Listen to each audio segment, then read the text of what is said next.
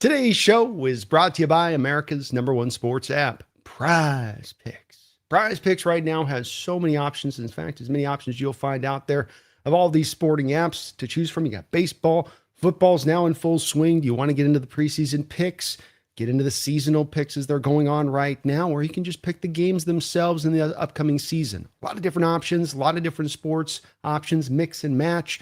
Put your sports knowledge to the test. Go win some money today. And when you use my code HMA and you put down simply a $5 bet that you win, you're going to get $150 into your account. $5 for $150 on the back of a victory. And that's when you use my code HMA, or just click the link down in the description section below. Terms and conditions do apply.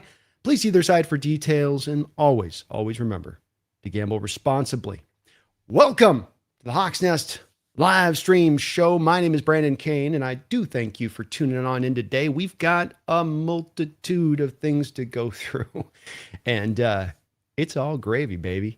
It's all gravy. We're going to look back here at this preseason game as much as we can force ourselves to witness. We've got another first-round pick cornerback added into the house just as of about an hour ago. We've got the beautiful, magnificent, I'm telling you, John might have painted his masterpiece right here, right now in this offseason with the Jackson Smith-Njigba deal and the Devin Witherspoon contract. We've got the details, baby, and it's more beautiful than you might even think. We're going to get into all of that. So let's dive in here today. I hope you all are having a great day. Walking on in the door, slap that like button if you get a chance. It does help out this channel tremendously.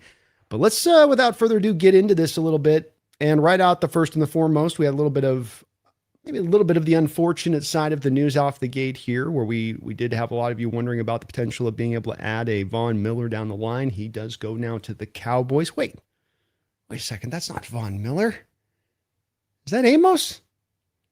Oh my gosh. Who did that?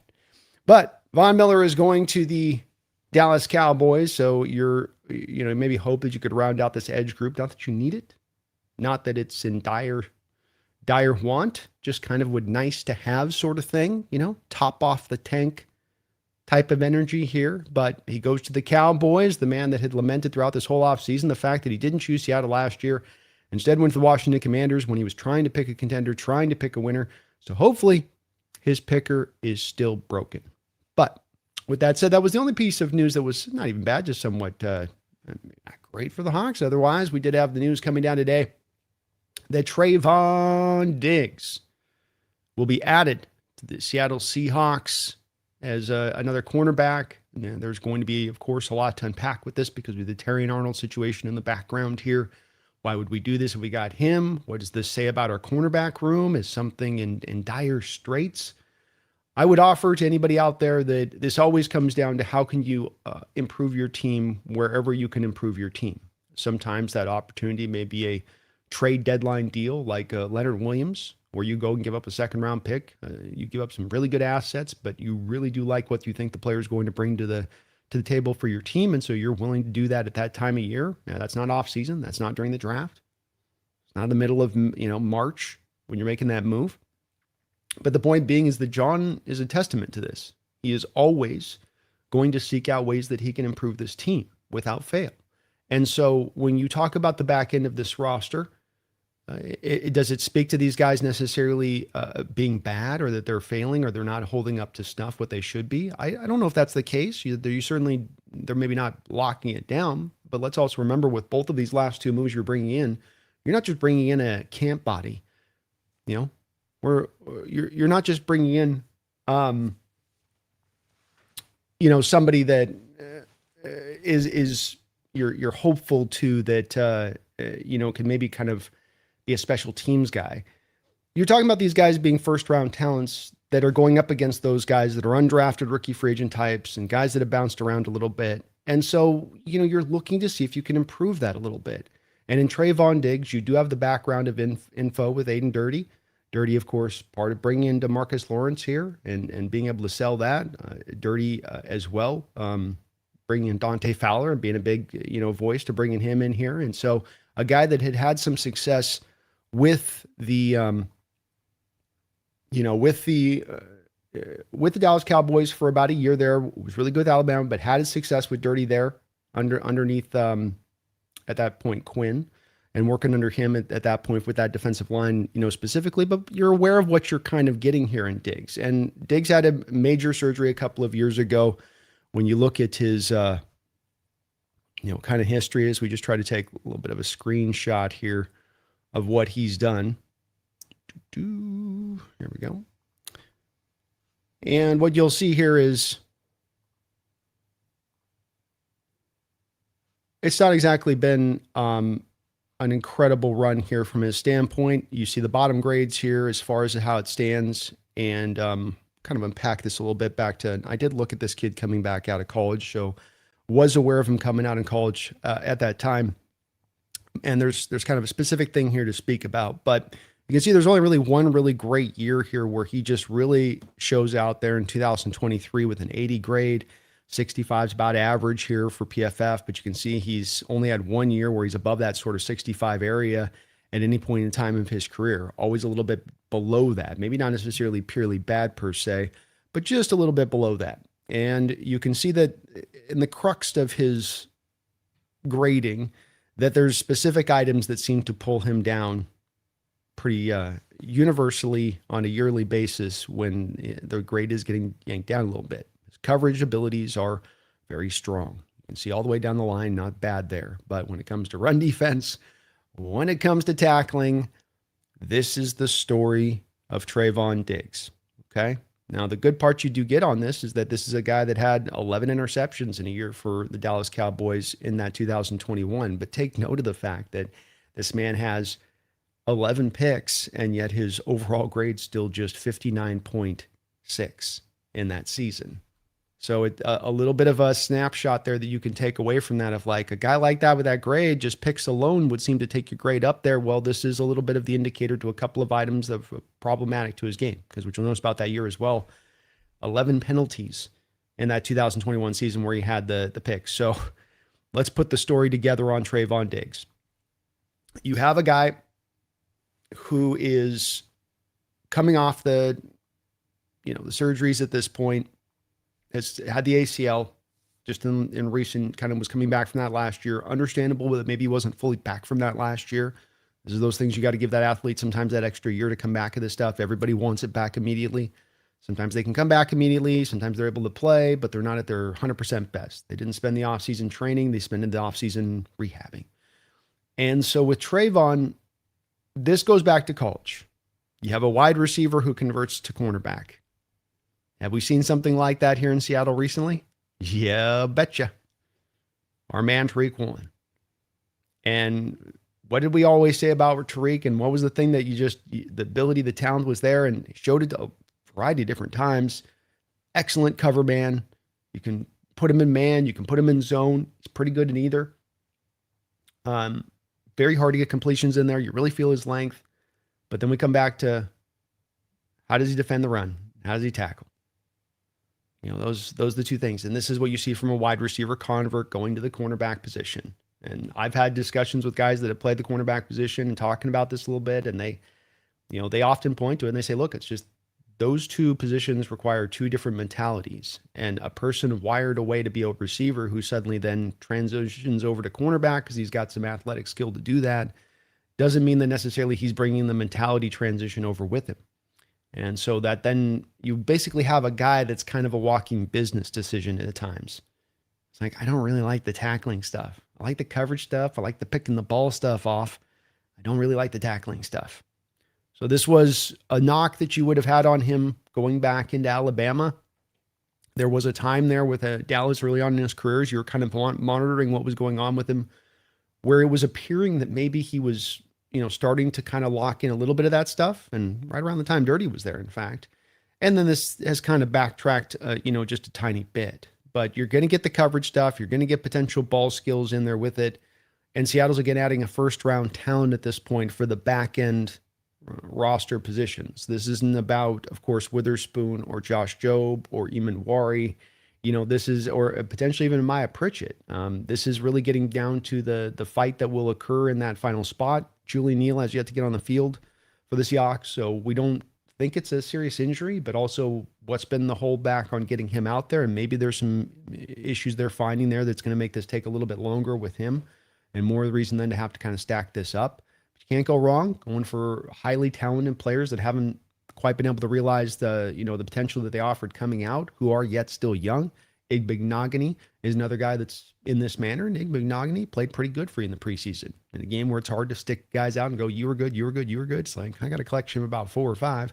He was one of those guys who did play well, and that former first-round talent is still there. These aren't guys that are 32, 33 years old. So we'll see with Trevon Diggs. Never know another year coming off that injury if he bounces back. They worked him out. This isn't a blind signing where you didn't see what you were getting. And so good potential here for him to add the things. I think that this does bring up the question for some about where the Terry Arnold situation may be landing. What was that? Oh, that was Terry Arnold thing. And here's a good update here from Brady Henderson in regards to this. Arnold would count against the Seahawks 91-man roster for at least one day once he's signed. Then no longer once he goes on the exemption list. So it may make sense for Seattle to wait until after the final preseason game to make his deal official. So people are wondering a little bit, why aren't they making this official? Is it because they've maybe understood that there's something going on here that is, that's going to impact this situation, and, that maybe they don't get him now and they thought they were going to get him, and they have this clip of him saying in training camp they'll be able to play in preseason, but now maybe not. So what he's, saying here is that you're in training camp right now. Your roster spots are valuable right now because you're trying to make sure you have your full allotment of practice while you're counterbalancing that against the injuries that pop up, meaning that you're always a little bit sometimes lean, especially at this point in time in camp. And so, you don't want to just add the guy to take even a roster spot up for a day of, let's say, practice or whatever. You find the convenient point to do it because there's no impact to you on needing to do it. You've agreed to terms. Everything's on point. Right now, the next step that needs to happen is he goes and meets with the commissioner.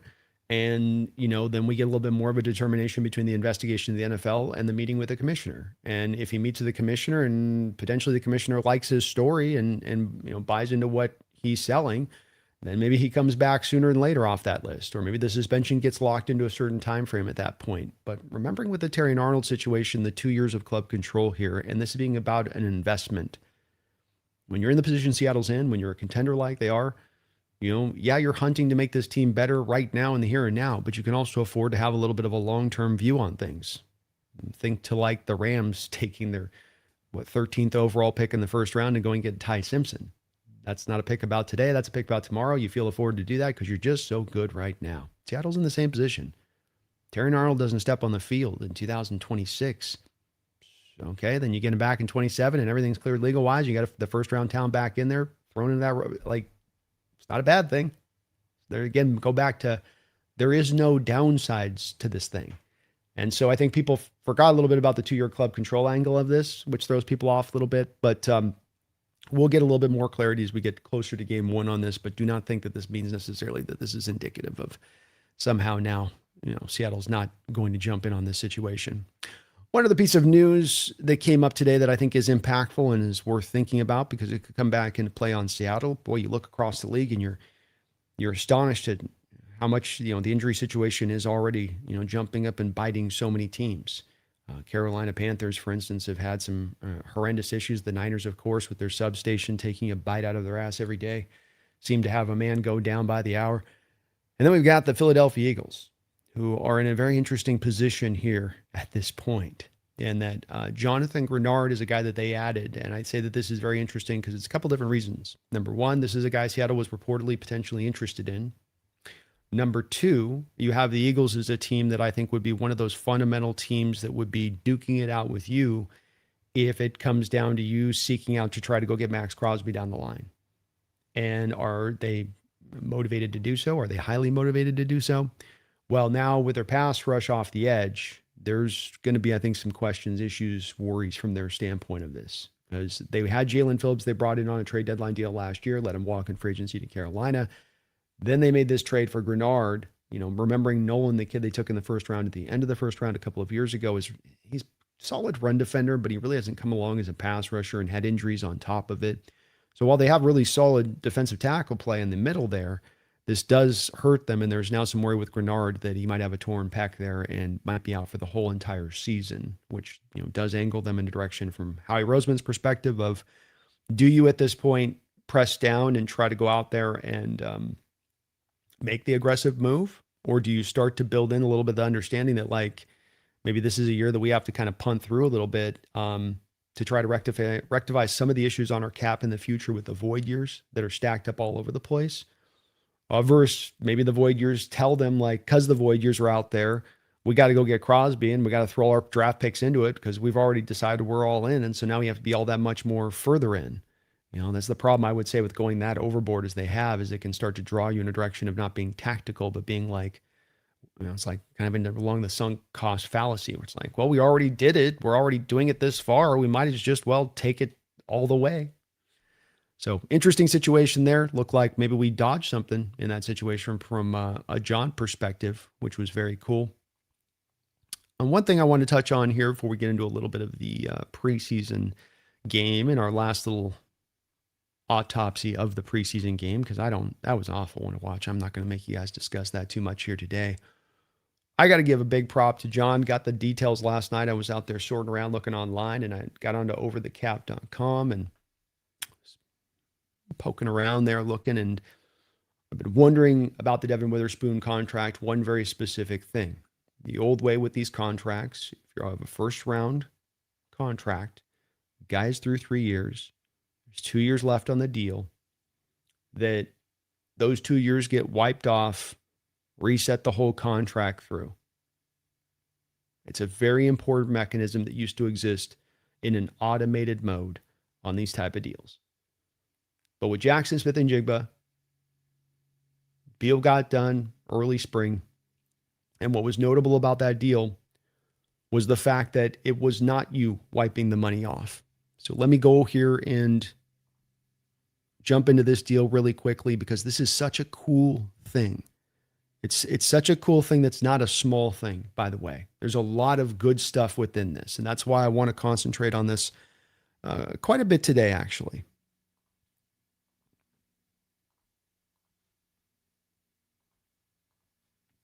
So I want to look at this Jackson Smith contract first and show you guys something. And what you'll notice with this Jackson contract, make it a little bit bigger for you guys here. That should be good. Okay. What you'll notice with this contract is, well, it'll help if I did it right. There we go. Be a little smaller. Boom. Okay. Look how long this contract is. It's not a 3-year deal, not a 4-year deal. Got a 6-year contract here, basically. 6 years. 6 years where there's a base salary involved on the deal. And so, very small thing, and you guys might go, well, why is this important, Brandon? Why would this matter with Jackson doing this? Well, because while everyone was getting caught up on APY, what he was making on average of the deal over the course of the deal, this is the part I concentrate on, because this is the part that really mattered, the structure. How are we paying him where? How much of the cap is he hitting? Are we massaging the numbers out down the line? And guess what? When I do a 6-year contract versus a 3 or 4-year contract, I'm massaging numbers down the line. What do I mean by that? Well, let's take a look at just simply the first 2 years of the deal. If I do the prior automated deals, which is I rip up the first round contract with the final 2 years of the contract, of a first round contract, and then I go with a 4-year extension, I'm going to get the first year of the base being a minimum. I'm going to have a hard time into the second year to get the base to a minimum, especially if it's a grand, massive contract. There's only so many ways to massage the numbers out on a 4-year deal. 6 years, whole different story, especially when we're factoring in guaranteed money, and I can spread the guaranteed money down the line. So what do you see with the Jackson Smith-Njigba deal? $1.25 million base this year. $1.5 million base next year. So first off the gate, understand you've massaged the numbers out. There's some bonus that's going to impact this, of course, but the cap hits at $10 million this year. The cap hit at $15.6 million next year. The cap hit then climbing to $32.9 million in 2028. And we'll get into that percentage point you're seeing here on your screen in a second. That's important, but not as important as it may look. But this then means now over the next couple of years, these guys have set the stage here for you to be able to not say, oh, because of the contracts I give out to Jackson Smith, at least, we'll get to Devin's contract in a second, but if the contract I gave it to Jackson Smith and Jigba is not going to put us under the ground, I'm not going to have to release this guy, or I can't go make a Max Crosby trade because we've signed this Jackson Smith and Jigba to the highest amount of any receiver in the sport. If it's on a 4-year contract, if it's on the old guard way, maybe that's a little bit of the case of something you're saying, but it's a 6-year contract. The numbers are gotten spread.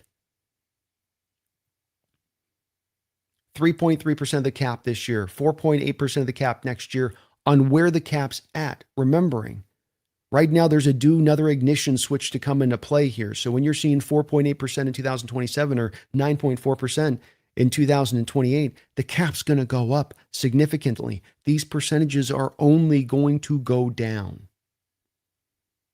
So Jackson does this deal. I pointed out the fact that this is why he was able to get the deal done so early before they had really gone through all of the other stuff of their business, including the draft, when these extensions tend to where you have to wait for them.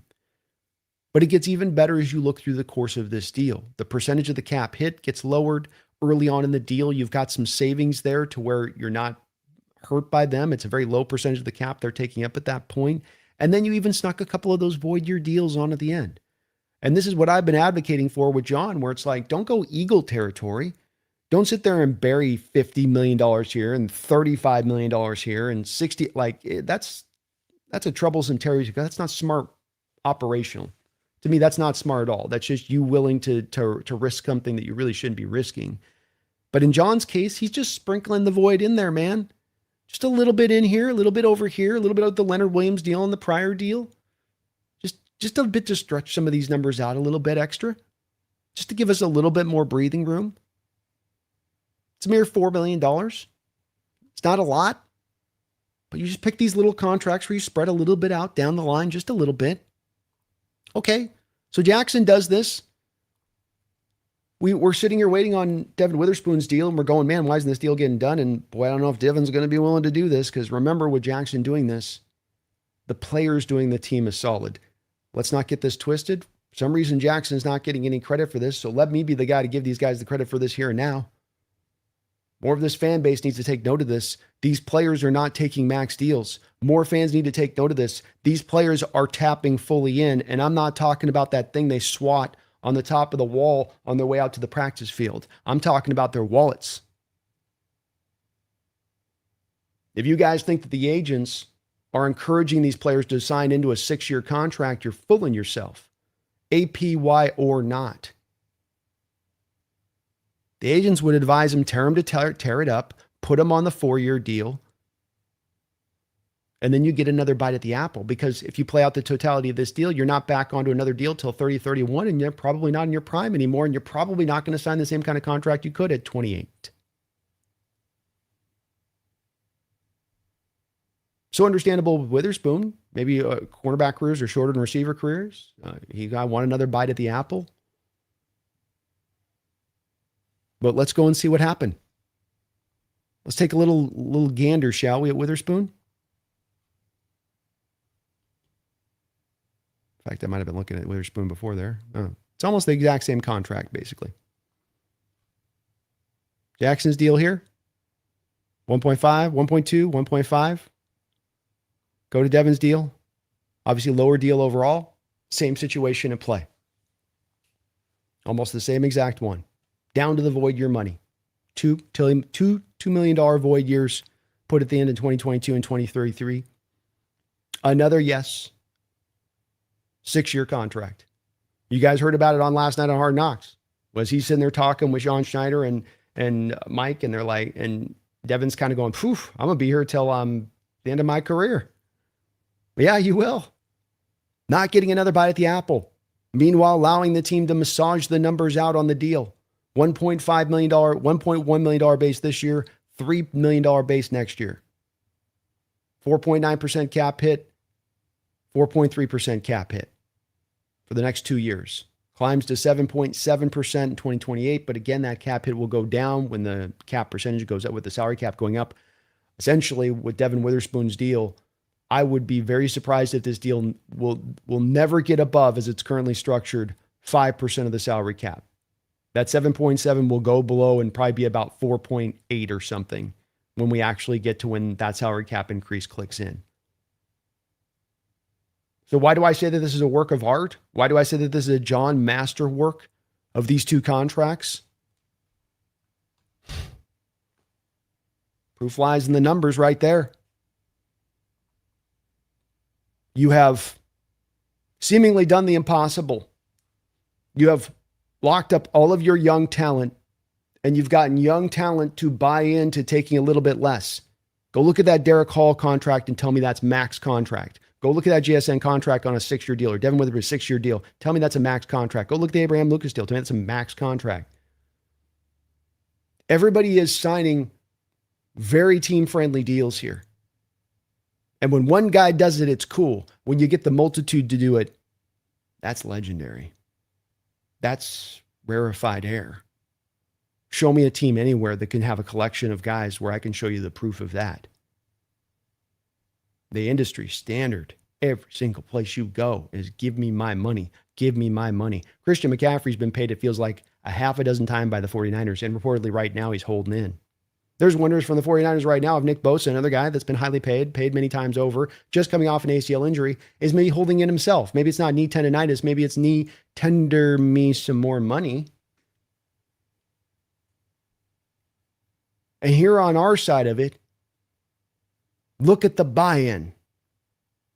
Look at the guys in this short career compared to other NFL sports buying in this fashion, recognizing what they have at hand. What is the potential of this team, not just in this upcoming season, but for the foreseeable future?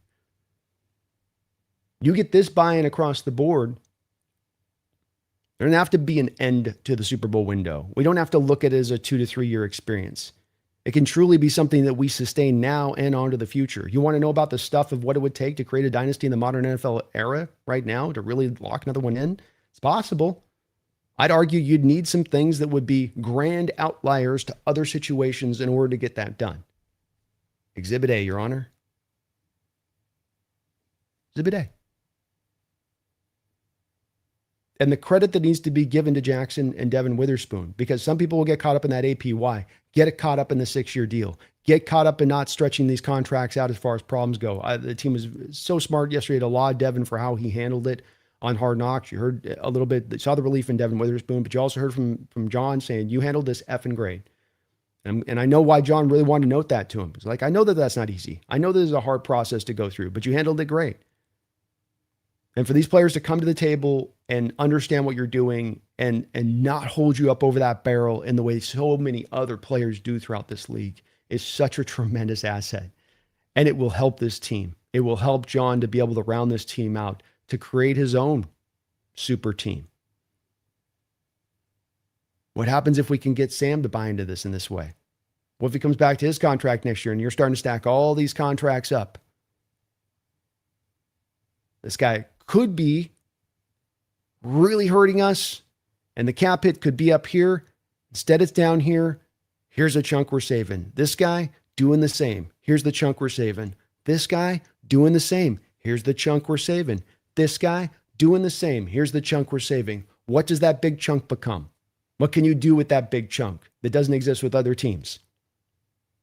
This is no small thing.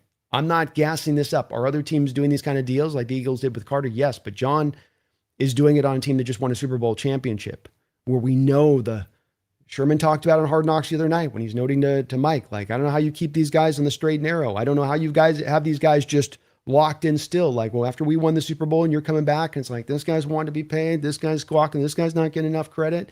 It's like, you got these guys online, and it's representative in these contracts. Represent the structure and the way these guys are getting these deals signed. So, I'm not to be just a sunshine and roses guy every time, but when I saw these deals, my eyes opened up because they are unusual. This was not the standard 5 years ago in how you saw teams approach this stuff. And a lot of it driven by the agents saying, get another bite at that apple. If I'm an agent, I got an NFL player, I got a good NFL to great NFL player.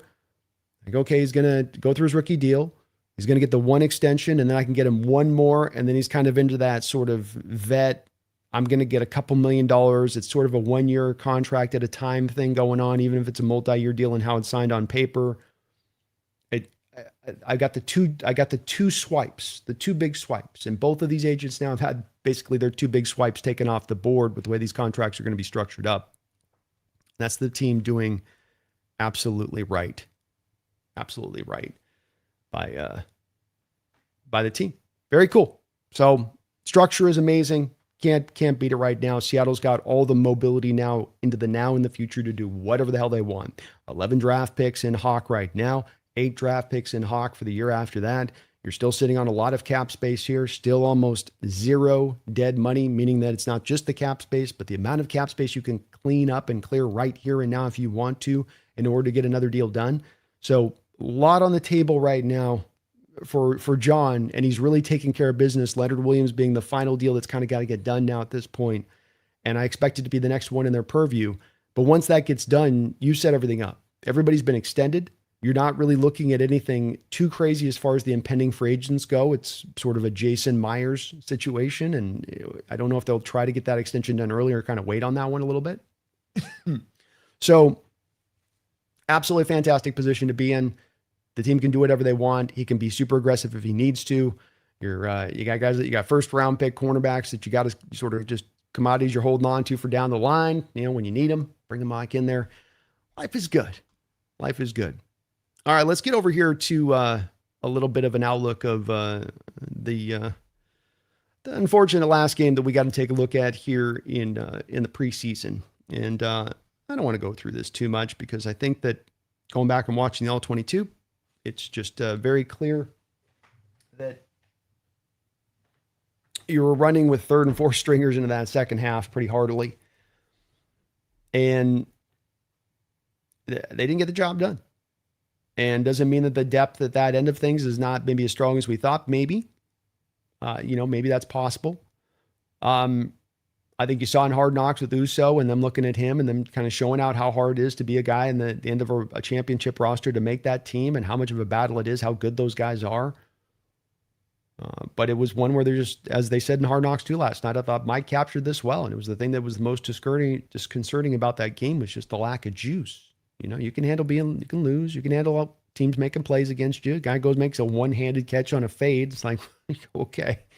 You tip your cap to him and guys make plays sometimes, but it is a little bit of a different deal when you do find yourself in a different situation. I think just kind of staring a little bit at the aspect of effort and fire, and it wasn't there as much. A little bit more in the first half. The opening drive goes for the touchdown, which is great, and the defense looked good a little bit with more of the third stringers in there. But boy, once you went to fourth string land, it did get a little bit rough.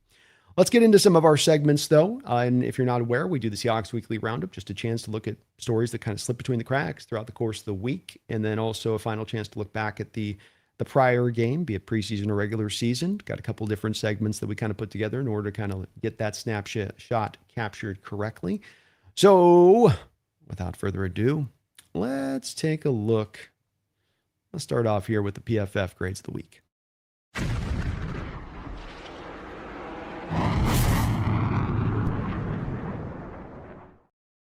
All right. So first off, take a look at the offense here. And it was one where, offensively speaking, kind of a rough day. Nobody over the 80 mark except for Saubert on his 12 total snaps. What a blocker he is, by the way. You see, this guy makes the team. Much what he's going to do as a run blocker. He's very good in that element of things. Brock Lampy got a little bit of his beak wet with 3 snaps there at 76.6 grade for him. Christian Haynes, I'm going to talk a little bit about him. I did like the tape overall. He's going to have the one come on man moment of the week a little bit here, but he really, I did think, had some moments there where he showed pretty well in a variety of different areas. Like that pass rep looked pretty good. That, got out in front on the run block game well. There's some life there. I'm not trying to overstate it, but there was some life from Christian Haynes. Federico Maranges, 71.7. I believe it is the Chargers might be losing Tyler Biotish, so something to kind of pay attention to here with his performance with a Frederico is that if he can continue to solidify himself as a maybe potential player for them, that makes a guy like Oluwatimi maybe potentially expendable to a team like the Chargers for a draft pick, if you've got a bit of a log jam there. Logan Brown, right tackle, with a nice grade as well with Mason Richmond, who's both these two guys have really kind of ascended, I feel like, here within this offensive line depth chart overall. So this does fit to what we've heard a little bit from camp and kind of in the background on that. Drew Lock, 66.7. Holani at 66.5, right around that average mark again. 65 is about where you're sort of in an average area. Then we start to get a bit of a dip here. Bobby Hart, Bo Stevens had some good reps. I'm going to show you a couple snaps from him that were nice in the game. Really good run block, especially. Very impressive in that area of things. And then when we get down to the bottom end of this, Cody White had a little bit of a tough game. Don't want to be doing that with Montorie doing what he's doing. Foster only a 60 grade, in fact. So Foster not great on the run blocking, had the drop that knocked him down a little bit, but Cody White didn't have the greatest game either there. And then you've got Velus Jones, TJ Harden, running back position, more well graded. Nick Vanette down there at 49. Brady Russell at 52.5, though he laid a whack there on special teams. Ricky White with a little bit of a lowly graded game as well. Royo, 41 snaps at 56.3 grade. Kind of taking a look at the run blocking for him too. Kind of one of the places you're looking for improvement. Only a 54.9 on that. So still a little bit of work in progress. He did make the catch on the touchdown drive there on the little bit of the crossing route, which was cool. But still a work in progress when it comes to run blocking. Over the defensive side of the ball, our underrated hero of the week is going to be Tyrice Knight. Man, fantastic game. Had 10 tackles alone in the first half and then was absolutely phenomenal in coverage as well. Just loved his game. Absolutely earned every bit of that 87.7 grade. The best player on the field, in my opinion, a couple days ago, as far as at least for your Seahawks. Chaz Surratt played pretty solidly as the weak linebacker there with the third-team crew. Rodney Thomas, your free safety, was well graded as well. Kind of an underrated signing this week. It's going to fill out the depth chart really nicely for this team. Marvin Jones Jr. also nicely graded. Like the linebacker play from your Seahawks in this game. Kind of surprised the O'Connell is the lowly grade guy, and he's at 67.1. But linebackers handling business in this game. Noah Igbenogany, the grade here matches to what I saw from him on the tape. He flashed a couple times, looked good in coverage. Aiden Hubbard, 75.5 is a little bit of a head scratcher for me. I don't know if I saw that with him from the tape. He's a little quiet. Ivy really plays with a lot of energy and fight, man. Kid's got a club on his hand, but he's out there just absolutely giving you everything he's got and showing up. Going to be interesting to see how that kind of whole edge group sort of fits too. I don't think Aiden's going to get in there. It is going to come down to probably Jared and Morris at this point, but those guys are probably duking it out. It's toe to toe. Max and Hood come in at 72.8 when he came in filling for the backup crew. Riley Mills did well as a pass rusher, did okay as a run defender. So it's a little, you saw some pass rush reps. I'll show you one on this that was a nice one, but he definitely needs a little bit more there on the run game rep. You would like to see a little bit more from him on that. And Bud Clark, first game out there, 67.7, solid grade, pretty much all the way down the line for him. You know, where he was really bad per se, just a solid day overall. On the bottom side of it, I think this explains where a little bit of the run game woes came into play, a little bit lack of the pass rush that we felt, because when you go to the bottom side of this, you got Devin Eastern in there with his 11 reps at a 30 grade. That's pretty bad. Uso, Samola at 36.1. Jordan Washington, right quarterback, 36.7. Shamar John Charles got picked on like nobody's business in this game, 39.1. The Cowboys just hammered him. Brandon Peely at 39.8. Another one of your defensive tackles in there. Bubba Thomas at 49 on 17 snaps.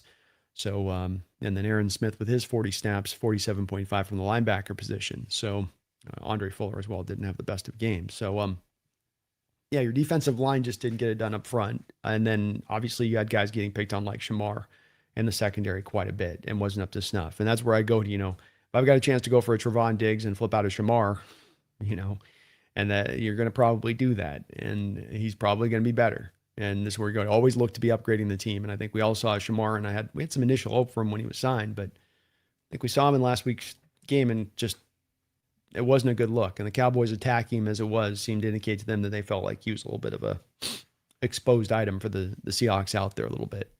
Haven't heard much about Shamar in practices either, about showing out, making plays. So it might be one of those guys that's just kind of causing them to get a little bit active on this corner market. Special teams wise, you've got Brock Lampy doing his job out there special teams wise as a fullback, which you'd love to see. TJ Harden, Justin Jones, Aiden Hubbard, our long snapper Stoll, Nick Vanette, all getting their job done there. Cody White did well on those returns there. Had that nice opening kickoff return that got called back because of the holding, but the Seahawks did some nice stuff with the reverse field stuff, which was pretty cool. So yeah, those are your PFF grades. Nothing too illustrious in there, but again, it was kind of a ho-hum game. So, what do you expect at that point? All right, let's go over here and keep it bopping along, and let's take a look at our underrated hero of the week.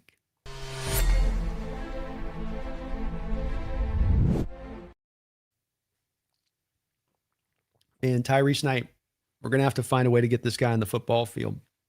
That's all I got to say. I don't know how the team's not going to do it. He's been all over camp. If you guys watch Seahawks Twitter yesterday, they had a clip that they showed where he goes out and he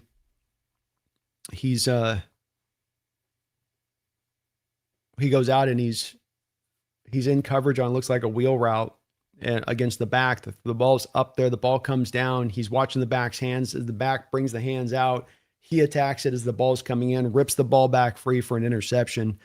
Just been really, really good in how he's performed here. And again, this all over the tape, you just see some of the good stuff with him. Here's him out as attack the pass catcher on a little flat route, keeping it to just a 2-yard gain. He was so instinctual in the run game too as well, but he showed you the full experience of what you get from him, and that solid tackler, really good run defender right off the rip, but a very complete player who might be really coming into his own this year, and again, making it really hard for the Seahawks not to find a way to utilize him. Here again, just sifting through the traffic, 48, finds the ball carrier, stonewalls him right there. One of the things Mike noted about Tyrice coming out was just how he always kind of flows to the right spot of the play, post-snap, rarely fooled, just the natural instincts are always there for him. I think you really felt that with this on the tape. Just going through and rewatching it again, he just really stood out. Again here, sift through the traffic, find ball carrier, make the tackle. Making this look easy, keeping himself clean, right? But a lot of guys get caught up in the trash. Look at this one point where he's got this like Igbegnogany shooting the gap, and he almost ends up running into the guy to the left, but able to avoid it, be aware. Look at this little slide to the left, get back in there and make the tackle. Under control, steady, reading it correct. I think the team's going to have to find a way to get this guy on the field, man. And maybe it's off the edge. That's the thing we may be finding here, is that maybe you got to do it off the edge. Again, here, he's got a second level climber on him. He's going to be on the left-hand side of your screen there. Second level climber is going to try to get to him, 46, the tight end. He's too quick with the anticipation to the hole. He's stepping post-snap right to where the ball is going. You're a little bit late. You're dancing a little bit there. The blocker can get to you. Instead, cuts him right down in the hole. And you can see when he arrives, he's going to bring a little bit of the lumber. Like you're going down where he hits you. He's a bigger linebacker. He ain't one of these kind of 220-pound dudes. He's going to bring a little bit of thump, which we're also going to show today with it because he's also got the hit of the week. So pretty impressive. He was all around, was Tyrice. I mean, you just see just a tackle machine in this game. These weren't 10 empty tackles. This was him filling the hole. Again, beating the blocker there, right? 86 wants to get back there. Wrapping around on this block post and just can't get there in time. He's in the hole, filling it already. So none of these were empty. These were all earned. Very little gains. I know they started to make some headway when it came to running the ball when we got into the second half a little bit, but that was not with Tyrice in there. Again, right here, just, I mean, good luck. You're going to leave him unblocked. Try to go to that hole. You're hoping maybe, I guess, Dallas here is kind of hoping they're setting this up to look like it's going to the A gap to the right. And instead, they're going to the B gap to the left. But Tyrice is all over this. Completely reads it true. Eyes on ball carrier, wrap and roll technique on the tackle. By wrap and roll, attack the near thigh, wrap, roll. That is picture perfect tackling technique. Near thigh, wrap and roll. Also got to see him in coverage. A couple years ago, I blown away when watching him go up in a game against the Cardinals, taking out both Harrison and Marvin Harrison Jr. from the slot. Doing so in this game once again. See him out in coverage and zone, spot dropping, sticking up in space, and that's him knocking the ball away. That's not a drop by the receiver. That's him getting the ball in, contesting the catch, and knocking it away. Perfectly clean play. And again, not the first time he's shown the ability to handle a slot out in space, especially now that he's back to being healthy. So a hell of a game from Tyrice Knight. I don't know if you're going to get him as an edge in this, and maybe this is the solution to you move out, you lose out on a Von Miller, and you're looking for kind of a fifth edge, and guy can just eat some snaps up, Doesn't have to be a lot there, but can we get a guy in there that can still get some impact, that can just round out the snaps perfectly? And maybe that's a little bit what they can do. They did have him at times in this game operating off the edge. So there were some legit snaps there where you got to see him doing that stuff, and it was very cool. And didn't do a lot of extra stuff that you got to see, like, does he bend? Does he, he's got a history doing it going back to college, but that may be another way they do it as well. I think you can do it with base looks defensively a little bit more, and maybe it's a little bit less nickel. And now you're running with a little bit more of Montorie at safety at times when you're going to the base looks. There's some room here for Mike McDonald to be creative and in his utilization here. And it's a good problem to have, of course, as well. Hell of a game for Tyrice Knight. And he also captured one of our other segments here, and that he also is going to have the biggest hit of the week. The biggest hit of the week. My guy he was on one, as the kids would say. He was on one. Now, if you got to watch Hard Knocks last night, you got a really good clear view of this, a very cool clear view of this, because they got it right there on the field. And when he hits a guy, he smacks him. He's going to get his money's worth. You see there, just drills the guy right in the back, spot drop in space. They're running a little drag route underneath, climbs up on the drag route, and just absolutely mollywops him. Again, the Hard Knocks really captured this. It's hard with sometimes the 22 to always get the feel for, like, this was a powerful hit. This hurt. This did not feel good. I guarantee you. And the thing about Tyrice is that I do these hit segments every week. I've probably done about 7 with Tyrice Knight in his career. Like, he's starting to put together a good collection of these hits where it's like, that guy's got some bricks in his pads. He ain't just bringing some, like, light hitting ability, but actually, like, he comes up again, that force, a little bit of that extra weight. These guys, linebacker wise, off ball linebackers have become so light, that when they come up and they try to make tackles, it's like they're just kind of coming up, wrapping, holding on, and then trying to kind of jiu-jitsu the guy down to the ground, kind of python him down and just wrap and just roll around you and just kind of hold you until the cavalry gets there, versus a guy that just wham, hit him, and he's going to knock the guy down. Big dude. But Tyrice Knight, a hell of a game. Props to him. Shout out to him, as he was absolutely marvelous in this game. All right, let's keep it going here through some of our segments on the show today. And one thing we always do here, you got to do it in this division when you're playing in the best division in football, the number one division in the NFL for almost 10 years running. Well, if that's the case, then you better keep an eye on the enemy. So let's keep our eye on this enemy by tracking the NFC West.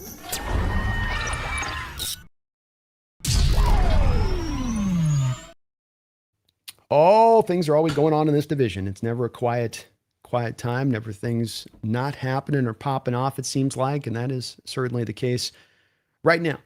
We've got the Rams are working through some little minor things, but nothing any major. They've had a fairly solid training camp. They had a very, very good, let's go to the,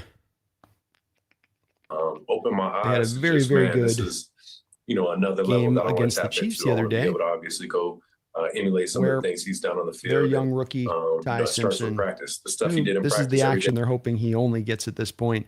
Came out and played really well, 21 to 25, 190 yards, 2 touchdowns passing, 125 rating. Very impressive. Really kind of wished Fleury had maybe taken a little bit of the page out of the book of what McVay did for Simpson, where it's that it wasn't that everything was on easy button, but a lot of the structure of the play calling was really setting up Ty Simpson for success rather than just straight drop back game at times like we'd see with Milroe, and it makes the position a little bit harder to play and doing it that way a little bit. But still an impressive game from him. They rested, of course, a lot of guys. That's what the Rams do tend to do here in the preseason. Puka Nacua is dealing with a little bit of a groin issue going on right now. Keegan Trost, their third-round pick, is also right now out with an injury, which is, of course, important because there may be a suspension en route for the first game or two of the season for Puka, and then for maybe even up to 6 games for Alaric Jackson. So worth kind of monitoring there as far as that goes. There's been some back tightness with Myles Garrett, nothing serious. They're just kind of resting him through on that.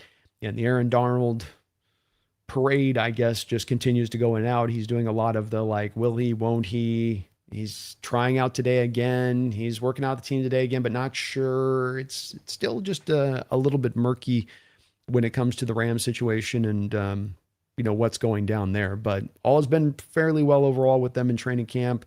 They're cooking along, motoring along, and feeling good about Ty Simpson after that performance. And he played solidly. So I don't want to understate that like it was like or did you pick easy up button from him stuff. It was just when that you were sitting there? that's what you want to do for rookie quarterback and get him so confidence. much. Structure a lot of I think just play action, me being able to watch someone rollouts, play at such a high outfield level. reads. Obviously, he won That's the kind of thing that I'd like to behind him, again, would but like to see with just to Milroe, see day in and day I'll out let the it go. consistency of Keeping it someone going who here. is an Got the all-time Cardinals, understanding of the who are maybe offensive having the most successful preseason as far as the results go here, even though they are just 1-1. But they loved the performance of Beck last week, and Minshew went out there this week, 14 to 1,601 yards, 2 touchdown passing, and he was also solid. Part of why I would say here a little bit of maybe this is also why we should stop becoming overcome by quarterback performance in the preseason, statistically speaking, right?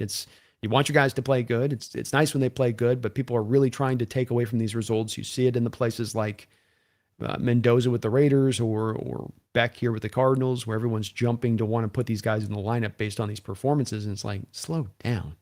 Let's ease up a little bit off the stick. Minshew's a guy that nobody's going to be angling for him to start, but that's really good performance there, right? Shouldn't that by our baseline we're trying to set mean that he should be the starter? It's like, no, it shouldn't, right? And even Brissett, 5'5", 44 yards, he was solid in that as well. The controversy coming out of this game is going to extend from how much Jeremiah Love was used. 3 catches out of the backfield and an additional 11 carries in the game, 14 carries. He ran well. He had a 5.3 yard per carry average on those 11 carries, which is really cool, but then got a high ankle sprain. And a lot of the Cardinal fans and people are really mad because of the overutilization. Like you can't give them any touches in a preseason. And I think that when you come to a rookie running back, I don't know how much you're really looking to try to put those guys into the same kind of bubble wrap as you would a Saquon Barkley at this point in time of his career, or a Jonathan Taylor at this point in time of his career. I don't know if a rookie, even if you take him in the top 5, has earned that kind of, he doesn't need the reps. Like he needs the reps. He's going to have some live action by the time he gets to game. And, you got to have teaching tape to work off of. So kind of a strange situation that so many kind of Cardinal fans got up in arms on that one, in my opinion, where you just go, look, this is the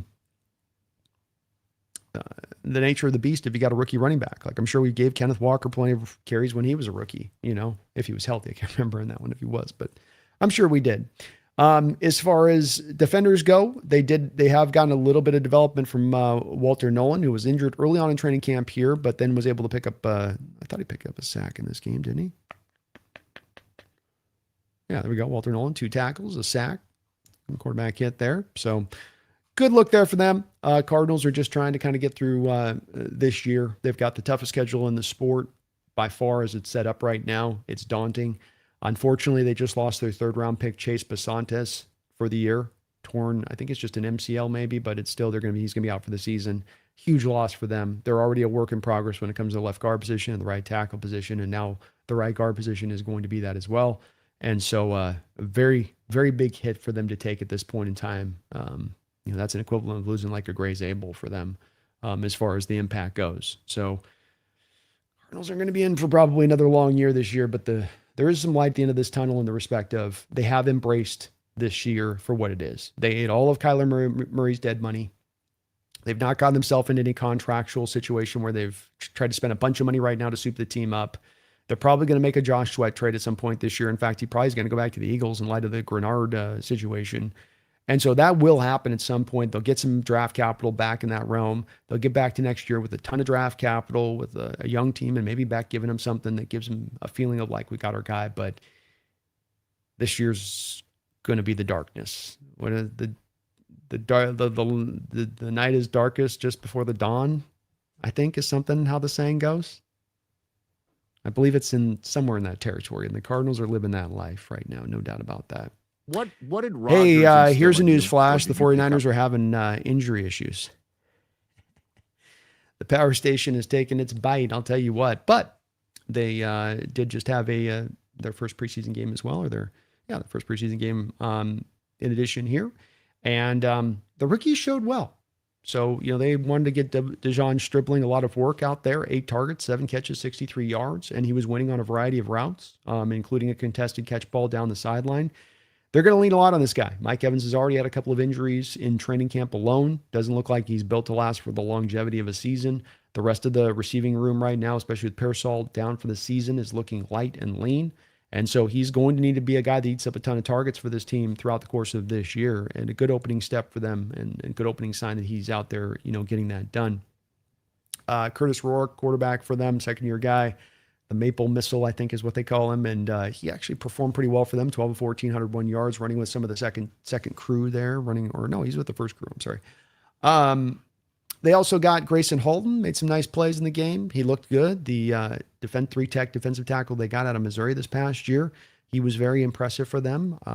Prysock, the Washington corner that they took in the draft, also showed out in coverage, and he looked solid for them. So some of the young guys kind of looking pretty good. Nick Martin with 8 tackles, former 3rd-round pick from last year. Real small guy, but a guy that they like a lot. They're probably hoping can develop. And if you got Greenlaw there, that's the first guy off the bench for Greenlaw. So his development is good to be seen from their standpoint. But that's where you're at as far as the NFC West goes. There is some talk here that maybe the Niners might be looking at a guy like Vita Vea, but the Vita Vea negotiations seem to be breaking back in the direction of probably it would seem that the Buccaneers are going to get a deal done with him, based on what we're kind of seeing there. It's not, you're never certain on this stuff, but it would seem. A couple other reps I want to show you from the game here. They're just kind of random stuff, but just fun stuff. I did say Bo Stevens I thought was impressive in this game, and you see him here at right guard 60. He's got to get off on a pretty far reach block at this point. Like, that's a pretty tough degree of difficulty block. Look where he starts. He's got to get down to the nose tackle. So he's got a 3-tech on his outside shoulder. He's got to climb down to the nose tackle and get him blocked and washed out of the play. Gets down there, boom, washes him right out. It's not a big run, but he more than does his job and gets the pancake on this one. Where's my pancake button? Where's my pancake? Took us in the house and served us pancakes. He wasn't done there. He was not done there. He was handing out a couple pancakes. He was short stacking them. A little short stack, a little bit extra maple. Here we get him out in the second level. Good torque and control, grip strength here. And down she goes. So when they talk about Bo Stevens being a good zone blocker, being able to get into space, zone blocking scheme, and more about getting into space, blocking to a spot, these are the type of blocks you'd want to look for. I can get to the block, and then I can dominate the block once I arrive. Not bad for the kid in his first action as a rookie. Not too shabby. One more Stevens rep here. A little more traditional. Just 60 right here at the just to the left of 79 there. Matched up again. Heads up with the 3-tech on this side. Dallas kind of flipping it to, I think they call this the over.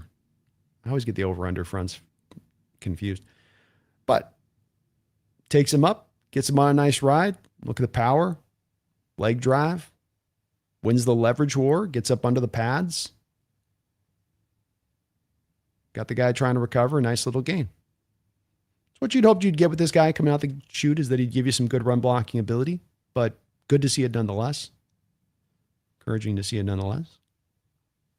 I did mention that Haynes did have a pretty good game, but he did have 1 rep. I had to show you guys. I'm not shading you here, Christian. It's just funny, okay? We're just going to have some fun and laugh at this one a little bit. This is a Bradford rep. I think Haynes has been watching Anthony a little bit too much, right? We all saw how, like, early on Aaron Rodgers was copying some of Favre's stuff. Like, I think Haynes has been watching a little bit of Bradford here. So I'm not sure what's going through the processing on Haynes. And again, had a solid game. This was not representative of the game he had. Just kind of a funny rep where he completely loses track of the blitzer. And then he gets, you can sometimes see him with a player who gets angry and he's pissed off because he messed up and the play's still going on. And you get to feel a little bit of that frustration play out in the moment. And that's a little bit of what I felt like here, where he knows he blew it on missing this because he's trying to double team where he doesn't need double team. Like, that guy don't need no help. And in fact, he almost messes him up more than he helps him.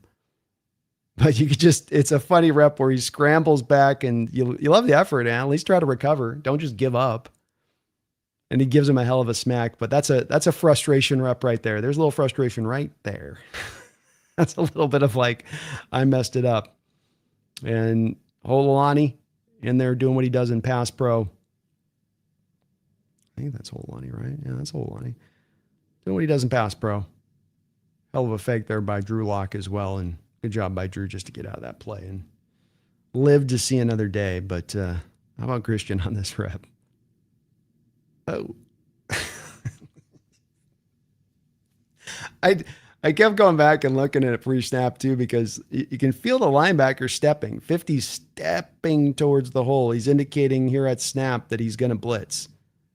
Like right off the rip, but Haynes has sort of decided I'm going over here, which again too, it's a play action play. So you're pass proing the whole way. It's not a run. It's almost like he's dealing like he thought it was a run play off the rip or something. I don't know. Lord only knows what he was thinking there. Good game from Christian though. Knock the guy. He actually wasn't too bad out there. Riley Mills got a couple pressures in this game. This was the first play of the game right off the rip. Able to swing himself nicely. A little bit of a soft rip move there. Get back over there and force the quick throw. Operating out of a 3-tech alignment there. Couple pressure points for him. Looked good and active as a pass rusher in the game, but run defender got not fully pushed around, just kind of not as much impact there in that element of things, which is fine. We might have the horses to be able to handle with the run and make him more situationally pass rusher-like a bit at times. You know, let's take a look here at the my play call of the week this week. Not a lot of options on this one. I had to kind of dig deep here to find one that was going to work right. And this is the one that I went with. Third down play in this game. You got the front set up here where it's 5-on-5. So you're trying to create an overload situation where you can get the free rusher without a blocker in there. They're empty. They don't have a running back in the backfield. So this opens the door to be able to create a free rusher to the quarterback. And it's really built upon the cornerback not showing his hand too early so that the quarterback can then throw into the blitz and find the open man. And because the cornerback doesn't show it right to the end there, I think that's Big Nogany, by the way, doesn't show it until right at the end. I'll show you a different angle on this. I had a better angle on this one. Hold on.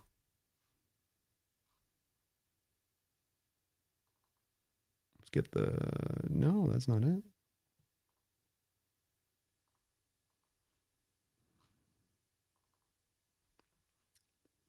So from a field view, you're bringing the slot off the edge here. Slot right before the snap here, you can see standing up, and it's the details of how you blitz that determine success in the blitz. Yeah, you set the stage as a coach to get the 5-on-5 up front with the empty look. But if that guy blitzes and the quarterback sees him blitz, he's just going to throw it right at the guy that's you vacated there from the slot. So you can see that he waits here until a key moment as the slot. When does he wait?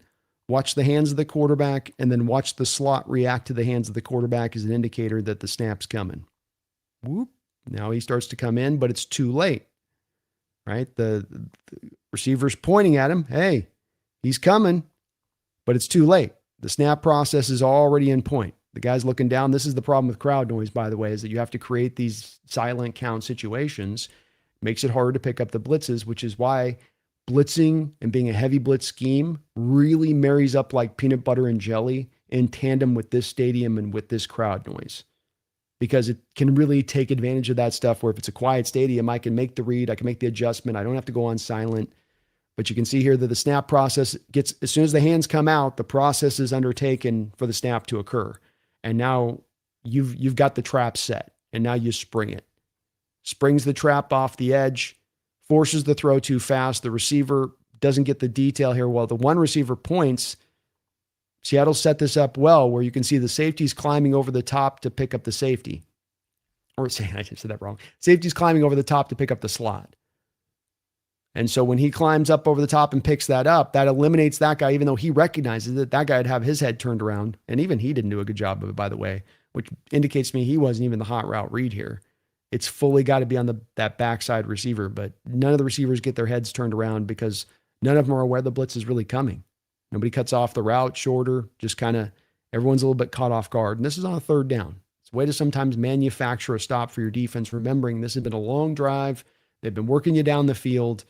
And then you're able as a coach to kind of dial up this kind of play to get yourself a stop when you need it. Good coaching there. And hell of a play call. Not a lot of them in this game, but that was one of them. One of the last things we talked about here during this game that I just want to speak to is Jalen Milroe's performance. I think that there is some sensitivity existing in the fan base at this point when it comes to Milroe kind of going two different directions. You know, you have your people with Milroe that didn't like the pick and are kind of like ready to see confirmation of that. There's people that, you know, kind of want to dress it up to the other side of it. And, you know, everything's, he's fine. He looks great. Everything's great. Everything's fine. Everything's magnificent. He's on his way. He's on his path, you know, and that's what I always say. The truth tends to lie somewhere in between. And I think that that's what we got to take into account with Jalen. And that's not a disparaging point then to Jalen. I think this is the real key point, is that I think criticism of Jalen becomes somehow indicative of people of like, we're giving up on him, or that means we have to give up on him. What we're trying to do with him and what we're trying to do with every point of the process with Jalen, I think, is tell the truth, the good, the bad, but what are we seeing in its entirety, and to not dress it up artificially so that we can accurately know what we're really seeing here. So when it came to his game last week, it's complicated. And that's one of the reasons I'd say that this needs to be more of a nuanced conversation, ideally, than it needs to be one of black and white. He just needs more time. It's like, he does need more time. I've said it's a 2-year process. So I'm not drawing any final conclusions if I critique him or I say, hey, this needs or that needs, this is still not coming along, which is how it sometimes gets, I think, taken. And it's not where my spirit is up on it. I'm just looking for the progress. I think if you walk into this and just say it's going to be a 2-year process to get Jalen Milroe to getting to being ready to being a quarterback in this league, to being ready to be a starter in this league, then I need to see progress throughout the process. I don't need to see huge climbs and huge gains at all the time, but just I need to at least see some incremental going on.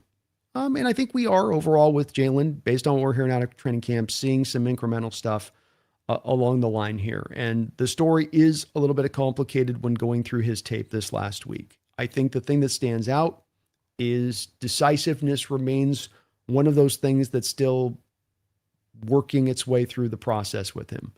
You know, you're seeing that the team's definitely got some pressure to run the ball, as they were talking about last night in Hard Knocks. And this is another one of those plays where the pressure is, you know, it's not quick, but he's bailing out of a fairly clean pocket here. You know, he's not letting the player underneath come open there and just kind of, there was this on the tape where, you know, you're still seeing a lack of kind of seeing things clearly up front and then an indecisiveness on the backside of it. This is also mixed in with stuff outside of his control.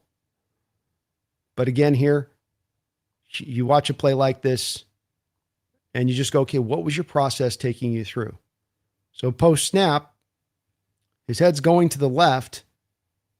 He's seeming to indicate and think that that's where his read needs to be, but you got 3-1 on the Cowboys up top, don't you? I mean, just look at the numbers here if you're trying to split the field in half. I've got 3 defenders in space and coverage here, and then I've got 3x3 on the bottom side. I would think that the initial read would take you to the right here.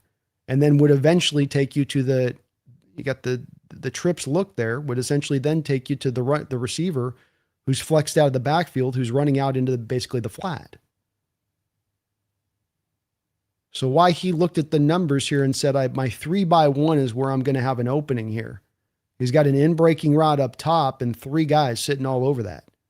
So that's where I go, look, I don't know what Fleury's teaching him here on that. This could be the coordinator telling him to go and look over that side, but why would you? I'm not sure on that. As you can see that this then leads to an ability to not find this guy out in the flat wide open. There's a wide open player on this field, on this play.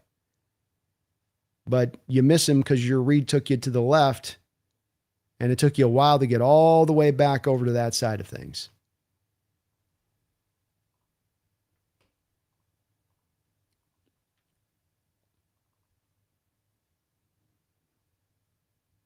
Straight drop back here.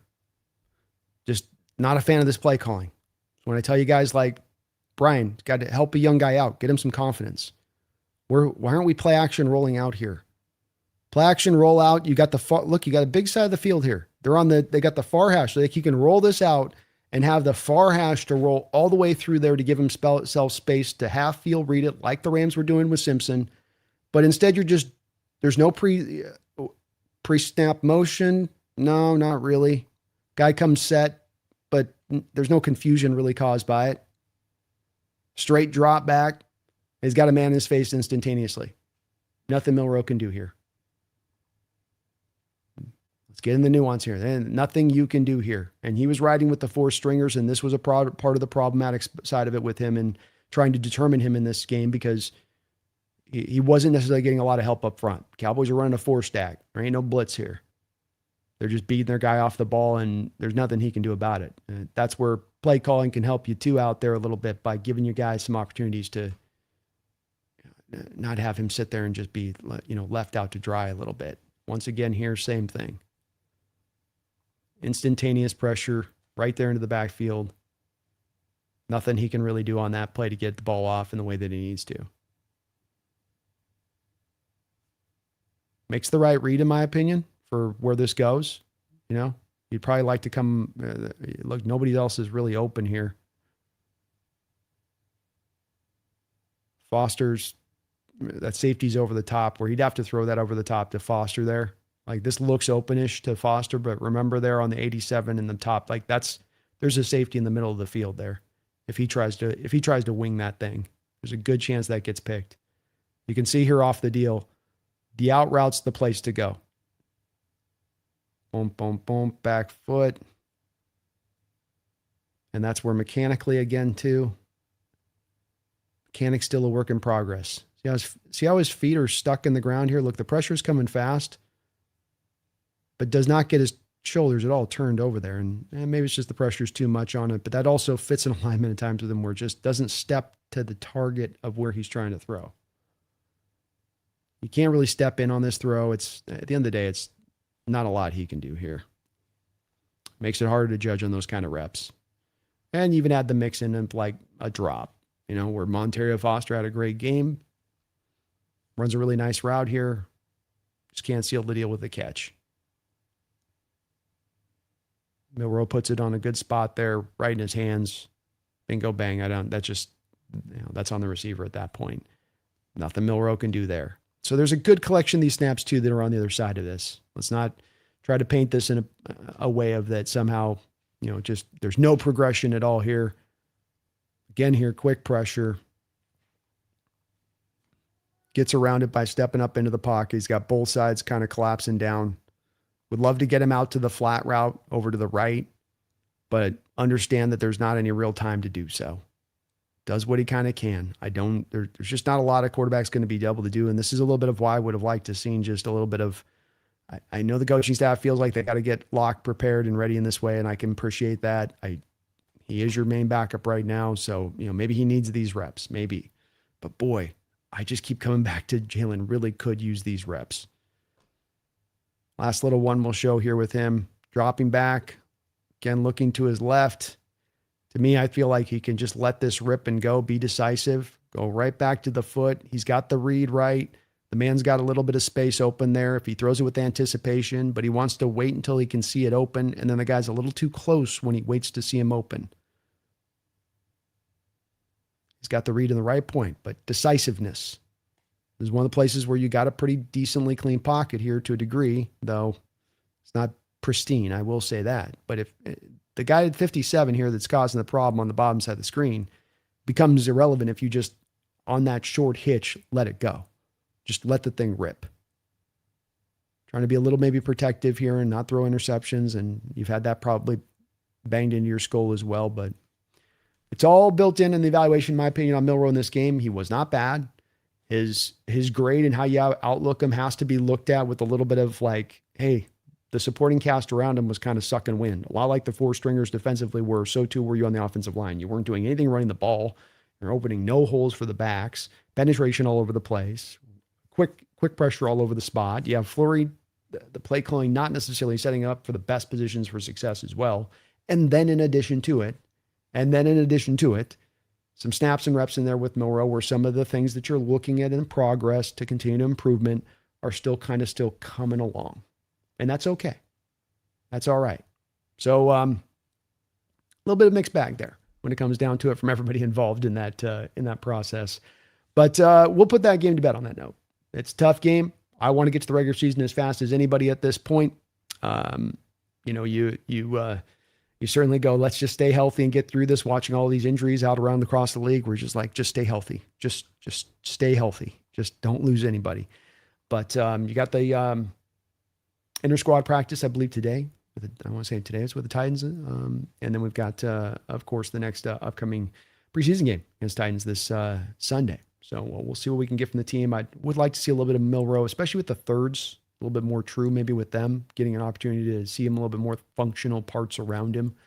But, and then a little bit more of the under center, under center, play action stuff, especially a little bit more as this, centerpiece. So we'll see what adjustments they make offensively this upcoming week. Wasn't a great game, but again, you're running with a lot of the four stringers out there. I mean, this wasn't the B team. This was the C and the D team in a lot of respects. Guys, as I was saying during the live stream, not even going to be on the practice squad. Say nothing of the roster. Appreciate you guys watching today. If you can for me, please do hit that like button. Maybe subscribe on up if you get a chance, as we are on the road to 30,000 here at the Hawks Nest. I want to thank, if I may, the sponsor of the show, Prize Picks, America's #1 sports app, is sponsoring yours truly now throughout the rest of the course of this season. We're going to have some grade A picks that I'm going to be sending your way here as we get closer to the NFL year. You got baseball going right now. I know the Mariners lost 22-0 yesterday, but hey, take advantage of that, right? Take the under on those hits. Take the under on those home runs. Take the under on those total bases. Go out there and make some money on the back of your poor Mariners losing so many of these ball games. But you can also get on the seasonal picks in football. You've got things like I've got Jackson Smith over 1,324 yards receiving on the year. Feels like a no-brainer after that Hard Knocks little segment last night, which was so cool with him. Jacoby Myers over 750 yards receiving with the Jacksonville Jaguars, as I think he's going to be a real main target out there of Trevor Lawrence. These are just a couple of the picks that you could take advantage of today. And when you use my code HMA or click the link down in the description section below, one of the two, either the link or this, and you put down merely a $5 lineup and win, they'll put $150 into your account. $5 lineup and win $150 in your account. That is a hell of a deal. Please see their site for details, terms, and conditions to apply. And I do know there is some restrictions in the state of Washington because they're still kind of getting the rules all fettered out on that. But if you're in a casino in the state of Washington, you can use the app in full on those terms. Just always do. Please remember to gamble responsibly. All right, let's bang over here with you guys. We got a couple donations. Bear with me 1 second. I'll cover you guys in the donos in just 2 seconds here. Bear with me.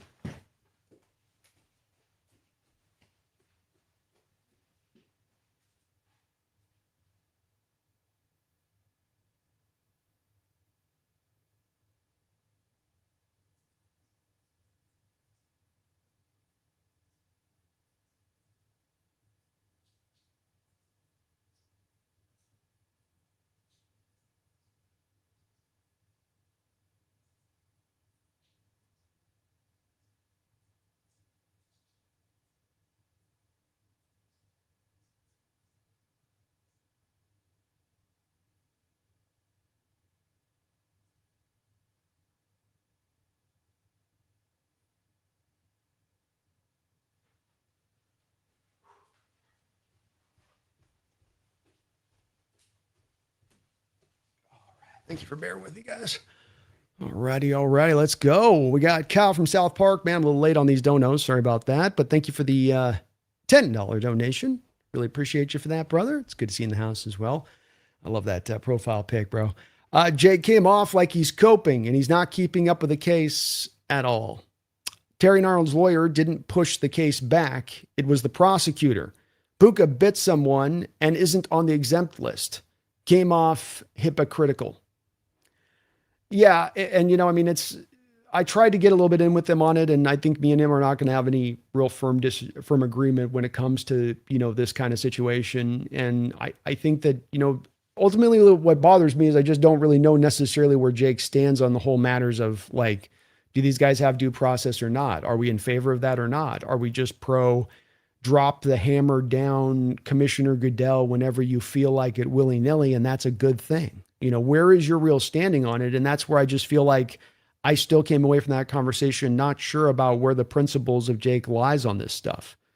And that's what I was kind of trying to press down upon, was not as much to say, well, no, you're wrong. I just trying to understand where his stance is. Where are you really landing on this? Like, what is your real outlook? What is your principled stance? Whether it's a Hawk, a Ram, or anybody on this, like it's a certain number of charges. Oh, because the charges are so egregious. And like you say, he brings up the fact that the case is being pushed off, and that, well, if he really wanted this done, he should just want this all finished up. And part of that, to me, as well as I would have touched on this part of it, Kyle, I'm glad you brought it up, would have been to push back on him and to say that, like, look, I've got a prosecution that instantly flips over and has these guys given immunity deals as his co-defendant suddenly supposedly flips. Like, this, number one, the evidence is so strong, you're giving multiple guys immunity deals.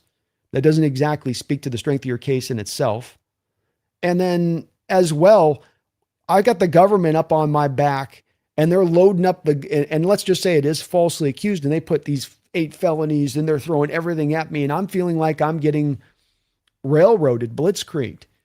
And I go, okay, well, if that's the case, I want to speed that process up.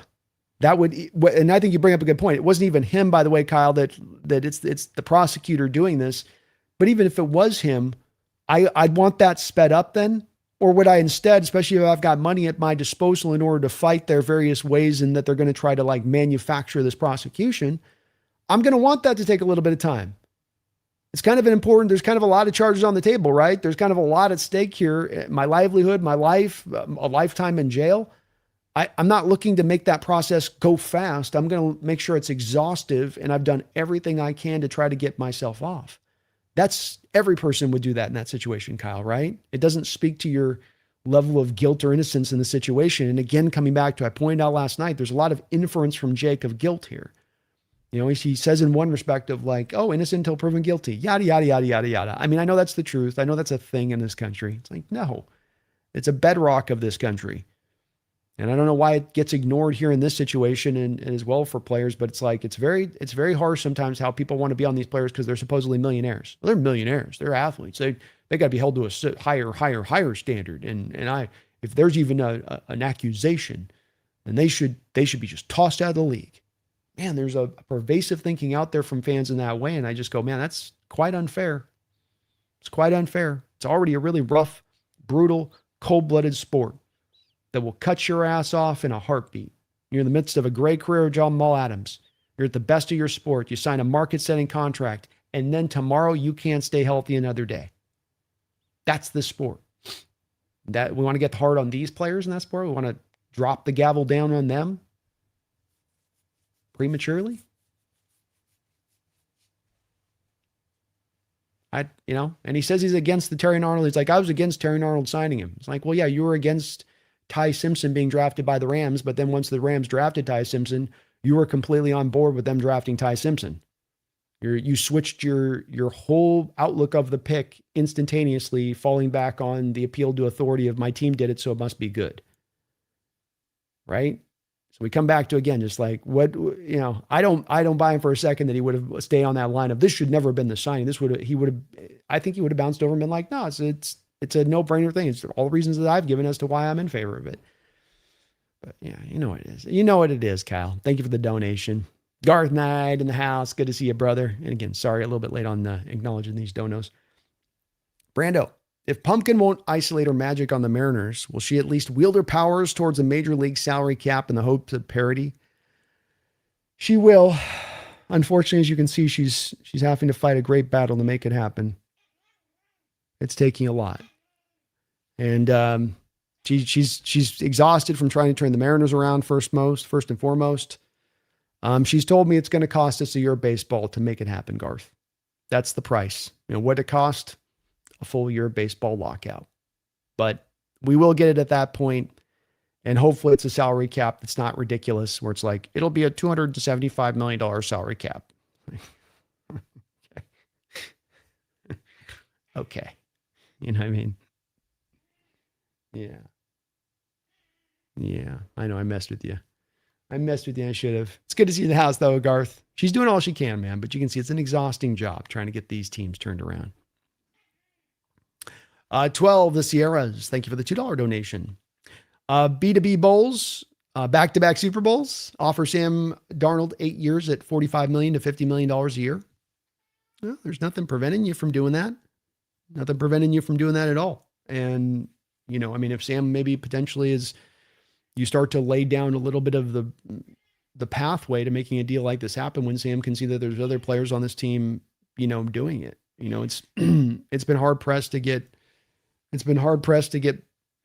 most quarterbacks willing to sign up for the thought process that they're going to take a discounted deal. Every quarterback's trying to push for the nth degree. We get those rare exceptions of guys that will take a little bit less and will, be willing to understand the bigger picture at play. And so maybe Sam will prove to be a guy that can lean into that a little bit. I mean, I would love to see it. And that's just one more massive contract you're stacking in there that you didn't max out, or you didn't pay every last dollar to get the deal done.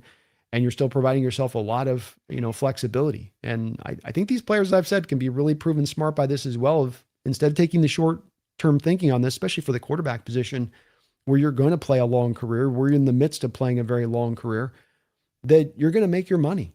You're going to get there.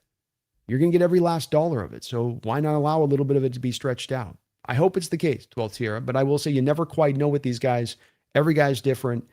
And the fallback tendency with QBs is I'm going to get every last dollar bill I can. So we'll just have to kind of wait and see on that one. But, I think Seattle's in a good position to kind of come to him and come up with a good deal. They can find me a real good middle of the road place to where he doesn't break the bank, but makes a lot of money. So it's essentially just kind of locking him back into kind of a high-end blue-collar contract, where he's paying and we're getting the performance of what he gets paid performance-wise, and it's all working out for everybody. I hope so. Peter Go Hawks, thank you for the $5 donation. Actually, the back-to-back $5 donation. He says, do you think Devin Witherspoon and Mike McDonald can turn Trevon Diggs into a legit Seahawks corner? Go Hawks. You're killing it, Brandon. Oh, thank you for that, Peter. I appreciate you, brother. And thanks for the double dip there. I've had some really stark conversations with former cornerbacks, and their opinion of the receivers that changed to cornerbacks was very in sync, and just really they just don't have the mentality thing. Like the cover stuff's there. The ball skills will stand out with these kind of guys. And that part's a part of his game. But can Trevon get to a point of where, he's going to be a tackler and not be a liability in the run game? I don't know. Because, Peter, I don't have a lot of examples of that.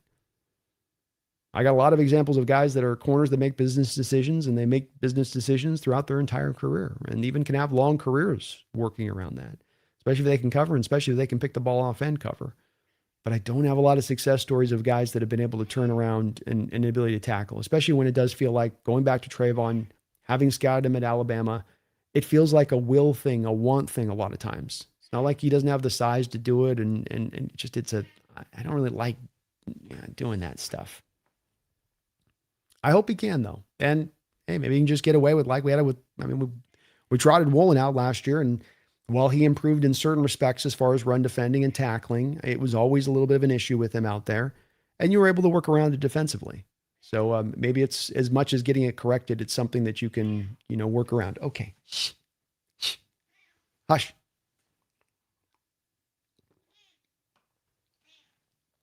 Garth, you woke up. I hope you're happy, Garth. You woke up Pumpkin. You've woke up the demon. The demon cat is awake. Peter, thank you for the $5 donation. It really sucks that Jalen has to play with the 2s and 3s. I really think he would show a lot more skills playing with the 1s. But I get it. It's preseason. Yeah, I think that you're going to be hard-pressed to probably get him any work with the 1s in the preseason, to your point. But I think that you do make a good point in the respect of he's not even really playing with the 2s and 3s. It's really 3s and 4s that you got down to in that game. And in fact, when they were rotating series, what you would notice is that Locke was getting the 2s, and then Milrose getting the 3s and the 4s. And Locke comes back out. Okay, shh. Okay. Okay, kitty. We got to stop. Sorry, girl. That's enough of that. Go ahead now. We got to keep the sleeping beast guard. I got to not mess with her next time. So yeah, I would like to see the same thing. I don't really understand how you're going to develop a guy around dysfunction. And if I'm going to put him out there with 4 guys and he's going to not have functional ability around him because he's got a bunch of these guys that are not going to play in the NFL ever in their life, how can he develop around that? It's a little bit of setting him up to fail, in my opinion. And that's where I do have an issue with this, because it's not like Jalen's going to get 16 games between now and the potential time we're hoping he can become a starter or be ready to be a starter to round out his game. These are going to be it. The preseason games are all he's going to be given.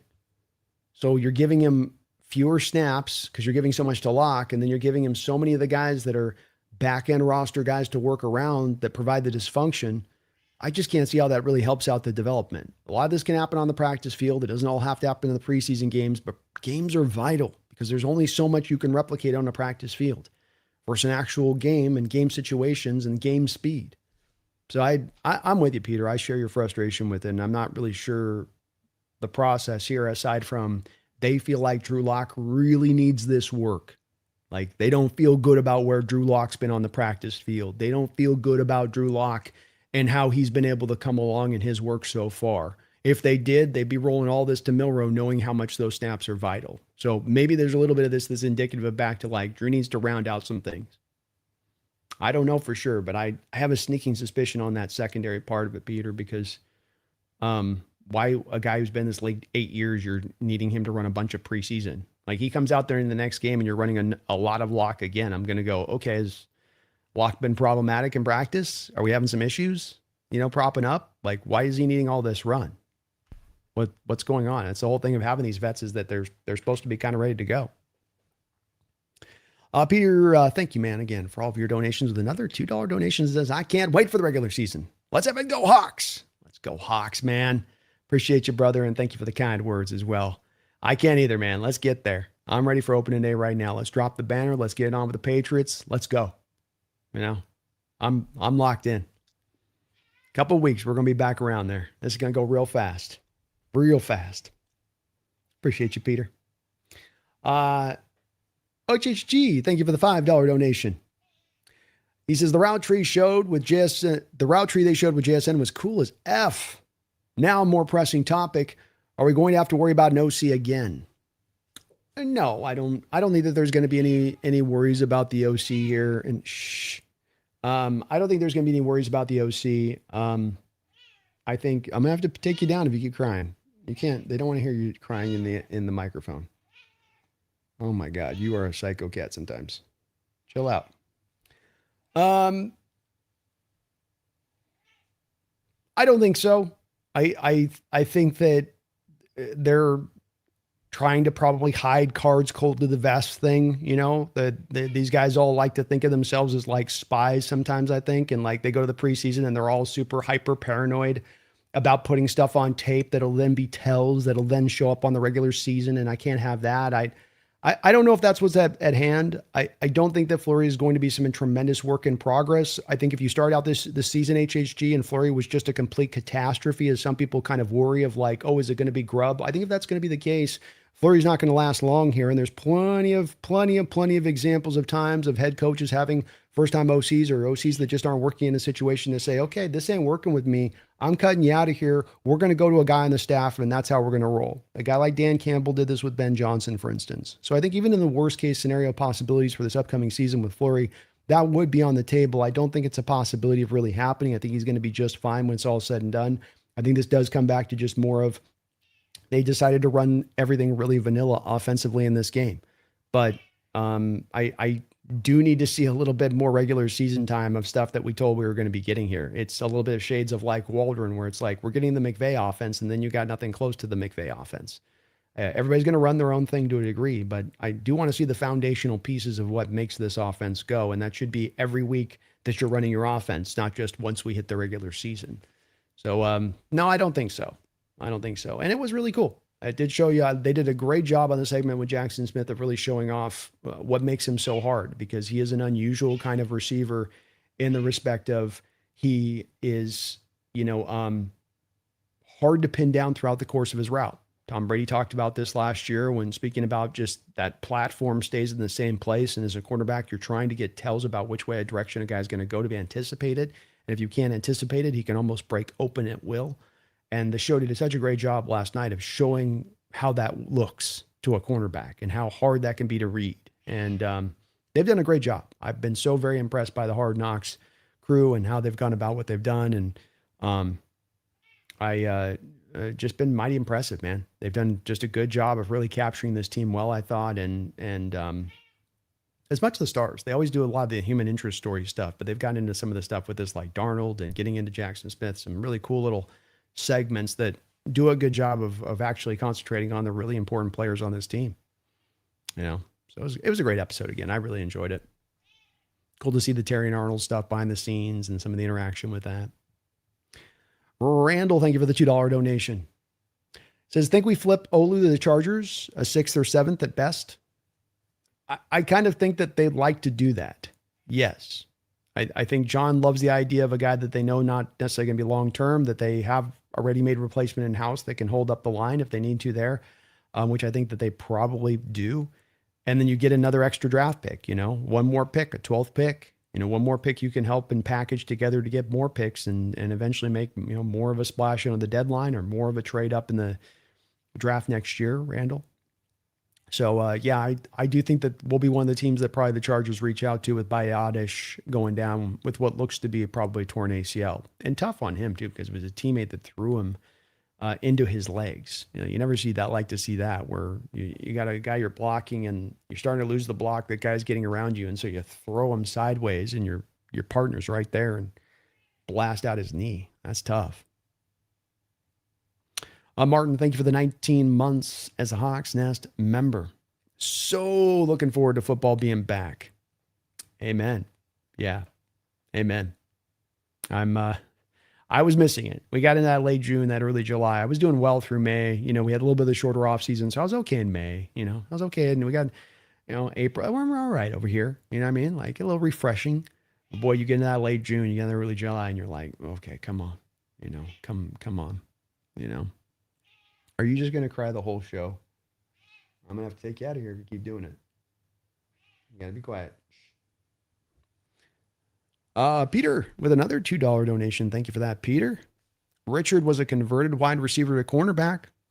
Richard is one of the success stories, and there have been success stories in the NFL, and he's one of the success stories of not only being a guy that brought those things I talked about, being that you get a guy that can be really good in coverage as a receiver convert. Like the upside is I'm getting really good coverage ability. I'm usually getting really good ball skills that I don't usually get for the position. The downside is going to be tackling. And with Richard, what happened there is that, he came in first off as a guy who's a bigger cornerback. So, Trevon Diggs is a good sized cornerback. I don't know if I'd say he's a bigger cornerback, but being a bigger cornerback and then the want to improve at tackling. Richard actually had the will and the want to actually go out there and make himself better at it. And that those indicators, Peter, were there right from the jump with him. That it was a matter of, you could see he was struggling a little bit in technique early on and learning how to still do it. But there was there was plenty of will to do it. I think with Trevon Diggs, the problem with him and watching on his tape and going back to Alabama is there's just too many times that he's skirting contact where he's making that business decision. And it when you're seeing it. And when you're seeing it prevalent all over the tape, that doesn't indicate Will's looking to go the opposite direction with it. Maybe it should at this point. Peter, maybe you can make the argument to a guy like Trevon Diggs. You're at the end of your career, buddy. Your career's almost done. You simply saying, I'm going to cover and get picks is not going to be enough for you to sustain yourself throughout the course of this career. You better go out there and wrap your head around this aspect of the game that you don't really want to play. Maybe he has that light bulb snap on at this point. It's part of the nice part about making this kind of signing is you have that first round talent there. It's a little bit like the Terry Arnold situation where there's no downside to it. There's no cost. There's no, this is going to impact us here and impact us there. It's one where if he can realize that talent, great. I say the rule of thumb is still the general rule of thumb, Peter. And, you know, with Richard, that's an outlier. That's an anomaly. And one of my, go-to phrases here is that I never count on anomalies.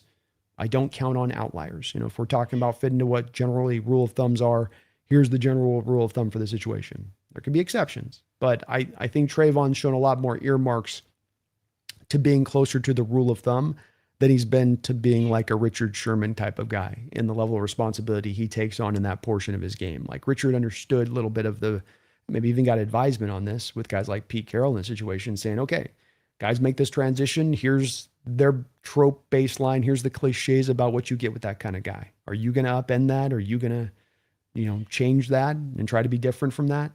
And Richard really took that on. Part of the reason, Richard's going to be a Hall of Famer. I've got to move my caddy on. Wait 1 second, you guys.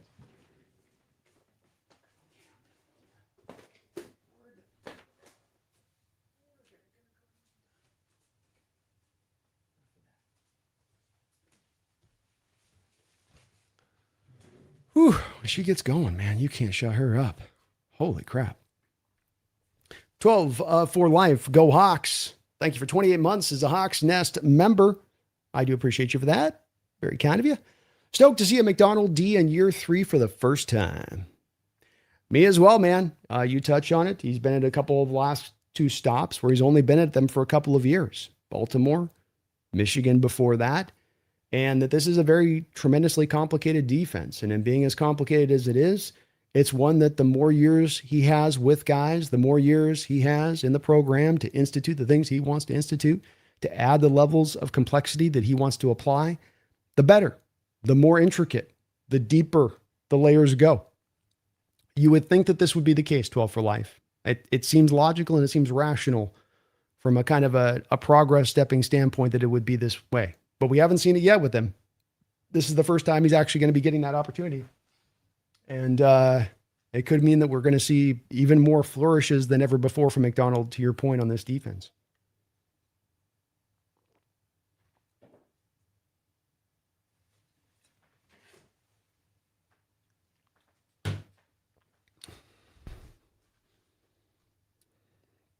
Guys, just coming hot and furious here with the donations and the member support. Thank you for all of that. Thomas, thank you for the $2 donation. Says, I believe Sherman can be a DC team. Oh, the defensive coordinator team. Yeah, maybe. I think, Thomas, the hard part about this is just really with these guys like himself that have made the money he has, that have the career that he has, and, doing the media stuff and on Amazon and all that kind of thing, Thomas, this gets brought up with Cooper Kupp a lot where everybody's like, he's got to be a coach, man.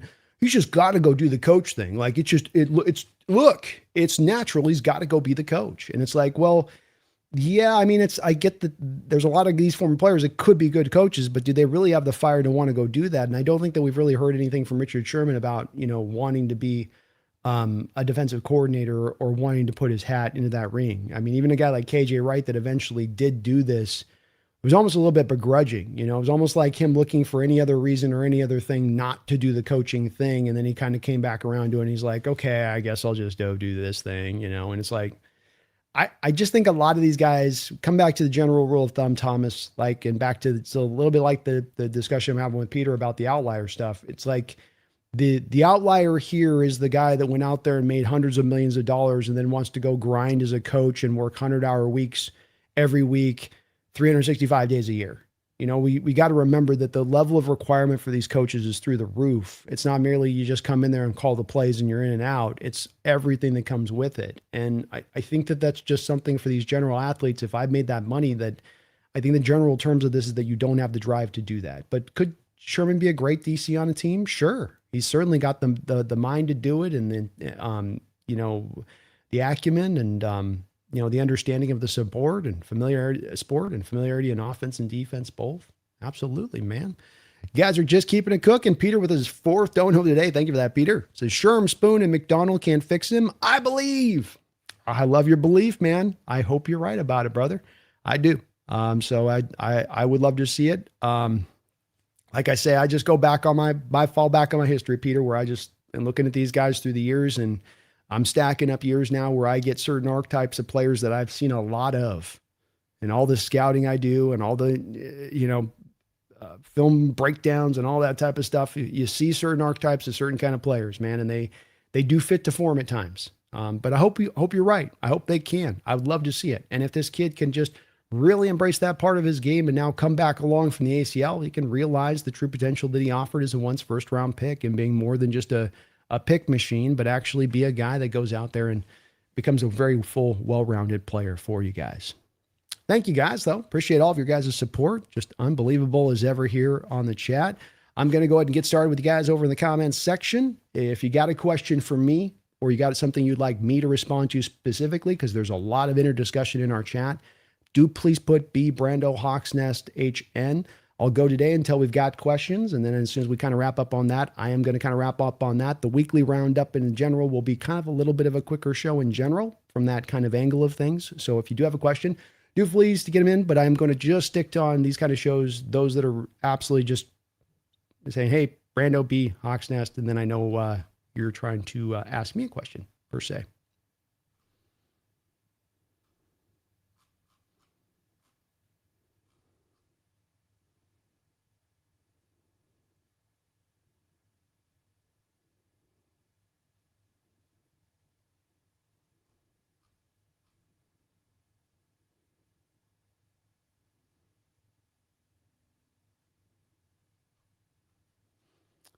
Brando, I may be wrong, but if Arnold's case had 100% solid evidence, judge wouldn't have let him out of prison, especially with no ankle monitor on 8 felonies.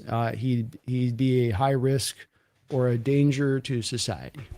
Yes, I agree. I don't think that he would have either. There's plenty of judges that do not allow for bail if they do feel that there is that concern that's on the table. It's a good point, and certainly a factor here for sure.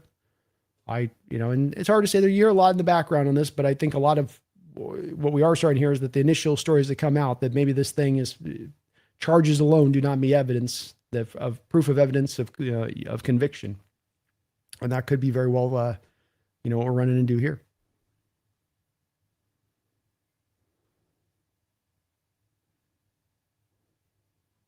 Megan Hawksnest, can you please mention if anyone else wants to join the fantasy to do it ASAP as the draft is drawing closer? Yeah, if you're looking to get into the Hawksnest fantasy draft, do please reach out to me at heyhawksnest@gmail.com. I'll send you a link over to the Discord channel. I might have a link down in Discord, but yeah, do please reach out and let me know on that. I'm glad you're able to pick it up there, Megan, because I'm just not going to get time, I don't think, to deal with it. So I was kind of on the edge of the other night being like, I don't know if we're going to run it this year. I just don't. It's drawing me in a little bit too much, and I just don't have the time right now to pop into it. Bron Sausage, you're the best. Thanks for doing these streams. By the way, is Bobby ever going to get picked up? Go Hawks. Thank you, Bronze. Very kind of you, man. Yeah, Bobby will be picked up at some point. Nobody's chomping at the bit to throw him out as a starter because there's going to be some limitations in how you run into him playing the position right now, being that, he is going to be having his struggles in coverage. He's lost some steps. It's no black mark on Bobby that it's happened. The guy's played so many years. It's going to happen to everybody. It's inevitable. And you can only protect the middle linebacker so much in that way if he can't really move. And, your linebacker room is really stocked here, for instance. So, coming back to Seattle's just not really a position unless there was an injury that you would look to do that. And so he's probably waiting on a situation with an NFL team out there that has somebody go down to the Mike linebacker position and then looks and, maybe softly hoping it's a contender. It gives him a chance to have another swing at the championship. But it's hard to say, I would say, on that one there, Bonds.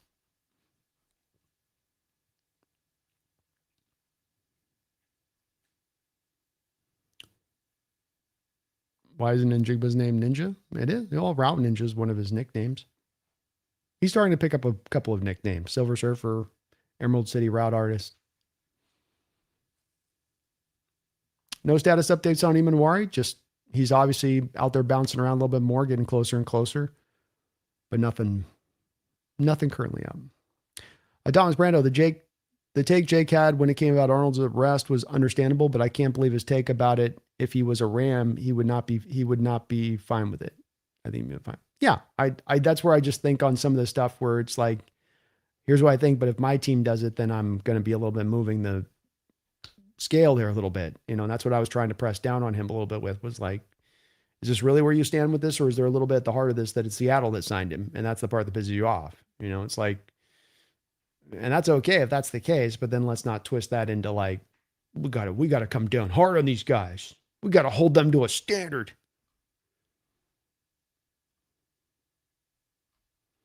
Megan, thank you for the $5 donation. B, if anyone else wants to join Fantasy, they can please let me know. We are finalizing things for the draft on that end, and we'll be closing it off soon. So please do reach out to me at heyhawksnest@gmail if you are looking to be in on that.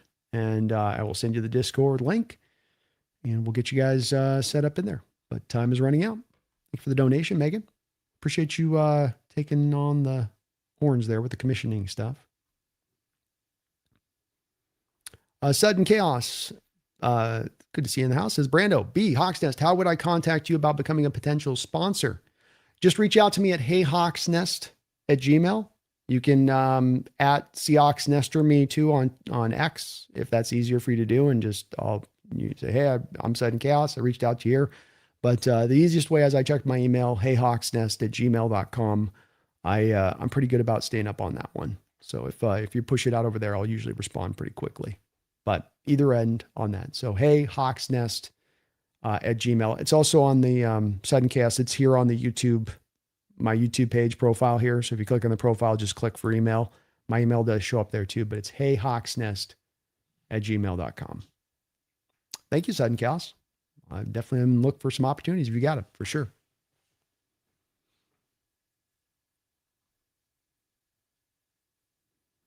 I'm late from recovering surgery. No worries, man. Hope you're feeling better. Jay Thompson, hey B, what will the cap look like after Leo Sam Murphy extension? It's a good question. I think the two parts that are hard of that to pick out are going to be the Murphy extension and the Sam contract. In Sam's case, because of the fact that we don't know what is really going to be his asking price, when it breaks down to that. And then when it comes down to Byron Murphy, are you going to be able to stack on the end of his deal like you stacked on the end of the Devin Witherspoon and the Jackson Smith and Jigba deal? Let's operate from the assumption, Jay Thompson, that you are able to do that with the Murphy extension, meaning that essentially now in 27 and 28, he is still on his rookie contract, or you have him down even on a lower hit contractually than what he's on right now, but he is extended. So it's really more about looking into 29, 30, 31 with his hits at that point. With Leo, that's the uncertainty too about where his contract exactly lands, because he's playing like the best defensive tackle in the sport, but he's also got his age. How do those two things intersect as far as the final price goes? If the industry standard right now would be like, well, he should make $35 million per year or something. Is that as high as you're going to look to really go for a guy at his age, especially on kind of just a 2-year extension? Hard to say there. But that one's going to definitely be a little bit more painful on the cap as far as you feeling a little bit more of that cap hit than these other deals. Sam still has another year left on his deal. So, this is again one where I think you can easily get this deal put together to where you can structure it out into where we're talking about really the cap. It's like Murphy being more of a 30, 31 situation rather than having to put it in the purview of 27, 28. So, when you look at the cap right now for 27, you're sitting on $35 million of cap space. You're about 13th or so with the 13th most amount of cap space in the league. You've got Sam Darnold with still $12 million base salary, still got his bonus money hitting on that deal. I mean, there's still a way that you might have him play out the final year of that deal just to clear through all the bonus money, because you're going to give him more money on the new books. And you can only clear that base down to a vet minimum. Like, you're only saving $10 million on his base next year with a new extension. With that said, Leonard Williams has a current cap hit of $30 million next year. If you're doing a new extension, that cap hit would lower down let me go to 27. I'm in 26. I'm trying to get to 27. Excuse me. Let's reverse that. So Leonard's not under contract at that point. You get him under a new contract. Sam's got a $35 million base salary. So you can change that down to a vet minimum.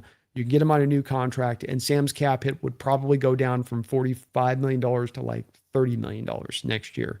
That $30 million can essentially then swallow up the Leonard Williams extension for the most part. It becomes kind of a wash. So essentially where Sam's hit is at right now, on a new extension, you'll lower it, but then that'll kind of eat up where Leonard is on that next first year hit of his new extension. You're going to see DeMarcus Lawrence retire at that point, and then Lawrence has got a $9.65 million base. So let's just say that then raises you up to, that gives you almost $10 million more, which would put you up 45. So that's it. 7, 8, 9, 10. You're about 11, 12th-ish then. You're like 14th to 11th-ish as far as cap space with DeMarcus Lawrence retiring.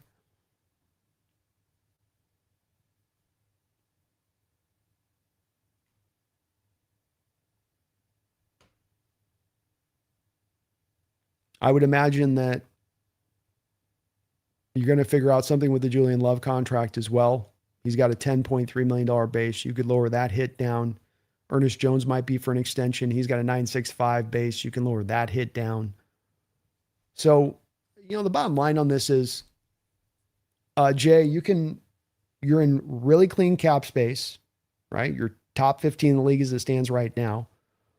You can get the Sam deal done and wrap the Leonard extension for the most part into the money saved on the first year of that deal if we're talking about 27. 28's also in really clean shape. You're also still top 15 there. You have zero dead money on either end of this stuff. The DeMarcus contract, with how he retires next year, will add another $10 million of cap onto what you can do. So the bottom line on it would be this.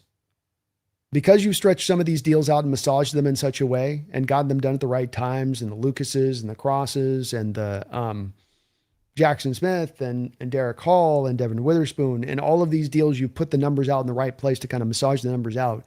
You can get these deals done and still be able to fit whatever you want to fit within. Can you go crazy and build a super team and sign everybody over here and over? No, but you can do.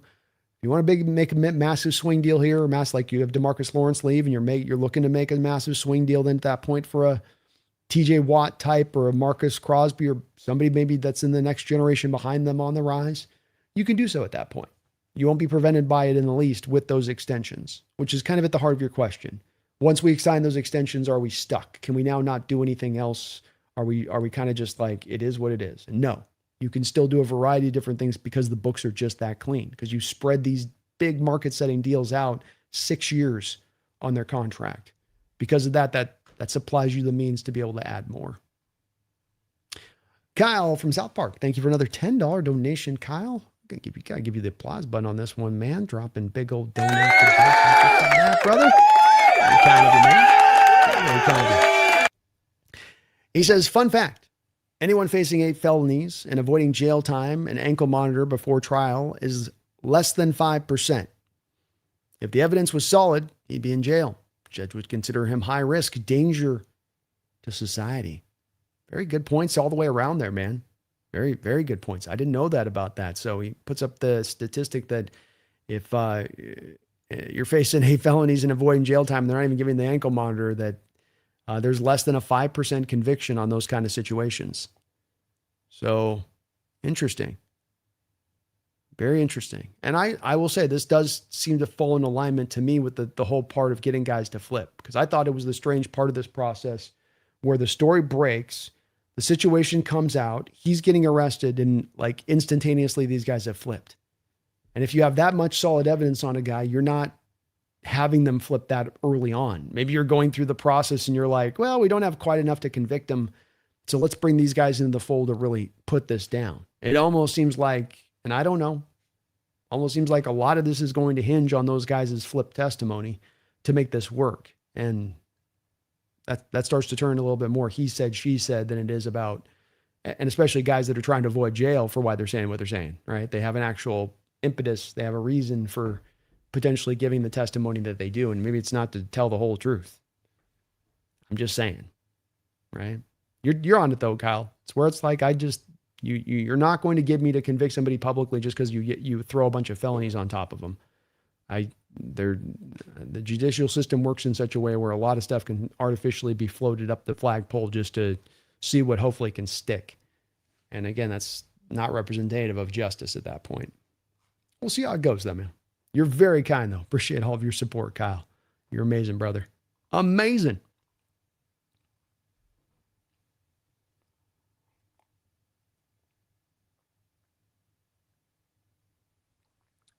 B, when are we going to have our first 53-man prediction? Oh my gosh, Kat, you are driving me crazy today. Okay, moving on.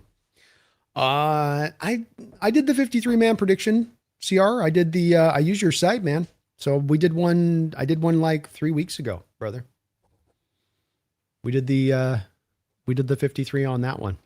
So that's the one that I'll do as the prediction. I just kind of wait for it to come down at the end. I know some channels will do the we'll do like a constant updated 53 projection thing, but I think for me it's not as much of a value thing for me because number one, it's at times a lot of kind of like empty guessing that we just don't know. We don't know a lot about where the team is at. And really it's not about starters and about backups. And it's like you're talking about concentrating on projecting a 53-man roster. You're really talking about like 9 roster spaces that you're talking about that can have some fluctuation to them.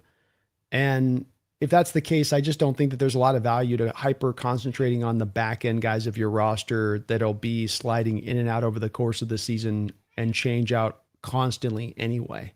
You know, it's good for content, but I just don't think it has a lot of meat on the bone as far as like that goes. And that's why I used your site though, CR. So if you get a chance, go back and check it out. The projected 53 thing that I did, because I used the site that you set up. It's really well done. I like what you did with it. And so I did utilize that in going through, but we did do the projection, like, I think it was about 2 or 3 weeks ago. Good work on that site, man. Dune Moose, Hawks Nest. Have you ever been offered a job by any big media companies to cover the Seahawks? Well, I mean, Roundtable's one of the ones that have reached out to me. I've worked with Bleacher Report in the past, but nobody's actually reached out to me for anything as far as, anything, above and beyond that, Dune. But certainly if anybody ever did, I would take advantage. And it's kind of what we're going to try to do with this roundtable thing where, Bleacher Report's kind of going away with the merger.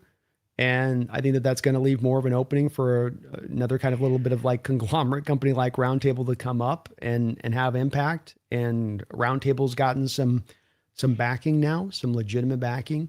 So, I'm going to expand out to working with them to where we've got, okay, Kitty, I can't do this with you, girl. They've got legitimate backing now with them as far as people investing into the company. We're expanding, of course, the roundtable into multiple times per week. I'm going to be doing a once a week show on their channel for the play-by-play for Monday Night Football this year as well. So doing it's one where I think that's one of the places that's definitely opening up. But man, I'll always say any place comes a calling and I'll come a answering. So I'm ready to jump on any opportunity with 2 feet.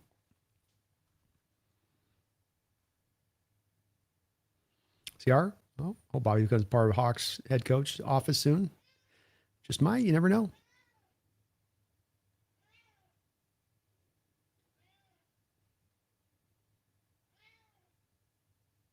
Can someone post the mail in the chat? Which, not my address, but definitely the email address. Sure. heyhawksnest@gmail.com for sure. I got you, Kyle. I got you, man. Send B a wheel of cheese. You ate a whole wheel of cheese. I'm not even mad.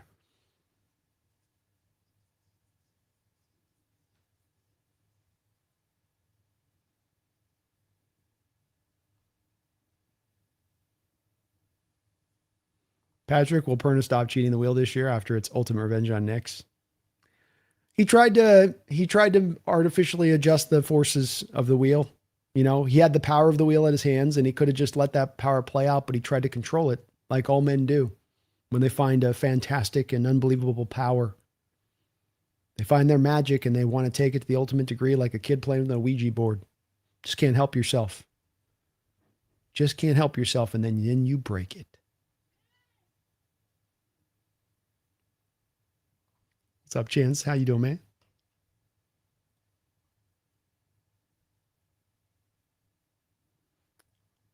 I'm just amazed how everyone's dismissing the 49ers and Jaguars.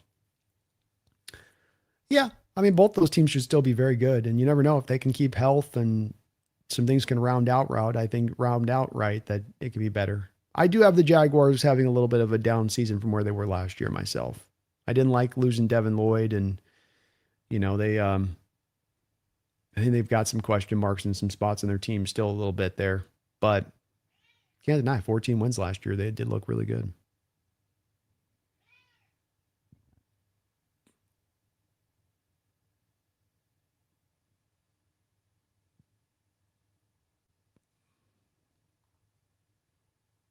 Brian says a good defensive lawyer will eat their way through a witness turning state's evidence too. Yeah. Because let's face it, Brian, if it's a person that's been a part of this criminal process, they're not exactly a person that's going to make the best of character witnesses, right? You're having him a center point. These are the center points of the people that are giving their testimony to force the case. They've got a dog in the fight, meaning they're trying to avoid jail, which is easy enough for a lawyer to point out to the jury of like, yeah, there's more here that's on the table of them just trying to do the right thing and tell the truth, and that's where you're right. To me, that's a lot easier. If I've got supplemental evidence and then I've got somebody turning state's witness, that's one thing, but I better have the supplemental evidence in addition to it, especially if I'm going to bring so many very serious charges to bear. Megan, the Hawksness, the more I think about them turning state's evidence, the more it stings. Yeah. It's like late in the process, you get it. It's like we had some initial evidence, but we're not quite sure it's strong enough, especially when sometimes you've got to get, unanimous juries to come together on stuff. But like, to me, it gets a little bit dirty in the way that stuff gets utilized, and it starts to become a shortcut for law enforcement to get the job done. Rather than do the job true in the way in the spirit that it needs to be done, it starts to be a little bit of like, well, we just got a couple of points to testimony. We don't really have to gather much evidence. We just throw them out there on the stand. That'll be enough. We do a Hawks Nest Fantasy Football League, so you can reach out to me. We're trying to kind of finalize it down. Hey, hawksnest@gmail.com if you are interested. Juan says, I like y'all's GM. Stack up on talent as much as possible. It's what it's about, man. We're not just about starters. We're not just about a little bit of depth. If we can improve the 53rd guy on our roster and get a legit talent over the top of that, we will do so. And that's, in fact, I think like you said, I think you appreciate it because it is something that you'd like your general manager to do. All general managers should be doing. And I think we get a lot of teams that get kind of placated on like, we put the roster together, just let it develop and just, we'll see where it sorts out. Like, no, always be pressing at every turn, because the NFL is one where there's always players suddenly available on the market from a talent standpoint that weren't yesterday, that have a lot of talent and ability over the top of that last guy, what you've got on the roster. Kyle, Brando, who's the ideal candidate to raise the flag opening game? I'd want either Jody, Wagner, Russ, or Pete. I really would like to see Pete. Feels like a thing that could kind of just a physical act to sort of like close the wound a little bit if it is open still. Nothing wrong with any of those other choices for sure. And Jody's one that absolutely should do it at some point this year. No doubt about that. I wouldn't be mad about that. But I would probably go more Pete. Tom says, why is the states want to destroy a young man's career? High profile case. People have careers. You put away a guy on serious charges like that, it makes your name and reputation. I don't want to completely seem like I know what, and I don't know enough of the details fully diving into this case to be like, I know what's happened in this situation. I don't. There's some things that got me a little bit eye-opening going, I don't know about this, but like, there's of course the old story about the guy that was, remember we brought him back, a linebacker a couple of years ago that got back, I think it was in high school, a 5-star recruit dude, and he gets falsely accused by this woman of doing something, and state runs with it, goes to jail for years. A career that would have seen him ascend out to be potentially even an NFL prospect goes kaput on the back of false charges, on the back of false testimony. That's just the way the justice system will sometimes go. Sometimes it's pointing the right direction. Sometimes it's doing things correct. Sometimes it's also, like I say, taking shortcuts, and you have people with motivations and things that they have inherently driving them that are separate from truth, justice, and the American way. Kyle says, can't wait for the roundtable where you're all four predict the records of the NFC West teams and those clowns put us in third again. You know they want to. You know they want to. ETN too, Brando? Did we sign ETN? Kitty, you are loud today. I don't know what you mean on ETN. Sorry, bro.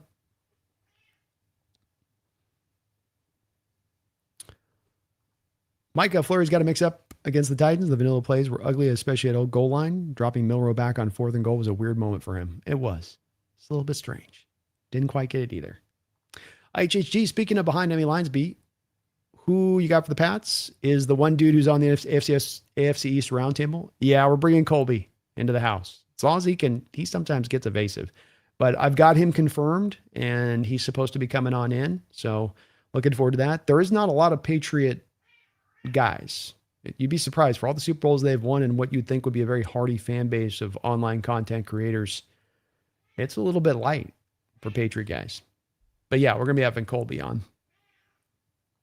Sudden Chaos Brando, what do you think is going to be the biggest threat this season? Can't say the Rams. That's too easy. Oh, okay.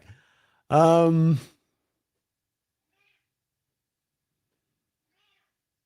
if I got to take the Rams out, that's the key with this, because that would be where the answer would go, that, you know, their frontline guys hold up and it's enough and they're dominant and it's enough. You know, I think that when you come down to like the threat, we got to kind of start to me with the NFC. And I have a hard time with this one, Sudden Chaos. I think that there are good teams in the NFC, but, you know, I come back to time and time again that there's just so many question marks every which way on any of these teams that are even decent. I mean, the Eagles today losing Grenard, and I still got some wonders about their pass rush. I think I would go to the Eagles just because from a pure talent standpoint basis, they've got a lot of guys there. If Fangio's a guy, defensive coordinator, that's a long-time guy that knows how to call a defense. You know, they've lost some things. They lost Stoutland. They're very, very fine offensive line coach. And that's going to hurt. You know, losing A.J. Brown's, the passing offense is going to be less effective. You do feel like with Hurts, there's some issues there that have kind of grown with time. But I guess they would be the main threat as much as just because in the the NFC, there isn't a better threat that I can go to. I look at that Lions secondary and I'm like, that's kind of a joke of a situation right now, especially for a defense that wants to run so much press man. Green Bay, maybe. Micah's not back till halfway into the season. Where's the rest of their pass rush going to come from? I think their offensive line's got some question marks. Josh Jacobs is starting to get a little bit up there for a running back. They lost a couple receivers this offseason. Saints have had injuries in training camp already. I had never really bought into them fully. I think Tampa Bay is another team that's a possible, but I'd probably go the Eagles. And then the AFC, it's just, I think the Texans are probably your main threat out there. They lost Jaden, another injury out there, by the way. Not another one, but just another one of these injuries in the league that's just brutal where you hear it's like ACL, done for the year. Jaden Higgins, 2nd round pick. Guy that they hope probably could be the number 2 to Nico this year, out for the season. So those would be the ones that I would go to, Sudden. But, and maybe I should feel more fearful, but I haven't heard anybody in mentioning these kind of things to people about what I see as sort of limitations or things holding back these teams that could be really good. Packers, Lions, Eagles. Nobody's really refuted any of the stuff that I've brought up. And it just leads me to believe all that much more that maybe I'm kind of on to something with these teams that it's not, again, that they're not good, but we're talking about being great. We're talking about being the creme de la creme of the NFC. How do you do that if it feels like your offseason took a step back? Can all that come merely forward off of development from in-house? Not from addition, but from development in-house? What have the Bears done to add an addition? You lost Dahlman. Thuney's another year older, and he's getting up there as the left guard. Your left tackle's got question marks. You lose a wide receiver. You lose a bunch of guys off that defense. Kobe's now out for the season. Is that a team that looks like it's taken a step forward in building upon what it did last year? Or does it look like best case scenario, it's going to probably take a very slight step back? I just do that with each of these teams I go through. I just feel that way. I mentioned the Lions. Brian Branch coming off a major injury. Kirby Joseph made their Pro Bowl safety, maybe not play another snap the rest of his career. Terry Arnold out. You're down to DJ Reed and who out there at corner and who out there at safety. as well. They don't have anything as far as another pass rusher around Aiden Hutchinson, really. Not that's a real legit threat. Not like they should have added by this point in time in Aiden's career. He shouldn't still be out there as the one guy kind of carrying that load for that defensive line's pressure fronts. Good question, Sudden. Jeffrey Thistle with a $20 donation. Jeffrey. That is very kind of you, my man. Very, very kind of you. And you guys are just amazing as ever here on this channel with all of your support. I do thank you guys for all you guys do. I would like the NFL-wide acknowledgement of the importance of offensive line play.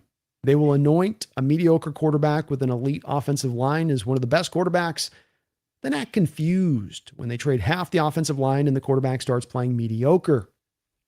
You're touching on something I've been railing on for a while.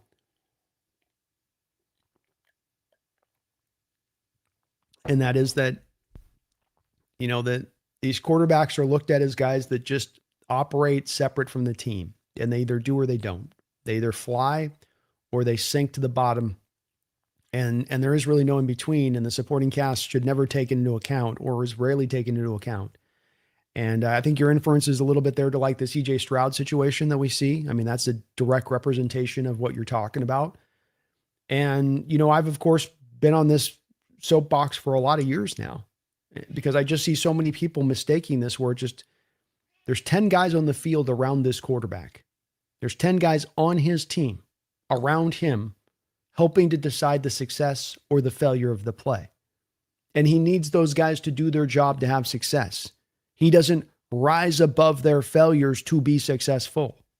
There are quarterbacks that can kind of do that here or there, but nobody's living that life and then showing you a dominant, successful team on the back of that approach. It's not sustainable to live that way. So it is one where it seems to be just a missing place with so many fans and pundits, analysts, all the way down the line. I think even NFL teams kind of run into this problem. And I can't understand why. I can't understand how you so just don't marry up investment in the offensive line equals my best possible offense. That there's no downside in putting my offensive line and souping up and making it great. I've often joked about this, that there's never been a team in NFL history that's gone through an NFL season, and whether that season was great or whether that season was bad, there was never a team in NFL history that's come to the end of their season and having invested a lot into their offensive line, put legitimate tangible assets into making that a good group, who came through the end of that season, no matter the way the outcome broke out for the whole team. Maybe their defense sucked. Maybe they had bad quarterback play, but there's no team in the history of the league that's gone back and said, you know what our biggest regret is? We just put too many damn resources into that offensive line. What were we thinking?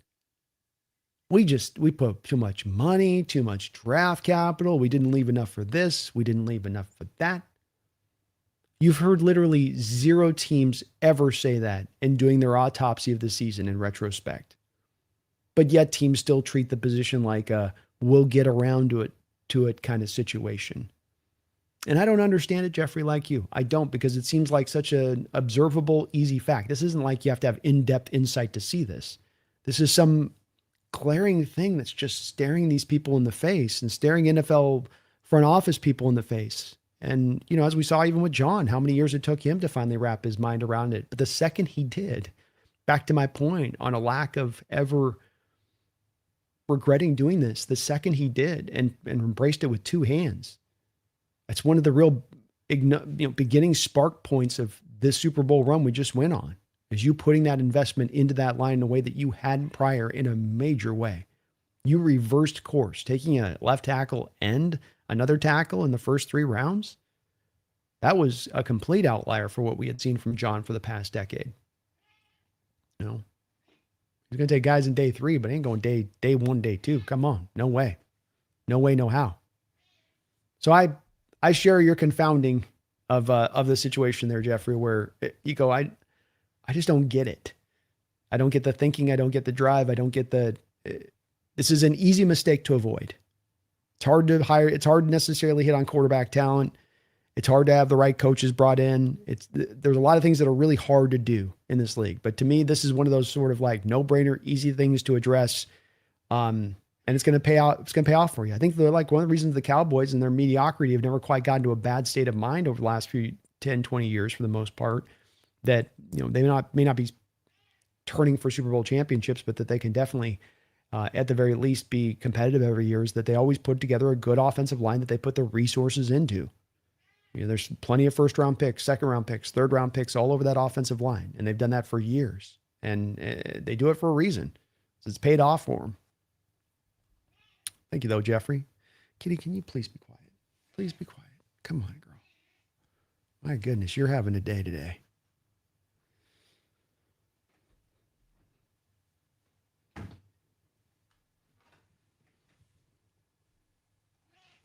Okay. IG. Hey, Brando, you've been talking about a potential trade up in the draft. It was just reported that Dylan Stewart won't be ready for the start of the season. He might make it to 7. Don't let me dream, IG. Don't let me dream. Okay, man.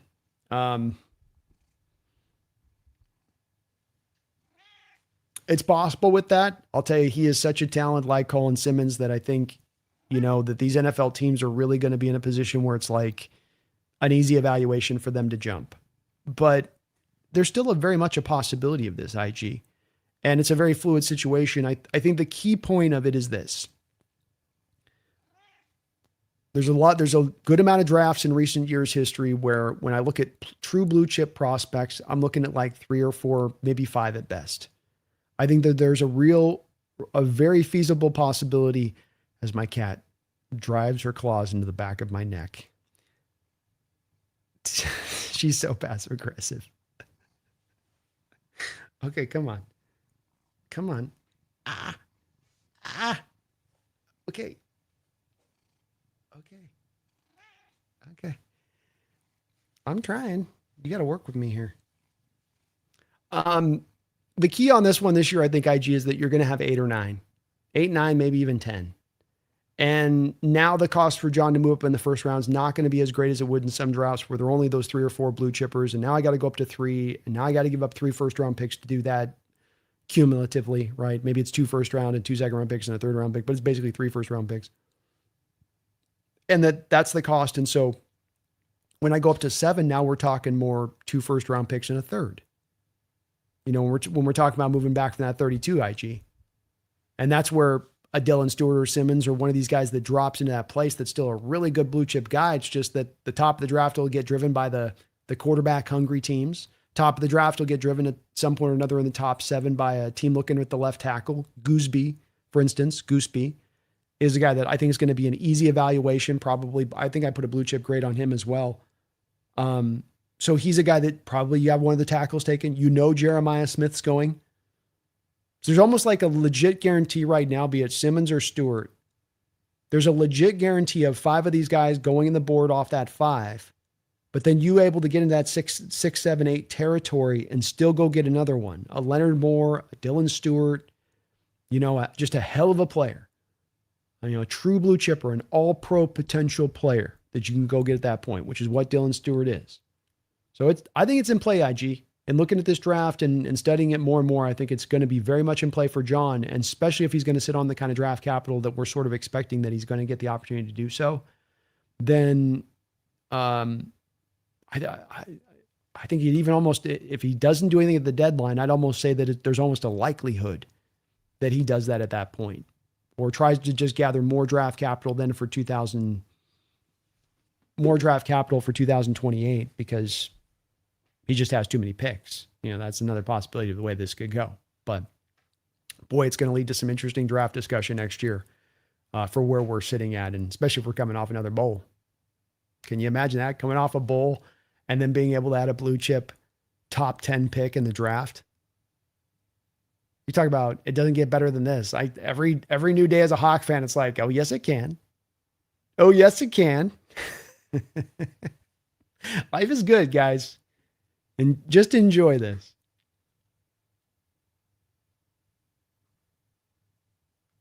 Brando just sent an email for fantasy. Sounds good, man. We will get this all figured out in the background here.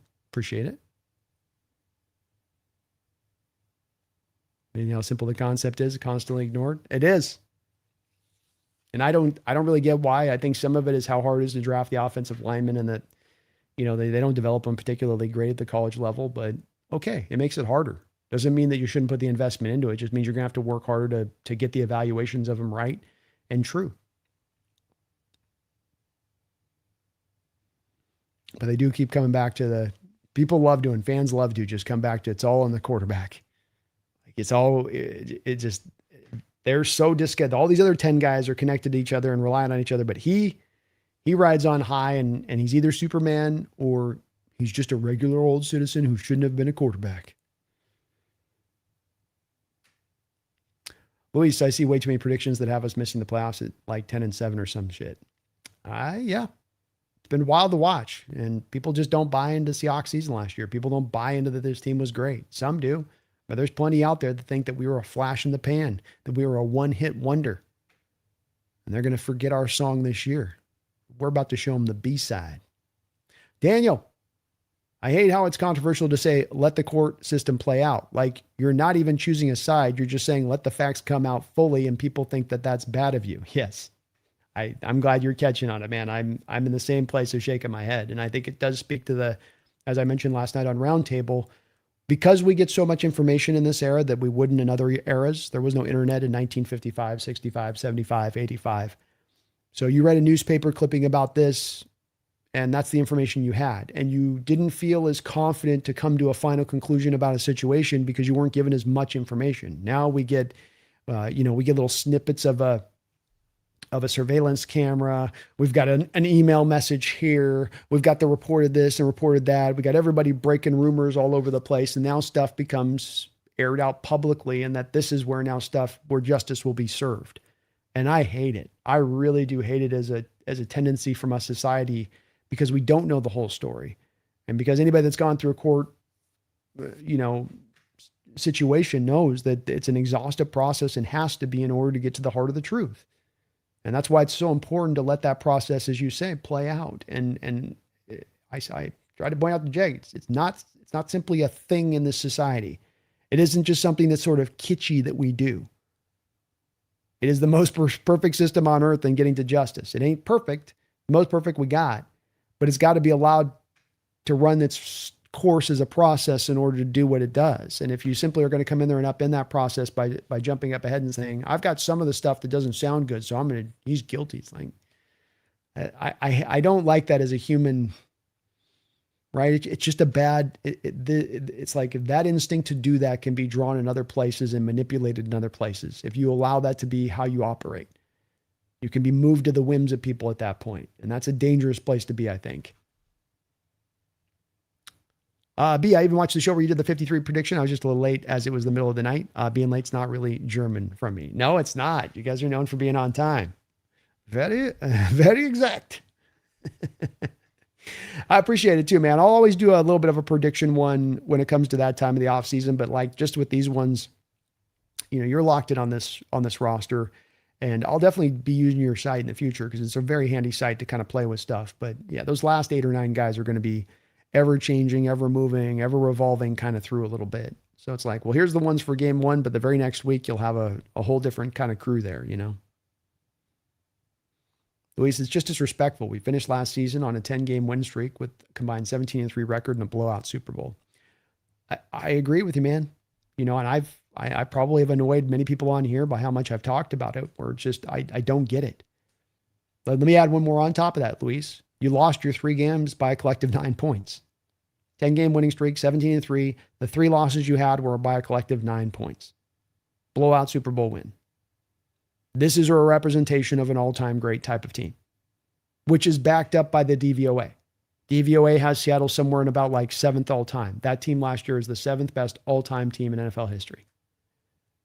You don't have to believe that, but these are indicators of how good that team was. So for people to come back to the point of being, well, it was a flash in the pan, it was fluky, it was luck, it was a one-off, well, then this data should be not going in this direction. Those 3 losses should have been blowout losses where we really got exposed. Didn't happen. Shouldn't have finished off stronger than you started.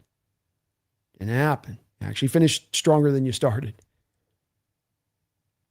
It is weird. And the thing that's very odd to me on it, Luis, is that we don't have any examples of this, of any other teams winning Super Bowls in NFL history, returning back their full teams and not being looked at as one of those teams that truly, undoubtedly going to be one of the best teams in the league again, or should be looked as the Super Bowl contender. And there's some people that are saying it, but which some people will push back. There's plenty of people. Vegas has got us with the third best odds. But folks, you guys have heard so many, and I'm already collecting the clips, by the way. So I've got the receipts I'm going to be bringing up. But there's already been so many of these pundits that are the fun, trendy thing to do is to point out how Seattle was that flash in the pan last year. There's so many glomming onto this. They're not basing it on a lot. It seems to be almost, Luis, based on as much hope or just completely so blown away by the sight of the Rams. Their opulence just blinds their eyes and they can't see anything else. Kiggs, did anyone see Mike Florio calling the Seahawks not a button-up organization and basically calling John an idiot with the Arnold situation and Hard Knocks? Florio's a moron. I like Mike Florio doesn't know football particularly great. He is a lawyer. Kind of interesting. Again, we see a lawyer here happy to see a guy taken and thrown down into the well and give up on him without the due process, right? Back to my point of these guys that are lawyers that should be adhering to a process and should be like how doctors say, I will do my motto of do no harm, and I will give that as my guiding light, and that they should have a guiding light of justice, and that I'm in the pursuit of that. But no, there's other things that override it. And I don't know the last time I heard a Mike Florio take that I was like, ooh, bars. Oh, he's dropping some knowledge there. He is, just, he's a guy with hey, good for him on Pro Football Weekly that got him launched into that. But I don't know a lot of what he brings to the table that should have anybody interested in what he says. He's got no background in being right about anything. He's got no background in being insightful when it comes to the sport in some way. Lawyer stuff is where he tends to be good on, but even here, he's failing on that if that's what his outlook is on it. And if you bring in one player that's got an open court case makes you not buttoned up, which I don't even know what that means, buttoned up. Like, what does that mean? We have guys that step out of line, don't step out of line. Like, okay, well, outside of Terry and Arnold, who's stepping out of line in this team? Who's been stepping out of line? Nobody. So again, back to he just speaks. People just speak now. They don't base anything off what they say. They just go, I have a general gut instinct. I feel this way. I won't back it with anything. I just kind of feel it. So I'm just going to, and they vomit it out. And he's one of the ultimate guys that do that. It's like silly takes from that dude.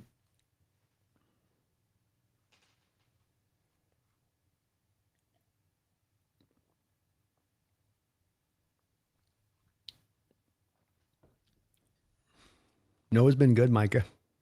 He looked good on the rewatch of the tape.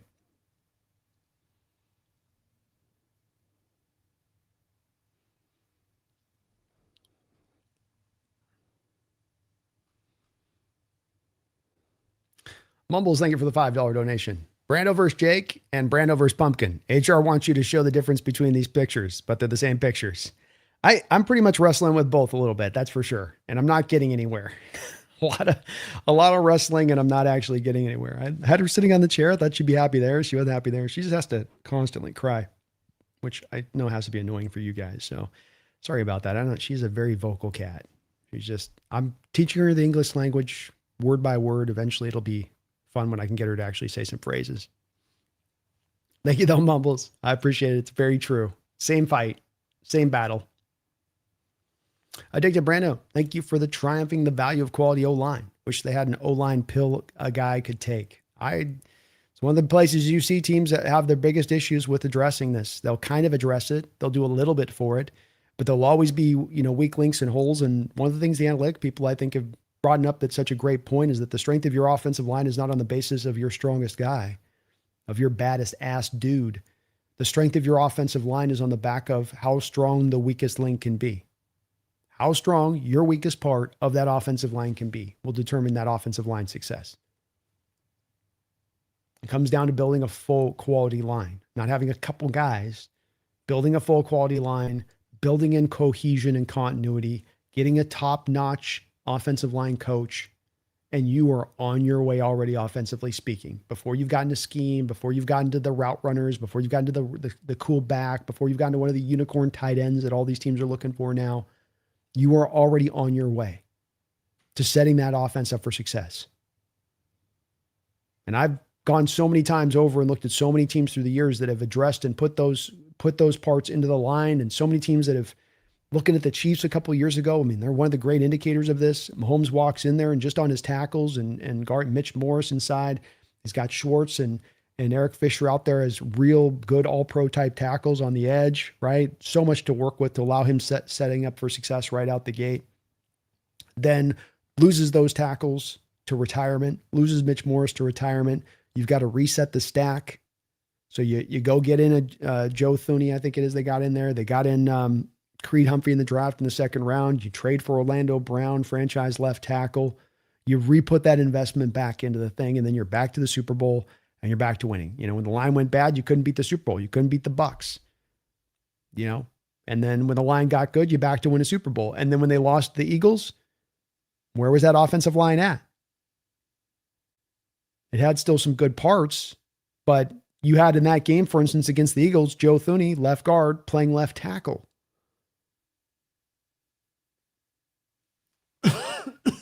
Wasn't as strong, certainly, as when Mahomes first walked in there.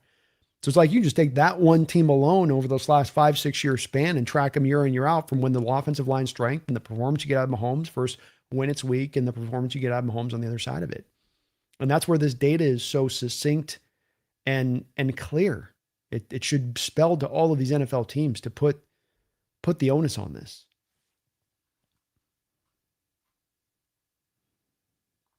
Claims Brandon Shoulder for good God, country, and herself. That's true.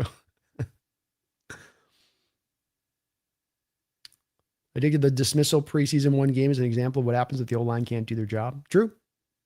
It stops everything in its tracks. And then people want to make the assessments on Milroe, but as we talked about in the opening part of this, it gets hard to make that assessment of Milroe when, you know, so much of what he's trying to work around isn't set up for success around him. And that is a bit of playing good quarterback, because you've got to have some parts and pieces put in front of you for success. Doesn't mean that everything's got to be put downhill, wind at your back, but you got to give the guy a couple items. Tom, trading Max Unger was shocking to me. Top it off with a super tight end whose first play right through the wickets for a pick six. Strange trade, Tom. Very strange trade. I understand that the team coming out of that game was looking for the more of a red zone type of threat, and with a guy like Jimmy Graham to come and be able to supply that, but that you were so hyper focused on that one set skill and willing to then part with a Pro Bowler, Max Unger, a real foundational piece in that line. And then in addition to that, bring in the tight end that also was going to be put into so many positions to be being to try to block in line and be a guy that he wasn't with New Orleans. And it just didn't make any sense in retrospect. Strange move. Trapcat, I love seeing you and Jake go back and forth on the roundtable the other day. As JSN said in Hard Knocks episode 2, it's just good banter. Yeah, and look, I think people sometimes want to think that there's some animosity there with me and Jake, and quite the opposite. You know, we want to put on a good show. We're both honest in our view of things. I have a tremendous amount of respect for Jake. He's a friend of mine. I mean, I've known this guy for now a couple years. You know, I think he's a good guy, and I think he loves his team, and we're going to get into these fights as rivals. You know, we're going to get into these, and as you guys can see, hopefully in there, we're always keeping it respectful. We're never going at each other personally.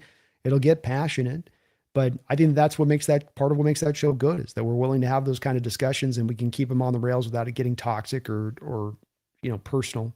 And I'm glad it's coming off that way, man. So I love doing it. I'm really looking forward to this year on the round table. It's going to be a lot of fun. Tribe only going to get worse and worse. We need 8 linemen to block Miles and Aaron. Maybe so. That's that max protect to the ultimate, man. Yeah, I got to get her some cat treats. She'd probably be happy with that. At least we got Colin Simmons. Would you go on the field?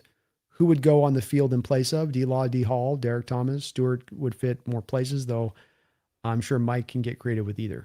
Well, DeMarcus Lawrence has announced, Luis, that this is his final year. So Lawrence will be retiring after this year. Creates the quick, easy hole for you to go find a guy like that to fill that in at that point. And you could be very seamless then at that transition, I would think. I think as well, remembering Uchenna is going to be on the last year of his contract. Dante Feller's on the last year of his contract. So Derek Hall is the only guy under contract really moving into next year at this point. It will be a bit of a need. What are the odds, do you think, that they do it? Well, we're talking about being able to do it, but they act on it. Well, John's never traded up in the first round, Luis. So that's no small item, I think, when you talk about a guy that's been in place for 15 years.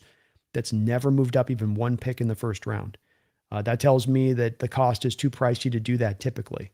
The part that counters that this year are two different factors. Right now, you're sitting on 11 picks. May have more, may have less by the draft. But if you have the native 11 picks by the time of the draft, you're not going to have 11 roster spots to fill. You're going to be drafting guys that you're going to be cutting if you just pick all of those native selections. And I then am rationally, logically thinking that then the drive will be at that point to utilize those picks either to go trade for players, or move up in the draft. And I'm a little bit caught up in moving up in the draft, specifically, Luis, for the fact that I can get the blue chip guy at pick 7 or 8. When typical drafts, I got to get that blue chip guy in pick 2, 3, 4. He's going to be gone by that point. And it's a first round pick difference of price that you have to give up. And that's where we come back to, why hasn't John done it prior to this? The price is too high to go up and get that guy. But if the price is in a relatively feasible place, because he's just got so many picks to do it, a money burning, a hole in his wallet, essentially, then I would expect that would be undertaken at that point. I would. I mean, there was even rumors this year of them trying to potentially try to trade up in this draft and look at a guy like Jeremiah Love, Luis. But admittedly, we've never seen it before.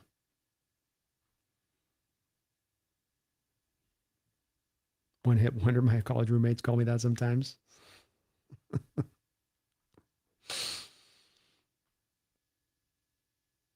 Luis, public opinion, honestly, F public opinion. As you say, Brando, it's not a football team's job to figure out. The football team deals with football and the courts will deal with the law.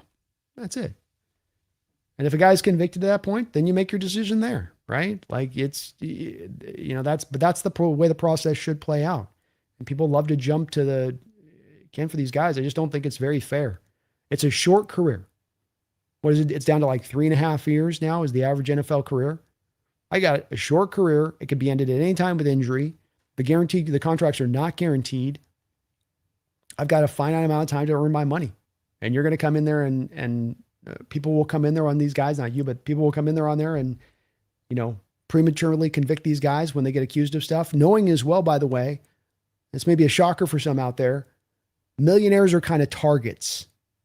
These players can become targets of people. Like that is also a thing. So it is a thing where it's like, I think you got to fall back on that. You run what you run. You don't try to extend out of it. Let the process play out and then deal with it from there. Yeah.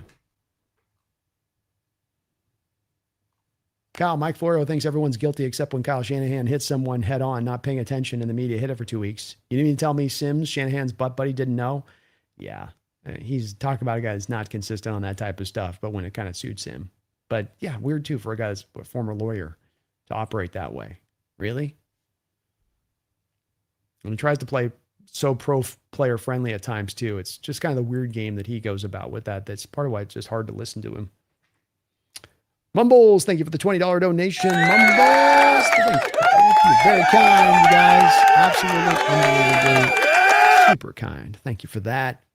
Jake's takes are so hard to watch. It was blatantly obvious you caught him where he had to keep qualifying his statements with innocent until proven guilty, even when he clearly thinks he's guilty. With Ty Simpson too, just painful. I mean, you touch on it. That's where I don't want to seem like I'm knocking on Jake, but that's where, again, I'm trying to get to a little bit of the heart of where he stands on this stuff, where it's like, Jake, this isn't about disagreement or agreement. It's about where's the principles on where you're standing on stuff.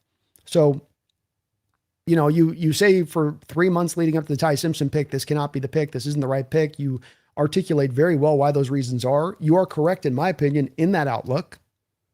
You believe it. You're on it.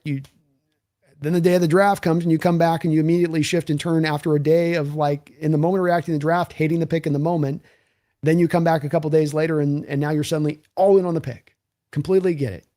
And then you start making the rationale work even more. It's like, well, we couldn't have actually gotten Myles Garrett if we didn't make the Ty Simpson pick. So it's like, you got to really think about that. Like you're doing acrobatics to make the move make sense when it doesn't make sense to you, when it doesn't make sense to anybody nationally as to why they would take this direction and this approach at this point. And that's where we go back to be just principled on your thinking. And you're principled in this, his principled thought on this with Ty Simpson, in my opinion, was right. And when we come down to it, I think there's some interrelation here to the Arnold thing, where it's like, the innocent been proven guilty thing is something I don't think he kind of fully believes. I think he waves his hand at it and he sort of says it to give it lip service. But like you said, he kept qualifying it, that made you kind of believe where it's, he starts out with innocent until proven guilty. And then every next phrase that comes after that is sort of guilt before having a chance of any trial. Like that's how the situation be like. He should be on the NFI list. He shouldn't play football until this gets sorted out. None of it. Well, then that's all guilty until proven innocence, isn't it? And then again, come back to why should that be the case for a player that has such a short career that can be ended at any time, that has non-guaranteed contracts? Shouldn't we be going the opposite direction with a player in a career like that? And maybe with a basketball guy who's on a 10-year contract that's guaranteed, maybe that's a guy you could say you can go get. But this sport, these players in this sport, this should be the one where we give them we should truly make sure. Because if you penalize him, let's just take this in the dark direction this could be. Let's just say, for instance, let me throw a wild thought out there, that maybe these charges aren't legit. That maybe these guys that turned tail and turned state's evidence sold Terry and Arnold out in the hopes that they could save their skins, that they were caught dead to rights, knew it, and that mouse trying to escape a trap, they'll chew off their own tail to do it. In this case, throw Arnold to the wind, because what do they care at this point? They're facing life in jail. I'm going to avoid that at every cost, ain't I? I'm going to try to get out of that every which way I can, aren't I? And so let's say this does go dark and that turns out to be the case of the situation and the charges get dropped and he never goes to jail. What if that took 2 years as a process, 2.5 years as a process, and the NFL during that time period keeps him on the NFI list? Doesn't let Terry and Arnold play in that. Was that the right approach at that point? Because the charges were so serious. There's so many of them and they were so serious. No, right? You just costed a player his career. He ain't coming back after 2 years to play on the field. And if he does, he's probably a diminished version of himself. And even if he does play decently, he's lost out on countless amount of money. The reputation's been sullied. The career's done. I think somebody said it last night. It's like the old saying on it's like, it's better to let 10 men walk guilty than to have one innocent man go to jail. Again, come back to what's the spirit of our judicial system? What's the spirit of why we do what we do in this country and operating in this manner? That's the driving force. We don't want to punish innocent men. And I don't know where he's guilty or innocent, but I do know that if you start coming down with the gavel before the guy's had anything proven against him, that is punishing before he's had the process play out. So, yeah, it's a conversation where I am trying to get somewhere there with Jake. I am trying to get more than just convince him to my side of it. It's about, I want to know where your principal stands on it. I want to know that if you don't like a player and a pick and a player and you spend 3 months to lead up and you've done your evaluation and draft and this isn't work, this isn't smart for A, B, C, D, E, F reasons. To me, I hate it with, reverse course back on. I'm like, no, the team was totally right in doing that move. It's really good. What are we doing here? What are we doing here? And I guarantee if Terry Arnold had signed for the Rams, he would quickly be reverse pivoting over to being like, before the deal happens, I don't want to see him sign him. I don't want to see him. And then he signs him and then he'd be like, well, it doesn't cost us anything. And why wouldn't you? And it reinforces the depth and, he'd start getting on it, and that's go back to be principled. If you're against it with another team doing it, but you're on it when you're doing it, that's not principled. If you're against a player going to your team, but then your team does it, and then you're going to switch your opinion on it because that's what the team did, then you're not principled on your outlook of the prospect. You're willing to kind of move with the wind and how it blows you a bit. But I appreciate you, Mumples. Thank you for the $20 donation. And, we'll get to a common ground on that eventually there. Just imagine that. Just imagine going down the line with a guy like Tyrion where its process takes long. I mean, Puka's trial dates just got sent to 2028. It's not like these trials can't get extended out really far out and take a long period of time. Imagine you rob this guy of his career only to come to find out that he's set up by a jury of his peers and then innocent on the charges, let off. How bad do you feel as the punisher at that point? How bad do you feel for dropping that hammer at that point when it was unfair and it wasn't right and he was done dirty?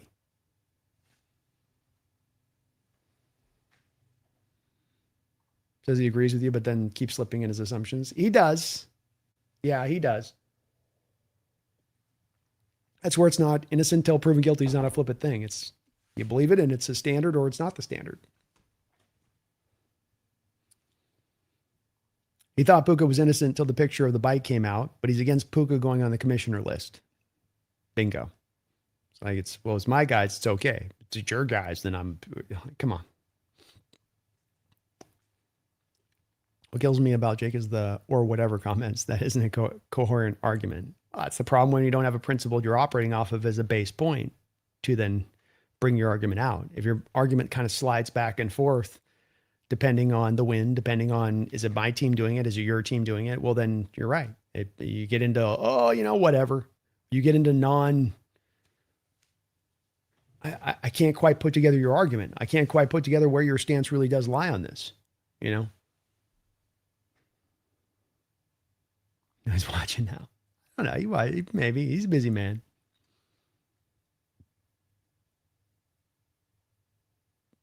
Brandon calling Florio an idiot is an insult to idiots everywhere, especially me laughing out loud. Yeah, that might be true. I mean, he's pretty tough, and these guys kind of has fallen into NFL analyzing, and I don't know that he does a lot. Liar, lawyer, mirror, show me what's the difference. Daniel, Mike Florio used to be an attorney, by the way. What a joke of an opinion. Imagine an attorney not believing in due process. I know. It's wild to me. Especially when he's Mr. Rail against the billionaire owners, pro player at every other turn. Again, I'm like, where's your consistency? Where's your principles really at, Mike? And you are an attorney. You know better than this. You know the pitfalls of falsely, publicly convicting people without them having that process. Yet you're sitting here waving those palms like nobody else. It's weird, Daniel, right? Like you are the guys that are supposed to get this. Trapcat, Sam had a good season with the Vikings, and people say I got to see him do it again. Super Bowl win in Seattle. Now they say I got to see him because it's a new offensive coordinator there. They keep finding one excuse after another with Sam, right? And it just comes down to there's the people that aren't sold on Sam and never will be. And the man literally hoisted a Super Bowl trophy. And I've said that in the past before. It's like, I think I even said last year, there will be those people that this guy could hoist the Super Bowl trophy and they will still go, yeah, but I mean, really, what is he really though? And that's where it's like, sometimes quarterback opinions are that hard set in people's mind and they cannot be changed. Dig to Brandon, I used to troll Florio on Sim's channel when Florio was passing judgment on Jalen Carter. Must be nice for a guy to be perfect. And that's the truth. That's good on you for doing that. Dogzilla was cool. Hard Knocks included Pearl Jam and Hendrix tracks. Yeah, man. They didn't even choose they chose some like Vitology tracks from Pearl Jam, man. I was over there humming along. I'm like, man, it's been a while since I heard this song. It wasn't stuff off of 10, I was like, wow, Dogzilla, they grabbed some deep pulls. We barely hear her unless she's by the mic. Okay, good. She just gets a little loud sometimes, She's a little chatty on that. And I don't want to annoy you guys. Wu-Tang Financial. I need at least, thank you for the $5, man. I need at least one criminal on my defense for the flavor. We're deep at cornerback. People coming at Super Bowl defense for adding cheap depth. Take the over. Amen, man. Amen. Maybe that's a bit of it too, why they're so mad about this. Is like, you're letting him go there. You're letting them have that. This is not right. He can go anywhere else. He should not be going there. They do not need more. Maybe there's a little bit of that, at play, Wu-Tang. And we all remember that Deion Sanders quote. He said, he's like, I want my offensive linemen smart with my quarterbacks on the line. He's like, I want my defensive guys. I want them with a little criminal background, one a little edgy, and he was joking a little bit, but he's also being a little bit truthful. It's like a mentality thing offensively and defensively on either side of the ball there a little bit. But yeah, anytime you can have a chance to add the kind of depth, the first round talent depth at this, or a kind of a commodity that you have to wait on, but then you get him back on the field and you're adding that type of talent, it's to me a no-brainer to do so. Why not? I can make an upside addition like that with no downside. It's just, there's very little to have to think about in that type of situation, in my opinion. Thank you though, Wu-Tang. Appreciate you for the support, brother. Corey, Brando, I think Jake is scared with the possibility of the Seahawks having not one, but two blue chip corners on the outside. I think he is clinging to the possibility of Arnold getting convicted, I think. Well, and that's the part that I wonder about with this that you touch upon, where I think the lack of the principle comes back to it's my team that signed this. You don't like to see that. You know the stakes at play with your team right now that you've set up, meaning that this is as much about all or nothing right now as much as any team in the sport. And hence, you want that to be very clear, the pathway you getting to that goal. And that your main rival continuing to stack talent in addition to that, kind of keeping into the pace there a little bit is, I think problematic from his angle of it. It upends a little bit of that. And we come down to that this is a year of a little bit of pressure on the Rams. Pressure's not on the Hawks. Pressure's on the Rams. Stafford doesn't have forever. He's one hit away from this thing ending right quick. You got contracts coming down the line that are going to hinder this cap. You got to win now. That's pressure. And this is the way that this kind of mounts in a variety of different areas. But I also sort of wonder the same thing there, Corey. Brando, at the age of 6, I learned that my favorite purple people eater got destroyed by the Chiefs O-line, and the Vikings O-line got destroyed by the Chiefs defense. Trenches first is my motto. Mine as well. The old ways are sometimes the best ways. And investment in the trenches still works. It's worked in every era of football, and it will continue to work in the future. As well as we're in an era right now with the game transitioning back to under center, to heavier formations, 21 personnel, 12 personnel, 13 personnel. This is a time and era to really invest in the trenches because of that. It's not spread city all over the place. It's get down and dirty and move men off the ball. It's obvious to everyone what Pumpkin did to Brandon's shoulder was criminal. Dick to Brandon, are you an Ollie and Jake as Frazier or vice versa? Definitely must see TV. I don't know, man. He's probably got a good overhand left he can hit me with, but I can dance. As long as it's entertaining, that's the only part I'm most interested in. Kyle Brando, when we see Terry Arnold and his charges aren't resolved yet, is he our gun for hire? Thoughts on the Diana Rossini raising the flag could take Vrabel out of the game plan. I'd have her on the sideline just with a microphone, even if we didn't go to her. Just be like, Diana, I want you to stand on the sideline, and I just want you to stare at Mike through the whole game. We're going to give you $50,000. You need some money right now, let's face it, with where things are at. Just stand over there and just stare at him, and you can look at him real intensely for the whole game. I think that's worth a $50K drop.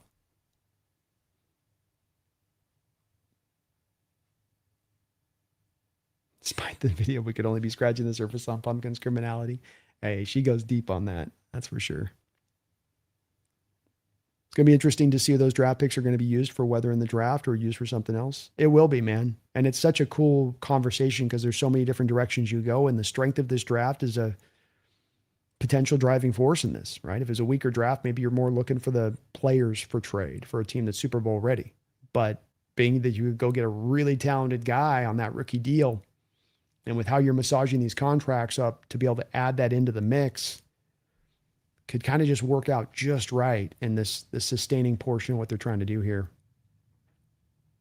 Her Pumpkin had a $100K bag of cash stolen. Schneider's still going to draft her. Well, she's too cute not to draft, man. To be fair, Jimmy Graham played well for us. He was all right. He was good as a pass catcher, but it was awful as a blocker, man. And it's not his fault, but he played the slot with the Saints. He was there 67% of the time of the Saints operating out of the slot. And we turned him not into an H-back tight end, but into an inline tight end. And it's as much of that held us. We were a run first team trying to rock an inline tight end that should have been in the slot. And it ground down your running game pretty heavily at times. He tried, but he just wasn't a run blocker. Kyle, I wonder if the media and the roundtable would be complaining about Terry Arnold if the Rams signed him. I think the outrage is largely because the Super Bowl champs signed him, and now they have to eat some crow.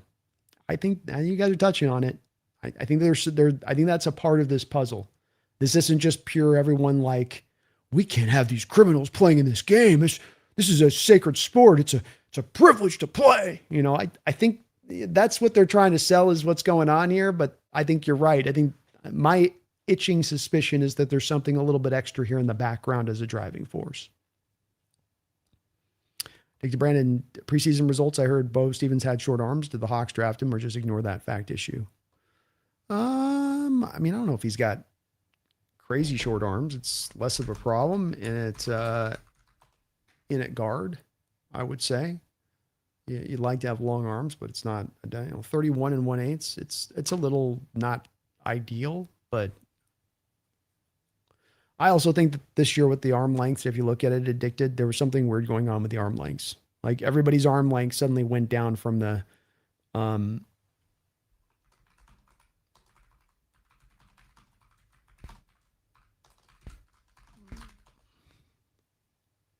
like everyone's arm length seemed to have like lost an inch at the combine from where they were at the Senior Bowl. So it's arm length stuff's a little bit more of the tackle issue stuff.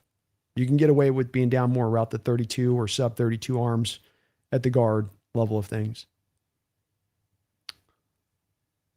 Trap Cat, John Snyder says, Spooner, you buying me a steak dinner tonight? Laugh my ass off. Yeah, hell yeah.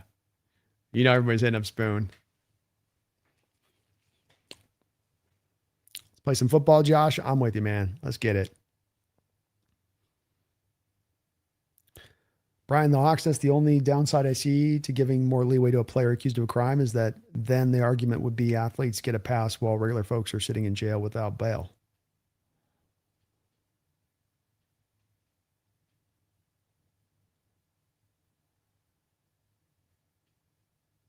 I guess you're saying there, Brian, that a regular person couldn't afford bail and that whereas an athlete could. And that the issue there goes down to that being more of an issue of our system and the bail system and whether that's really fair and how unfair that is for poor people. That's more, to me, that's more of that issue. That's not as much of the issue of the people that have the money to spend. It's more of like bail's kind of unfair in general terms as it's set up. So most people do get bail opportunities and can take those same steps that he took in this situation. But like you say, I think like you're inferring, there are those people that are poor, they can't afford, and they get stuck in jail. And I don't think that that's fair either. But that's, again, not back to then the answer then is to be even more harsher on the athletes or to put them on an equivalent scale to what poor people are on. The answer there is to fix the bail system in the country. I shouldn't have to come up with $1 million on a bail to come out and be able to be on the streets while I'm waiting for my trial. Because again, now you're starting to convict people before they've even had their trial, aren't you? Like, that's not fair. That's against the American spirit there a little bit.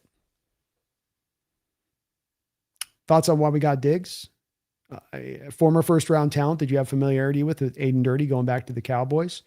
The team would like to upgrade the back-end corners on this roster. And while it doesn't mean necessarily the back-end corners of this roster are playing bad, it's an opportunity to add a first-round talent as the last corner on your roster. That's a pretty good situation to be able to add into the mix. He's a guy with a tremendous amount of talent. He's a year removed from the ACL surgery. So yeah, he came back last year and didn't set the world on fire, but a lot of these guys come back the year later from the ACL and they're not quite right. So there's no cost or juice as far as the team's got to give him a multi-million-dollar contract. He's on a vet minimum. He's the last guy on the roster. It rounds out the depth. It makes the battle that much tougher of a fight for that final roster spot. And is that not what you want to do? Is to build the best, baddest ass roster you can, to have every positional fight down to the last guy in every positional group be an absolute dogfight. That's how you build the best possible roster.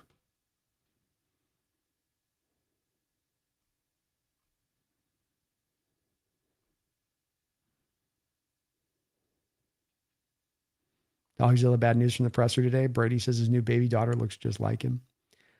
There's the whole thing I was hearing. I don't know if there's something true to this, but I was hearing something about there being some science to the fact that like when babies are first born, they look like the dads.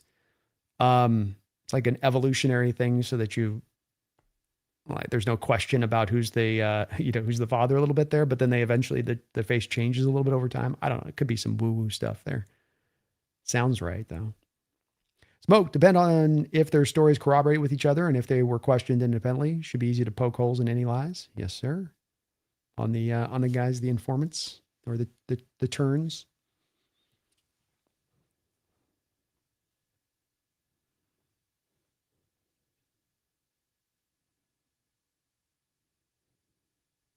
A defensive end with his whole life in front of him before his team first rounder falsely accused of. There was a high school player that this happened to. Seattle brought him in. I can't quite remember who he is, but he went to jail for a few years on conviction on testimony. Then it got overturned. If the 100K in bag is proven, I'm jumping the gun, no pun intended on this one. If the 100K in bag is just an unproven rumor, then yeah, don't rush to judgment.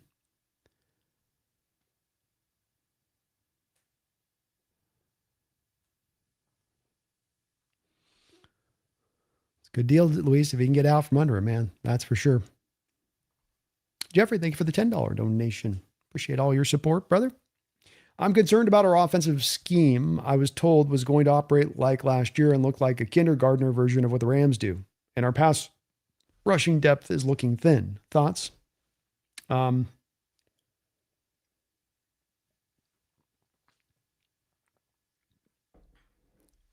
guess I'll go backwards, front to back on this one. When you're going to the fifth and the sixth edge rusher, when you're going to the fifth and the sixth defensive tackle on your roster, I don't think you're going to find a single team in the league, Jeffrey, that is solid at those positions. And when you saw the lack of pass rush in last week's game from the interior to the outside, it was coming from a position of the reason being you had your back end guys out there. And so I can't take a lot away from that as far as the pass rush depth is thin because the fifth and sixth guy in the rotation aren't looking strong. I think teams struggle to get a third guy out there that's good behind the front two guys. We got 4 stacks all around. You got the 2 backing up your front guys on the edge. You've got Riley Mills and Jaron Reed backing up Byron Murphy and Leonard Williams on the front side. So I think you're okay there. Could adding one more help? Sure. Adding one more, if we'd been able to add Von Miller, that would have been cool. But the fact you can't, that's not a death knell. You can always add a guy down the line there. I think we're going to be just fine there. As far as the offensive scheme goes, I share your confusion. I don't quite understand why Fleury and what is really a development process for him to hit the ground running game one seem to have so much of this dialed back. I can only estimate that you ran so many of your fourth stringers, and that when you talk about running a lot of pre-shifts and snaps and motions, you're going to get a lot of penalties in those situations, and you're going to get an especially extra amount of penalties when you run your fourth stringers out there a lot.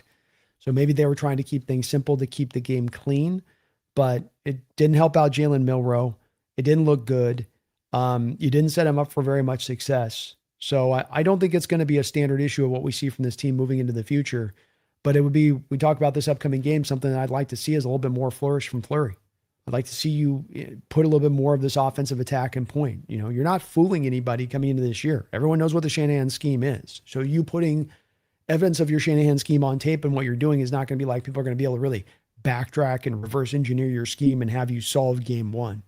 Especially when it's in the neighborhood of, in the mission of developing Milroe and getting him better. And you're not going to do that by running a rudimentary offense. So I'd like you hope that does tick up a little bit there, Jeffrey, as that was a frustrating part of this game. I mean, you put Jalen behind 4 stringers. You have him doing straight dropbacks. Nothing really simplified in how it's set up for him. You're making the game really hard on him, and I don't really know what was the purpose of that. Didn't seem to develop him much in that kind of environment. Thank you, though, Jeffrey. Appreciate you. Kyle, due process only exists for the Rams and 49ers for Florio. Seattle doesn't get due process. Florio loves drama. He will milk this for every drop. He will. And yeah, he is. He's a clickbaiter. I bet if you dug into it, you could find Florio invests in the National Enquirer for his news. Josh, can the Seahawks even refuse to host Hard Knocks? No, I think the new rules is everybody's kind of in play now. Luis, Hawk Blogger, was apparently talking to Sam Darnold about grunge. Supposedly it was Sam who put the Pearl Jam on, apparently after Brian had told him he was a fan. Ooh, all right. Nice.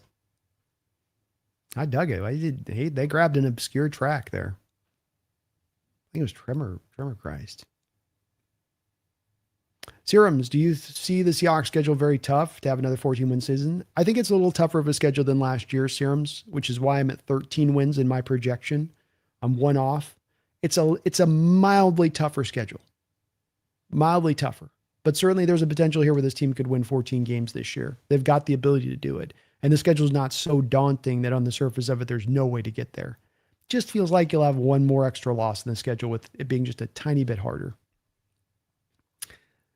Jeffrey, thank you for the $2 donation. Hear no evil, see no evil. I love it, man. Let's go. Love the nice emojis. Oh. Kyle, Brando, I love how the media and the fans think because Detroit released him that he must be guilty. Acting like Detroit is one of the most honest and ethical teams is certainly a choice. Yeah, and they've had plenty of their off-the-field issues. I think, too, as well, that there's a drive in what they did there to go back after some of his money. You stepped out of line. You operated outside the confines of the character stuff in your contract. We're going after your signing bonus. We're going after your guarantees. We're going to free up some of our cap space from this then to do that. And why would they do that? Well, they had a first-round pick that had kind of underperformed. Maybe they had a first-round pick that they knew was not going to be a fit to their defensive style of press man 24/7. And they go, okay, we've got an out. I'm not saying it was the main driving force. I'm not even saying it's the priority driving force of the Detroit organization in this circumstance. But it was a bit of the force at hand. It was a part of it. And if it even was 5% of it, that's too much from my standpoint. I want to make that call as a team. I want to make it completely on, are we jumping the gun here? Are we giving this the time to play out? Are we sure about this? Then just take the headline that you read and instantaneously But we don't know the background on it. There could be some more stuff. There's rumors of maybe he had lied to them initially and that caused some problems and kerfuffle. Don't really know for sure. But you're right. Detroit's not exactly like, don't throw too many rocks in that glass house, right, Kyle? Jeffrey, thank you for the $2 donation, man. Appreciate you for your support today. You're very kind as ever, brother. And as well as all of you dropping these donos are also members of the channel. Thank you so much for that. Meanwhile, somewhere the Mariners are losing by 20. Boy, 22-0 yesterday. Julio throwing the ball into the stadium stands with one ass. The energy's just been off. And whether it's manager or the chemistry's not right, it's just off. It is what it is with it, you know. Makes you glad they didn't do anything at the deadline and they just kind of let the thing play out a bit, you know.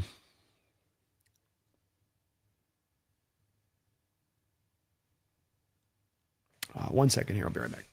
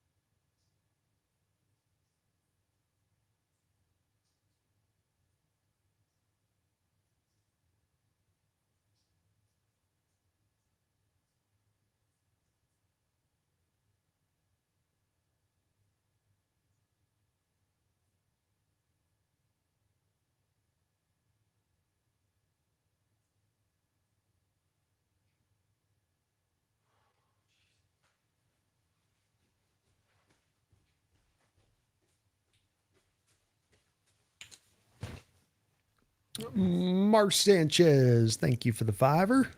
Appreciate you. Howdy, B. Just got home from work, and you probably answered this, but if you ran back the Diggs deal, I would appreciate it. Cheers. Yeah, it said it's similar to the Terry and Arnold situation, only there's no legal problems.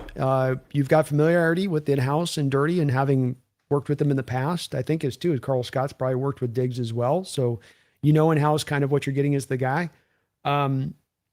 He is a former wide receiver to cornerback convert at Alabama, I believe, and that you get a little bit of that in his game. I mean, inherently the problem with Diggs becomes tackling and getting off blocks and being an engaged run defender. It's just he wants to be out there and cover guys and make picks. That's kind of inherently in his spirit. Now, he's had moments and flashes of showing like maybe the tackling can improve a little bit there. It hasn't exactly fully come along. He had a torn ACL and last year was still kind of coming back from that, I think. I don't believe he's really at 100%. So you got him another year removed from the ACL. It's a low-risk kind of maneuver. There's not going to be any extra money you're giving him. And it's just a chance to really round out the back end of the depth and really try to make this as strong a roster as possible at every turn. And you got a guy like a Dansby who would have maybe been your sixth cornerback on this roster as it stands. And now it can become maybe a Trevon Diggs. So it's just a way to constantly keep trying to stack talent and find methods and ways of doing so. And I related to the Terry Arnold situation because you're bringing on a guy for minimum amount of money, no future risk, no draft capital that you have to trade for him. It's all just basically like a flyer. And why not take that for guys that are first round talents? Makes a lot of sense. Reno got the reach advantage. Oh, and that is Witherspoon covering Tate or Ridley. Probably not going to see any Ridley. So I don't think you'll see either. You're not going to see any Witherspoon or Ridley. You will see some Tate, but you'll probably hold the starters out again this week. Dogzilla, why did D-Law come out and say it's his last year? Who does that help? I think it's just as much he doesn't have to deal with the questions. You're going to get that throughout the course of the year. How you feeling? Are you feeling like you maybe can do another year, or you just, it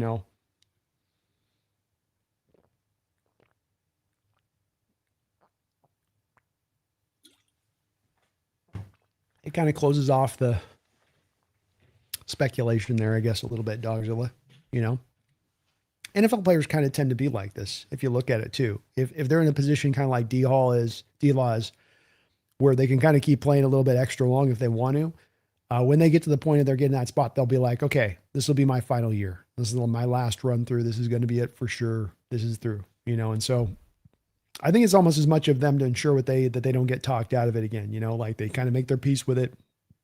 It goes through that year process, but it's definitely a football player thing that you see kind of commonly of players of this kind of ilk. New York Hemer says, I'll be looking forward to the Seattle Seahawks to defend the Super Bowl title. Go Seahawks. Let's go.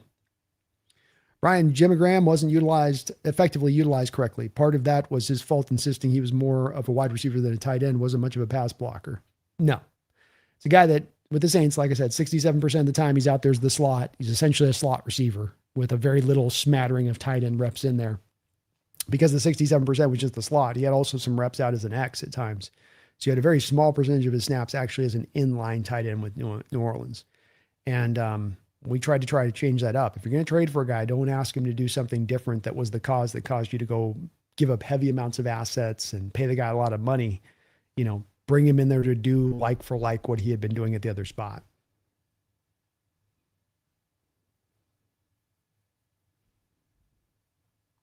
Mick, I'm guessing that Jake is probably tweeting at Hawks fans saying that Diggs is washed up. I won't trust his secondary takes after he tried saying that the Rams had the best secondary last year. Might have a little secondary blind spot there. Is there any way we can go after Jake for his criminal opinions? Mick, people are acting like Arnold was some kind of untouchable criminal and we shouldn't have taken him. There was like 7 teams having him for a visit, so it might not be as bad as everyone says. Good points, man. It's very good points.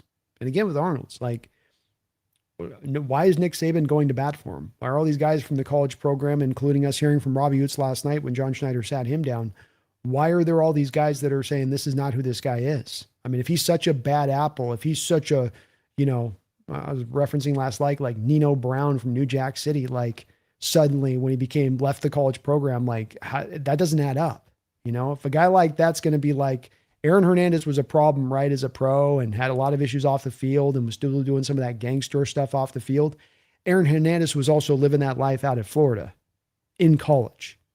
That was carryover from stuff he was doing even down there. So it's weird to me that this guy was such a kind of, almost lack of a better term, angel at Alabama, that he suddenly just went off the rails the second he became a pro. That just doesn't quite add up to me. Might be the case, but it doesn't make a lot of sense. It's really interesting seeing Mike and Milroe going back and forth on the pass first run. I totally understand where each of them is coming from at the same time. Yeah, it's a tough one because Mike's standpoint on it is that I want to use these legs and that you are still a work in progress as a passer. And so if you're just operating as a passer, I get that you're working on that, but then you're less effective in how I need you. But then from Milroe's perspective, yeah, but the only way I'm going to get better as a passer and better in the pocket is to work on it and not just leave the pocket and go running it every turn. And you get either side on this. And that's the tough part of the development of this guy at this point in time in his career, is that each side's going to be pulled one way or another there a little bit. Kyle, Brando, Jake taking the high road when talking about the Terry and Arnold is hilarious. Rams have Alaric Jackson and Puka facing suspensions for DV and biting. Just traded for Myles Garrett, who assaulted Rudolph and lied about why. Yeah, that's consistency is a important thing, I think, when you're having takes on this stuff. And I got asked about it last night with Alaric and Puka, and it's like, look, I don't like the suspension program of the NFL. It's ready, fire, aim. It's arbitrary. It doesn't have a standard. Nobody knows where the standard's at. It comes in the middle of the night and you get a guy suspended suddenly. They don't give you any like heads up. It's not a great system. And I don't like it for any players, especially because I come back to the thing of I'm more pro player here because I understand that their lifespan in the pros is very short and they have a very little amount of time to earn potentially a lot of money. And some guys can get it, but some guys miss out. And I'm a little sensitive to that, frankly, when it comes to people being ready to just bring out the torches and pitchforks just for the first headline that comes down the line, you know? Yeah, Dirty knows all about Diggs. I'm okay with it too. Just throw the whole team in jail. They probably did something. Patrick says, my take on the Terry and Arnold situation is the league has money to get inside info on the trial and evidence. Several teams talking to him is a sign. Agree. I think if this thing was a slam shut, to your guys' inference, if this is a slam shut case, maybe there's a team or two, but 6, 7 teams does seem to indicate that there's maybe some background information that this thing's not going to stick. Him's lost by 3 touchdowns and a 2-point conversion. Sports Talk with Austin. Thank you for the $10 donation, Austin. I do appreciate you for that. Happy Wednesday, my Hawks family. How do you feel about Jalen Milroe's play in the preseason week 1? I thought he was okay. Made some good throws. Diggs, when healthy, gets turnovers, but gives up a lot of big plays. What you get with Diggs is the guy that can be tight in coverage. It's going to be a bit of a gambler in coverage. You know, he's going to anticipate and try to jump some routes. I don't know how much Mike's going to like that here necessarily, but he does get picks on the back of it. But he gives up a lot of big plays, like you say, and the tackling is not always great. It's a good point there, Austin. I hadn't brought up the big plays he'll sometimes give up as a little bit. He's a little bit of a Kenny Rogers, you know. He's a little bit of a gambler, just a little bit. I think Milroe is a mixed bag. I think that the story is a couple of collective things. I don't think that Brian Fleury set him up in a lot of circumstances for success. I look at the Ty Simpson game plan and even the Stetson Bennett game plan that the Rams put out for those two guys. And there was a lot built in there of play action from under center and half field reads, little throws out, bubble screens, throws it in the flat, you know, stuff where you're really manufacturing some stuff for the young quarterbacks to give them that confidence. And you weren't really doing that for Jalen in this game. And it's especially surprising when it kind of goes against what your philosophy is going to be offensively. Pre-snap motions and shifts, trying to get your quarterback into some easier throws by being able to identify prior to the snap what the defense is kind of doing. So there was a little bit of that at play. I think there's a little bit of the things that are still kind of warts in Jalen's game that are still in the process of developing. I think that his decisiveness is still to his detriment, his indecisiveness. I think he gets back there and just does not see things clearly. And this goes back to his time in Alabama, where he just gets to the back. And what you get is you get a feeling of a guy that hits his back foot and things look really confusing to him. You get some quarterbacks, you saw with the Carson Beck a couple of weeks ago in his first preseason outing. You saw it with Simpson. You know, it's like the ball's just coming out. There is no belaboring. There is no hesitation. It's just going. And so I think the decisiveness wasn't great. The pre-snap recognition, the post-snap recognition of where he should go with the ball was kind of a little bit off at times. The supporting cast was really atrocious around him. He had a drop. Montorie had a great game, but dropped on Jalen Milroe. That didn't help. Bad pass pro, no game to run off of. So it's all of that stuff. It isn't just merely Jalen played bad, Jalen not progressing. There's some progress within there. There's some stuff in there. It isn't all bad, but it's all of that stuff in there too. And I think the disappointing part really becomes the lack of the play calling and having him running with the 4 stringers, not really giving him much opportunity for success with those two aspects of things, making it a lot harder to just evaluate him pure and simple at that point. Because how do you peel away the supporting cast and how they're impinging him versus some of that indecisiveness, some of that lack of recognition post-snap of where he needs to be going with the ball. But thank you, Austin. Appreciate you for the $10 dono. And well said on Diggs. I'd forgotten about the big play stuff, but that is a big part of what you get with him too. Yes, sir. We all remember in his rookie year there on DK Metcalf, DK takes the top of the defense off against the Cowboys at home. It's this moon ball from Russell Wilson. DK has got him beat by like 3 yards. DK lets up on the gas, kind of starts to celebrate prematurely, and Trevon Diggs comes in there and rips the ball out and knocks a fumble out at the 1 yard line, getting the Cowboys the ball back. Yeah, I think Dan's going to have to go. I think that Julio moment last night, throwing the ball in the stands for where this team is, where a lot of people are questioning how engaged this team is mentally at times, that's going to come back to the manager. And I love Dan, and I've hated to see some of the criticism lobbed his way because some of this is, I really think, heavily upon the players underperforming. But he hasn't helped matters. And that situation last night was just tough. I talk about the worst time for Julio to pull that move. In the worst game where you're 22-9. Now, yeah, Jalen's got to read the defense. Reading the defense is still a little bit of the...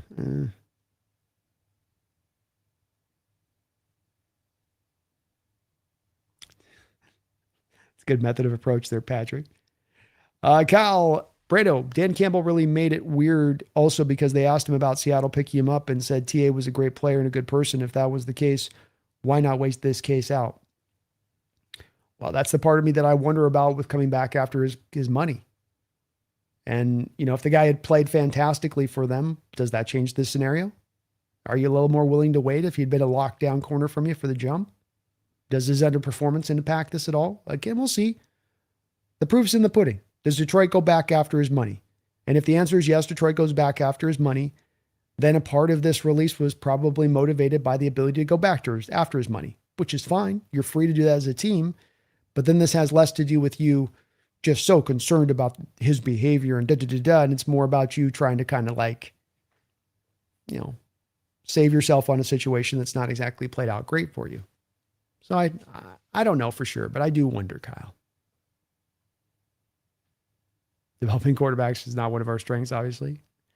Not yet. But I remember with Jalen too. I mean, this archetype of quarterback is a hard developed quarterback.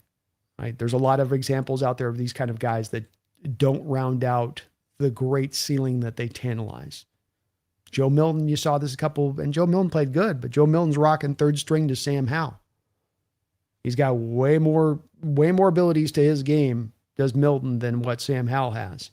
But that's where these guys that are so rough around the edges but have such wonderful talent, it's hard for them to realize that at the pro level. It's like that work kind of has to have been done at the college level, and some of it kind of completed at that time.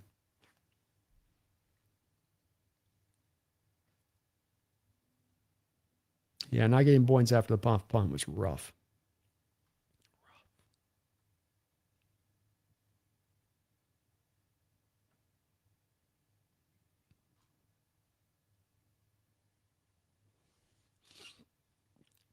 Yeah, he gives up some big plays, Willard Titan, that's for sure.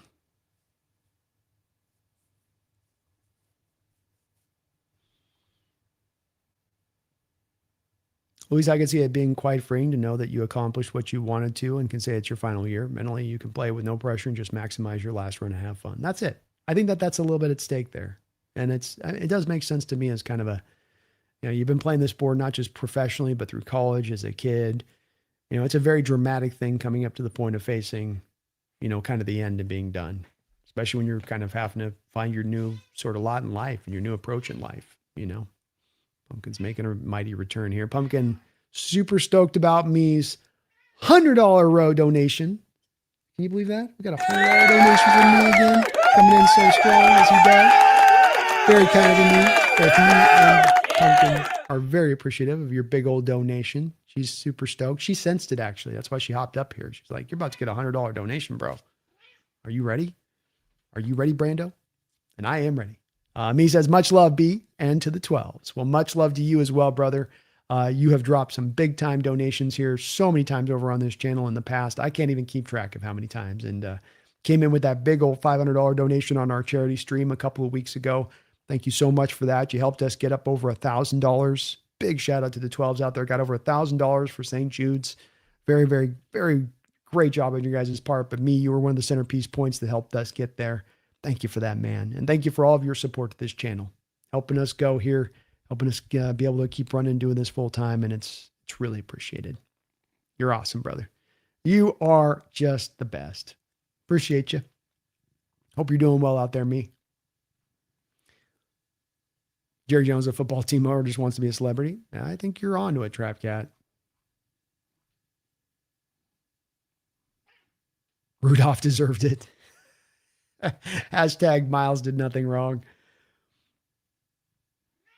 Jalen is really, it's hard to develop these guys. And it's not on Jalen. Like, Jalen's going to get the time. It's why I say you've got to give him the 2 years, because there is so much to correct. It's pre to post snap processing. It's footwork. It's the throwing motion getting more consistent. It's getting through your reads. It's mastering the position essentially. And it's going from a place where you're coming out of college pretty effing far from it being a mastered spot. Like you're not at the nth here. You got a lot of room that you got to kind of clean up. And that's why we got to be patient with Jalen. We got to be understanding of this, of where he is, so that we don't jump to conclusions on him and saying, throw him out. You give him that time. You truly give him the space to let it work. But you also keep track as we go through the time of where the progress is at. Has it stagnated? Is it making just marginal gains when it needs to make some leaps? I think that's a part, take into account with this stuff too. Jalen can throw the ball downfield, just like in college. The question is, can he do that? I think there's ability to do it. There's certainly upside to do it, but got to show it, right? Don't have any updates on the price of the Neal injury updates right now. Haven't heard of there being anything serious. Daniel Robb had a bad take on Terry Arnold too. He said, I don't understand how a guy can be a good guy and have bad friends. When you're from the hood and you grow up from childhood, but doesn't make you involved, he's 23. Yeah, I think that's a little bit of where, too, Daniel, in Rob's case, I mean, this is a little bit of where our country's got something unique here, right? And there are these guys that grow up in these childhoods around these guys, and that loyalty is a very big thing in some of these places. And if you bail on these friends, it's a question of loyalty. And there's just plenty of times that we've seen this circumstance play out where, a good guy has just gotten wrapped up with the bad people in the bad camps. Look at like Jay Morant. And all the stuff he was going through a couple of years ago, where here's a guy that, he didn't even really come out, from what I understand, out of the hood, but got wrapped up into that stuff as well. And it is a little bit of an American thing here. I don't think this is something you run into as much as you talk about other countries. It's uniquely to us. But yeah, I mean, it is the way that this can go. And we've seen a lot of the commonalities of this play out, not just in football, but in other sports too, with some of these guys, especially with those guys coming out of backgrounds that are a little bit more troubled. Trap guy's just weird in a way, because usually you think it's the coach going off on the quarterback saying, throw the ball, make passes, don't run it. Yeah, true. And I think just with him, it's that they want to maximize most when he's out there. If I've got to call upon Jalen and have him play, I'm using it. Mike comes from Lamar Jackson, and he saw Lamar play, and he saw how Lamar could really affect the game when he was using his legs to the utmost. And I think that's what Mike's trying to kind of get across. But you can understand Jalen's perspective on this too, as he's trying to develop himself. He's learning to cut people off from his neighborhood. It takes time. Yeah. You grow up with these people, and it's like, just cut him off. Guy's been my friend for over a decade. I was with him. We rode bikes together at 7. Cut him off. It's not in your interest. Just cut him off. Just be cold-blooded. All right.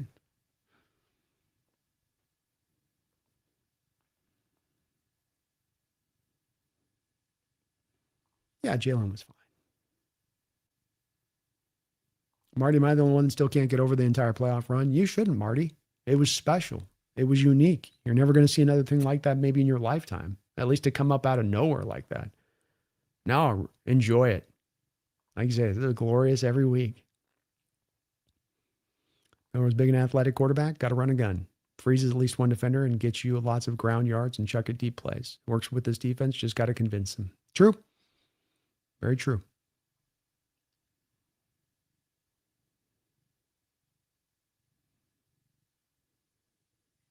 Yeah, hard to say on the corner situation there, Brian.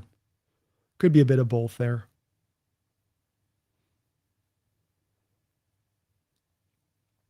Yeah, you want the pocket passer lasting longer, is your point, Patrick. But that's also when you get to the guy that's the third string backup guy. If I've got to bring him out there because my first two guys go down there early in his career for a couple of games, I want him with 10 to 15 rushing attempts in those games because I'm surely not going to have him throw a lot. And I think Mike's trying to get him, making sure his head's wrapped around that if they had to have him go out there.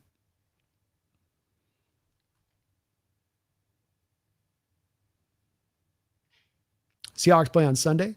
They play the Titans on Sunday at 5 o'clock, New York humor.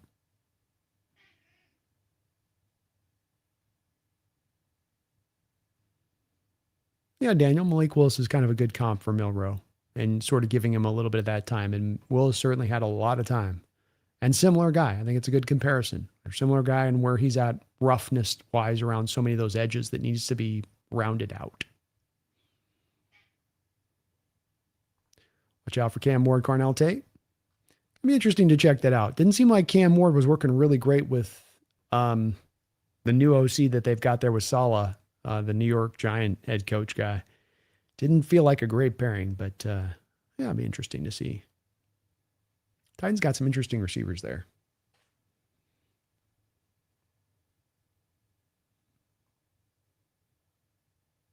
My gut feeling is the draft that Stribling is going to be a better receiver in the pros than the 4 to 5 selected in front of him. It's possible. I mean, Jordan Tyson's already injured with a hamstring injury. I think it has been a little bit of a mixed bag with Tate out there in Tennessee. You've also had another injury out there with the Mekhi Lemon kid. Omar Cooper is not setting the world on fire out there with the New York Jets as of yet. And I feel like the Niners are going to use the hell out of him too. And is Intel proven guilty? That's right.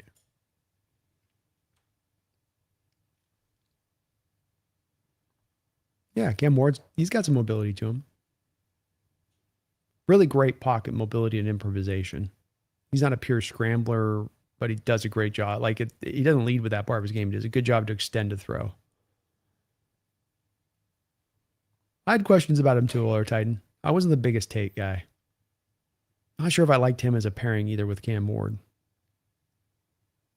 He needs more of like a super accurate, on-time, rhythm-based passer is, to me, the ideal guy for a Tate. Jason Alvarez, Brandon, I can't wait till the Hawks go 10-7 this season in our first round and done to wipe that smug look off your effing face. Well, just for that reason? All right. Well, I hope not. I like the smug look, man. I kind of like being the champ, so I'd like to kind of keep the smugness. It wears and feels nice on my face. Appreciate you, Jason. We shall see, my man. We shall see.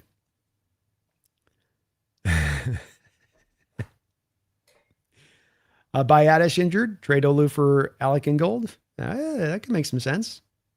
I don't know if Mike McDaniel uses as much of the fullback, does he? He feels more single back. Doesn't he? Yeah.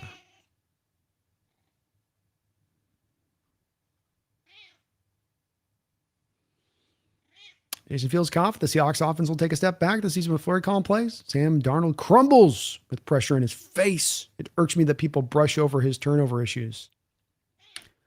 I think that certainly turnovers are worthy of being looked at, Jason. I think that the key with the turnovers is to take a look at the season of Sam Darnold last year and kind of understand that it's an issue that he cleaned up over time and that he was with the team in his first year last year with the personnel around him, with the receivers around him, and that you're going to get more in sync with that the more time you get. And so the lack of the turnovers over time, that going down over time, having no turnovers in the playoffs, would seem to indicate that he was kind of finding that happy balance.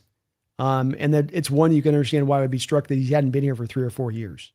I mean, you keep waiting on Sam Darnold's collapse, Jason. That's what they were telling us all last year was going to happen.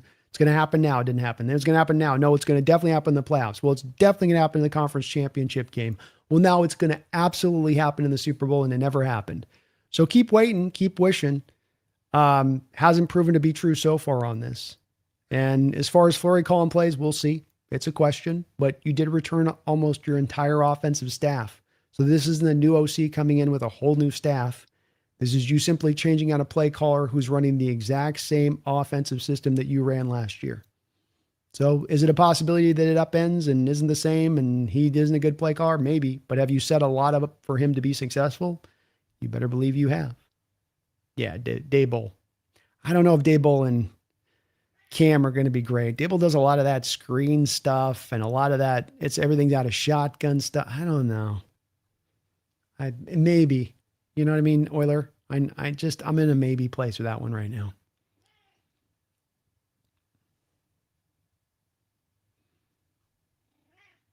I think Willis is being set up to fail.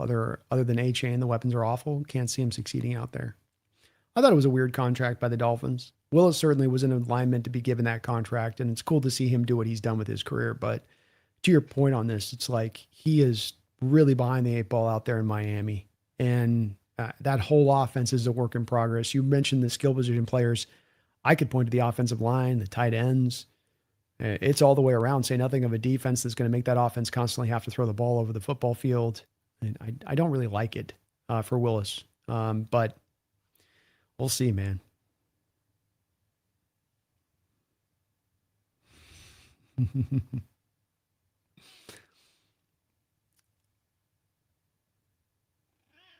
I love it. New York Gamer. Let's go. 900 plus yards, 200 yards receiving, 8 touchdowns. I got Price right about that spot myself too. Sports Talk with Austin. Thank you for another $10 donation, man. Appreciate you for that. Very kind of you. Very kind of you. Another takeaway is the red zone mistakes. Coming away with no points at all, not even 3. Do the basics right every time leads to results you want. Sometimes it's okay for Seattle for the 3 not to force it. I'm going to make a guess, especially on the first time you did the 4th down, go for it. When you did the punt fumble, I think that's a different territory there. But I do think that the other time where you'd gone for it on 4th down, I think in a normal football game, Sports Talk, Mike takes the points. I think that he was being a little more aggressive in preseason to get a little bit more of, let me see what these guys can do. Let me see what this guy's got. Let me see what Jalen can do down there with a 4th down. Let me see what he shows me. Does he rise up? Does he make a play happen? Does he kind of will it? Does he just get a little tight? You can learn something about your players in those moments. But remember with this Sports Talk, you were one of the most conservative teams in the NFL last year with the going forward on 4th down. And you constantly took the points. And that was one of the great things that Mike did last year. I mean, it's one of the places that people were lauding us for in the Super Bowl, where it's like, you just kept taking the points. You kept taking the points. You kept taking the points. And suddenly you're up big in that game. And it's not because you're just putting touchdowns up all over the place. It's just because every time where so many of those teams like Dan Campbell or like Ben Johnson or like all these other guys out there that are just constantly going for it on 4th down, you went the opposite way. You went, no, this has gone overboard. We're going to take the points, especially when we got a great defense. We're going to trust our defense and take the points. So I agree with you on it. I had those moments in the game where it's like, if this was regular season, I'm taking the points there. But I do think that it runs so counter to how Mike's naturally rolled that it was really Mike just trying to kind of learn about the players a little bit, in that moment of it. And I will say that the play calling was really lame, especially that second one after the fumble. Like there was no life, there was no juice, there was nothing intricate being tried to be run there. There was no misdirection there. It was just kind of like, here, we're going to show you what the play is going to be, try to stop it. And Cowboys like, okay, we know where the play is going to be and we'll stop it. It sort of felt like how that kind of went there, Sports Talk. And I found my stuff a little bit frustrated with that one. But I do think he'll take the points. Mike was great about that last year. And I love that he takes the points, but I'd be in the same place as him too with these preseason games where it's like, yeah, in preseason I will be a little more aggressive, especially if it's a chance to learn something about a player, to learn how he operates in those moments, to learn what kind of trust I can have in those moments. Because things get tight when you got that 4th down. And you kind of saw that from Jalen, slips a little bit, off footing, gets sacked, just a little bit of a something there, just a little bit of a something there. Thank you though, Austin, for all of your support today, man. You guys are just tremendous, amazing, just amazing in your support of this channel. Jason says, do you think him not turning the ball over in the playoffs will carry over till this upcoming season? I doubt it, considering you lost Kubiak. Sam's life won't be easy unless Price is the truth. Well, I think running game success, Jason, is not driven by running backs per se. It's you want to have a talented running back in the backfield, a good running back in the backfield to get the job done, but it's driven by, do I have a good offensive system? Do I have great offensive line? Do I have cohesion on that offensive line? Do I have skill position players on the outside that can challenge defenses? Can I force defenses to stay in a cover 2 shell and not bring a safety down in the box, not bring an 8th man in the box to stop the run? These are the parameters that drive rushing game success more than having a superhero running back. So I would just offer you first that this does not really hinge as much upon price, the turnover situation. I think that ascribing simply, Jason, you're ascribing that Sam's turnover situation was solved and situated by Kubiak. That may be the case, but you don't have any proof of that being the case, nor do I have any proof of it not being the case. So to bring it up as an example is kind of moot on this, because you can't really say that it could have very well that Sam solved the issue himself. It could have been that Mike McDonald was in his ear and rooted him down and said, you're going to stop doing this, and here's how you're going to stop doing him. And maybe he took him through the specific pathway in order to get that done. None of us know what drove that process. I can say we can try to be logical and reasonable and rational in how we break it down. And if I have a quarterback who's starting from day one on a new team, albeit a vet, I think there's going to be some kinks as he starts to figure out the supporting cast around him. And that within those kinks that you see, you're going to see mistakes. And within those mistakes that you see, you're going to see turnovers. And that the more time that guy has with that supporting cast, I would think that the less of the kinks that you would see from that guy. That is the evidence that we got in Sam Darnold from 1 year. It's not the ultimate data. It doesn't concretely prove my case without a shadow of a doubt, but it's also not nothing. And you're kind of making the guess right here that Kubiak is the singular part that kept him in that place, or the singular part that brought his success, which of course is easily disproved as well because Sam had similar success with Patrick O'Connell and a whole different team in Minnesota the prior year. I mean, that's the part that the naysayers of Sam seem to have kind of forgotten about, is he had a truly, really top-notch, great year the prior year there with Minnesota. This is the year 2 of him replicating that experience. As well, when it comes to the turnovers, Jason, Matt Stafford led the league in turnovers in 2021. Guess what? Went and won the Super Bowl. Turnovers matter and they're important. I'm not trying to dissuade that away.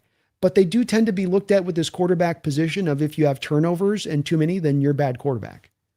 If I'm doing great stuff on the other side of it, if I'm being hyper efficient on the other side of it, if I'm throwing a 68% completion percentage on the other side of it, if I'm averaging 8.5 yards an attempt on the other side of it, if I'm making high level throws all over the football field on the other side of it, you can do a little bit of cost of doing business thing there. But that's not even what he did at the end of the year. He learned the right balance. He struck the right balance. And that's why not only did you not get lesser turnovers as we got into the playoffs, you got 0 turnovers in the playoffs. As the competition level ramped up, the turnovers were nullified completely. So we'll see on this being what is the truth and isn't, but I have a hard time on this. And I too tend to find, Jason, that it's outside fans looking into Seattle that want to sort of hang everything up on Kubiak. And it sort of feels hopeful to me. It's kind of like you fans on the outside looking in see nothing else on this team that you can pick at or point to as that this will fade, this will be less, this will be reduced. The only thing you can kind of, Ken Walker, Kubiak. It's like all you got to go to. And it may be the truth of it. Maybe those things are going to hold us back, but it seems like very small inherent parts to say that this is going to systematically hold you back majorly. These little supplemental parts to what was the greatness of your team last year. And, Kubiak last year, we brought him in as an OC. All these same outside fans now that are telling me, Jason, like yourself, that, this is going to be this marvelous, huge loss of losing Kubiak. How are you going to recover? Were some of the same fans telling me that he wasn't shit last year? I'm not saying you said that, but I'm saying I do hear from a lot of these same fans. I'll see the same people in there telling me the loss is huge, which were those same fans and sometimes Rams, sometimes 49er fans that were saying, this guy's not that, he's a Nepo hire. He's not that good of a coordinator. It's where like the narrative and the truth and how narrative drifts versus what is the real truth can be sometimes very separate things. Kubiak was a great offensive coordinator. It's great that he got the head coaching job. I think it was a little bit early for him. Don't think he was a perfect OC, Jason. I think there was some problems there. I think the play calling could get weird, but I think that there's more than a very feasible path for Fleury to replicate what you did last year.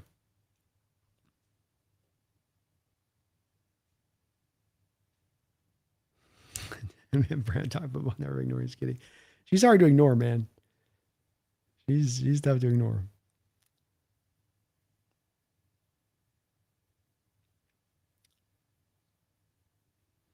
Yep, Price not a fast 40 guy or a 10-yard split. Interestingly enough, though, almost exactly in tandem with what we got to see from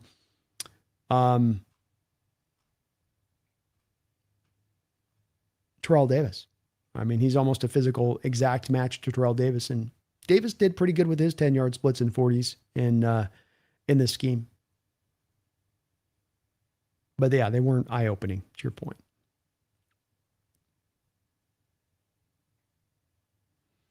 Watching the playoffs many times, K9 pulled away from players making 2-yard runs into 20s many times. The elite speed breakaway can't be resolved by a plug-and-play running back. Yeah, I mean, I think Walker had a really good year last year. I do. I think that you were able to maximize Walker last year really uniquely as much for the first time in his career here because you got all of those parts and pieces I talk about in place to allow for the running game success. And I guess this will be another really great example for us this year, John. And that is that there's an ongoing battle out there that seems to be between the different camps. And I'm not trying to describe you in this camp, but it is the camps that I find this fight on. And there's the camps of the folks that say, I put all of this stuff together, I will have running game success. And then there's the camps over here that say, if I have the star running back, I will have running game success. And these camps are fighting each other, and they've been fighting each other now for 10 years. And it's a fierce fight. I find myself more proven into the ulterior camp here, John, where I think the analytic people have been proven right. If I put a strong 5 starting offensive line out there that have very little, not a huge glaring weak link, I can put continuity and cohesion together, meaning these guys get to play with each other for multiple years over to just get them even that much better on the same page. If I'm returning all of those starters and all of those backups, and I have all the starting receivers returned and all the starting tight ends and all the backups receiving and all the backup tight ends, I'm getting all of that continuity. And those guys are legitimately talented. Jason's one of the best receivers in the sport. Cooper's legit. Sheed, Torrey Horton, tight ends with Barner and the crew in there doing what they're doing, Arroyo and his potential. That's going to challenge defenses, meaning you can't stack the box. I can have the star back, but if I don't have the receivers, if I don't have the quarterback play, even if I got the offensive line, they're just going to stack the box and shut down my run. You have all of that in your back pocket.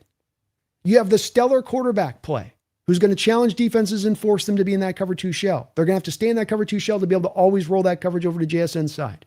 Say nothing to then have the other safety over the top to be able to take care of Shaheed if he tries to go up over the top. Then you've got to also have a defense. Because I can have some of that stuff on offense, but then if the defense is just going to allow points to be scored constantly, I'll never get the chance to run the ball anyway. And you've got the best defense in the NFL. The collection of that supporting cast is more important than the star back. I need a quality back. It'd be great to have a star back, but it's not a necessity for rushing game success. And if it was, John, Walker would have been just as successful as he was last year throughout all of the other 3 years portions of his contract. But he wasn't. Because those specific things were not in tow. In fact, almost the full multitude of those things that I just brought up were not in tow. Walker has been not a shining example, Johnny, if you've got to go get a heroic running back. He's been a shining example of how you need to make an effective running game go and what is really the driving force of an effective game. I appreciate those that are in your camp of this. I do. And it is a long going debate on this one, but I just don't think for the folks that say, no, it's driven by the superhero running back. You know, you mentioned a couple of anecdotal plays you're pulling off of. You say, well, you had these 2-yard runs. Yeah, but I can show you a lot of plays where you open up gaping holes for K9 too. I can show you that as well. I can show you the cover 2 shell on the back end, staying true post snap, meaning the extra guy's not in the box, meaning he has more freedom of movement. So to me, it's been one that this has been proven very universally, hardly so, that these extra things drive the running game, not the star back. Star back isn't that doesn't have an impact or that doesn't come into play, but it's not the central force. It's not the thing that's at the front of it's not the main train car at the front. It's kind of more of a little bit of the caboose. But I appreciate where you're coming from, man.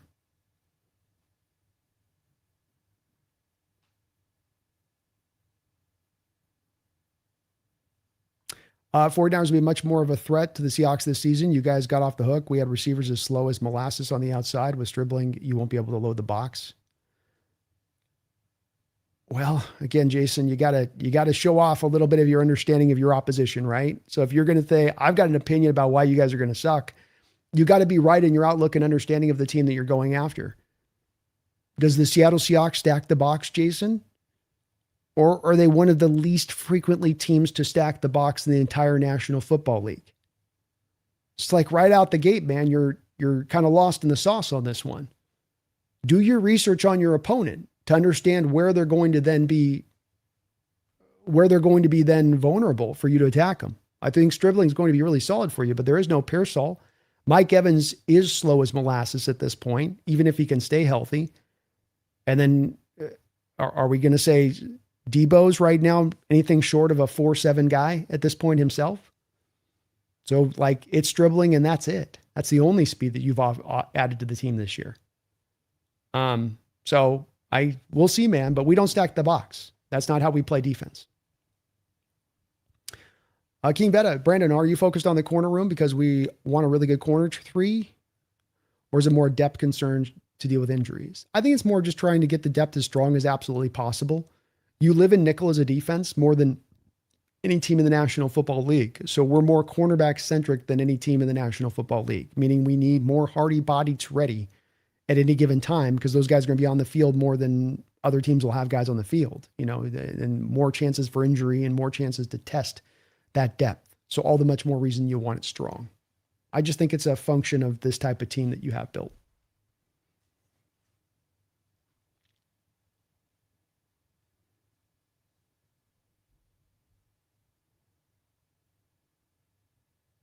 I think you got a good team this year, Jason. So I don't want to undersell the Niners. I think that the team, if you guys can stay healthy, will be overall a very strong and a tough team to deal with once again. I think it's a big what if you can stay healthy. You already got like 20 guys not practicing as it is. And while they may come back, this has been an issue for your Niners for more than a couple of years now. But on paper, very strong. Frontline guys, pretty strong. Should be a challenge. I think Vita's going to stay as a Buck Oiler. It sounds like a deal's going to get done there.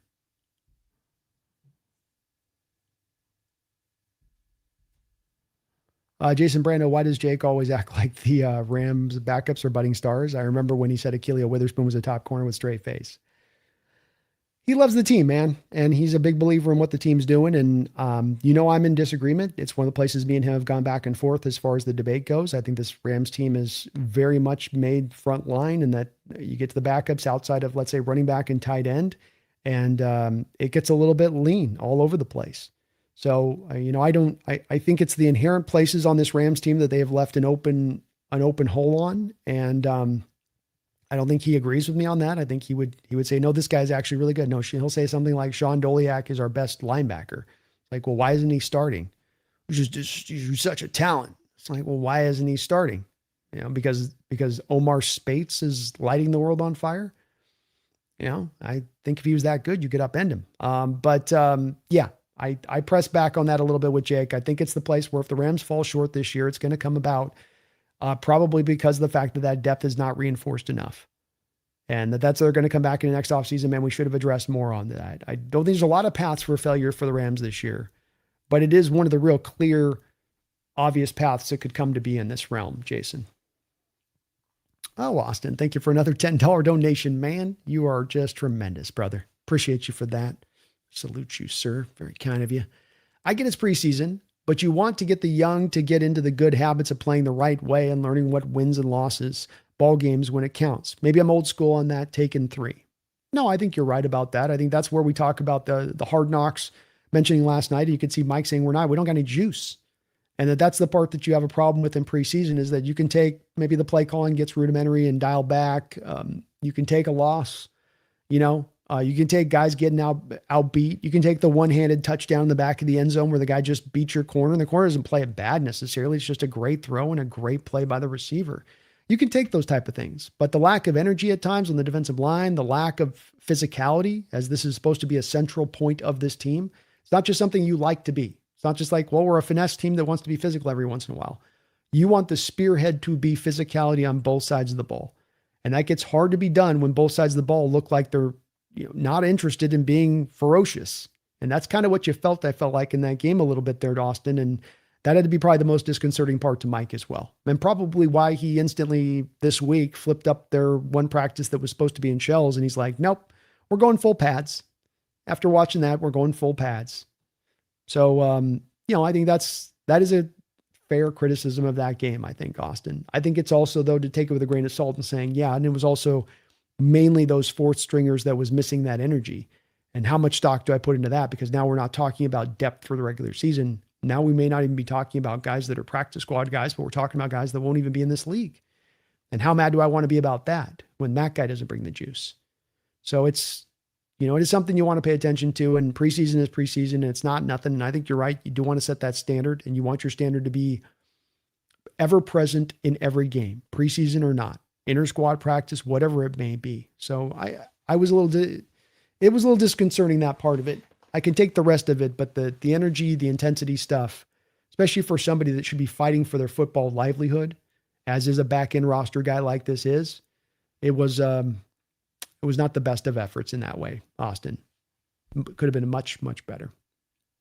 Thank you for all the support though, man. You're Austin, brother. You're awesome, Austin.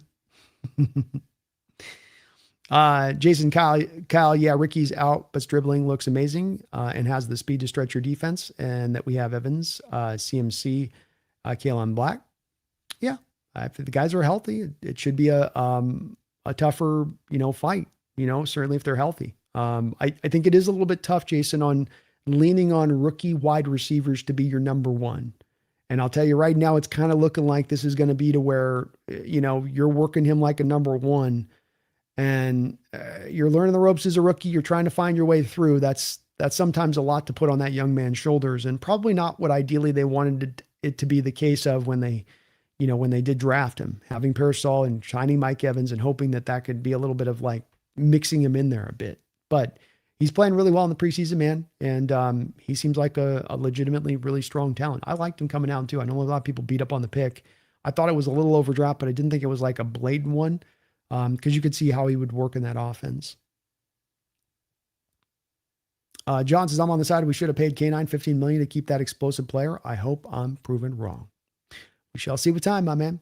We shall see with time. And this is like what's cool about this and this ever ongoing debate is that it's not been solved, and that we just get to take in more data every year in trying to get to more of the heart of the matter and the truth of this. And it's always a position I find myself in, of just trying to take in more stuff as I learn, to hopefully give me the better expanded view of it and to get more to the point of clarity. King Veta, Brando, follow-up question. If we're this focused on the cornerback room, should we just trade with someone instead of picking up these down players? No. Number one, you're not down in the cornerback room, potentially. You're looking at the back end of your cornerback roster, the sixth guy on your roster, the sixth cornerback on your roster, and you're saying, can I make that better? The fifth guy on your roster, can I make that better? I think that's a different territory of I'm out there looking for a starter. I'm out there looking for a guy that's going to eat and take a significant number of snaps. When I look at the guy that's going to be the fifth or sixth cornerback on my roster, typically Vengetta, I'm looking at a sixth or a seventh round pick. I'm looking at an undrafted rookie free agent. I'm looking at a journeyman who, if I've got to put him out there, is going to drown really quickly. I rarely get the opportunity to add a first round talent as that last corner on my roster. So it's a market opportunity more than it's a indicativeness of how bad the cornerback room is, in my opinion. I think you're just at all times trying to look and find of ways you can strengthen out every part of your team and even the depth, make it as strong as humanly possible. And let's face it, Vengetta, this was a team that was operating last year as much as any team in the NFL off the back of its collective depth, off the back of the collective of the team, not star driven, but team driven. And this kind of move goes to the heart of that. So I just think that this is what you want your teams to do. You mentioned about making trades. It's like, these are vet minimum deals for first round talents that have no downside to you. If I have to make a trade for a guy, I'm on the hook now. I now better hope that guy's going to perform. I now put draft capital in play. I probably now have salary cap space that I have to cut away from to accommodate that player. I don't have to make any such case or cost with these guys. So think about it. It doesn't even be cornerback. It could be anything. Like, if I could add a first round edge, if Kayvon Thibodeau got released tomorrow, our edge group's great. If I went after Thibodeau, would that be an indicator of the edge group isn't good enough? Or I got an opportunity to take a Mike Morris and turn him into a Kayvon Thibodeau. That's a no-brainer kind of move to be made for that spot of the roster where it sits. in my opinion.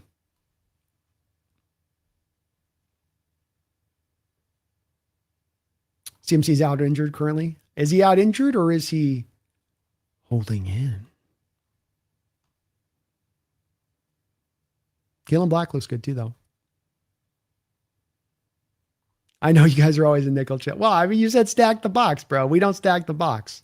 Like we not only do we not do it, we do it like as infrequent as any team in the NFL. So it's like, again, sometimes people, I always look for the indicators if you know my team on that. I'm going to look for it on that where you go, well, you guys are going to do this and do that. And it's like, team speed, this is an important part of this, Jason, because you can have a team speed guy like Stribling. And if I'm not leaving my guy one-on-one and I've got bracket coverage all over the place because I'm dropping 7 in coverage and I'm only rushing 4, there's a lot less space for guys like Stribling to go find room and a lot less windows for guys like Brock Purdy to throw into.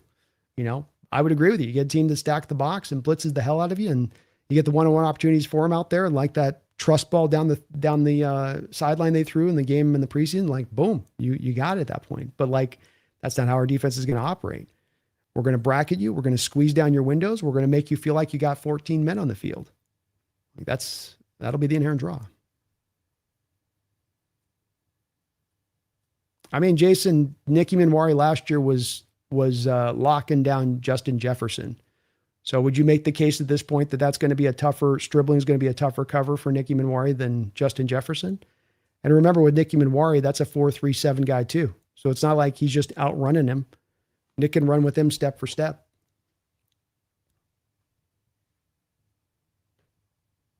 Yeah, I like Stribling too. He's a good player. I just don't know if I like the difference between a good player and rookie wide receiver. He's going to be the number 1 guy and better hold it down for the whole year. And hopefully. William Asapaco, thank you for the $5 donation. I don't think that K9 wanted to be here. John and Mike want players that want to be here. That's part of their culture. Well, you bring up a good case. We've heard plenty of moments of Kenneth Walker even this offseason and during the year last year seeming to kind of bitch and moan a little bit about the split carry thing. And that's a little bit about their culture and the type of running game that they want to establish and why it's important to them. And they've got reasons why they do it. And K9 didn't seem to like that.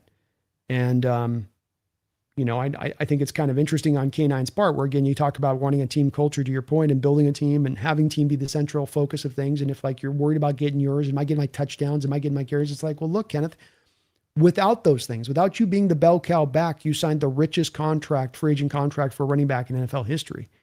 So kind of like their method is working, like just because you didn't get all the carries, people still thought you tremendously effective and you got every last dollar bill you would have gotten otherwise. In fact, your body's in healthier shape because of it. He didn't quite see it that way, but you're right. I could understand them looking at that going, especially if there's a difference of we want to pay him $11 million, he wants 15, and you have a little bit of a, you have a little bit of a disagreement there about, look, we don't want to throw 350 touches on your body every year. That's not best for you to get you your most effective, especially not to have you at your most effective at the end of the year. So that's a good point, William. I think that was a bit of the part of this too, as well. May not have been a central focus or push of it, but it was probably a factor.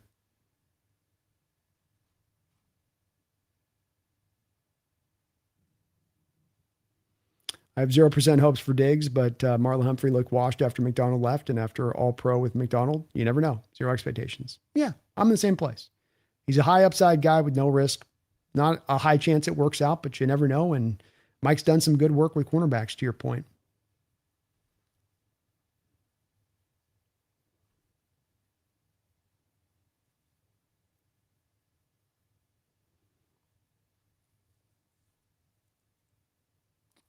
Our starters generally play in the first quarter for Seattle. I don't think they'll play. No, it'll probably be the last preseason Chiefs game. They do that over the Titan.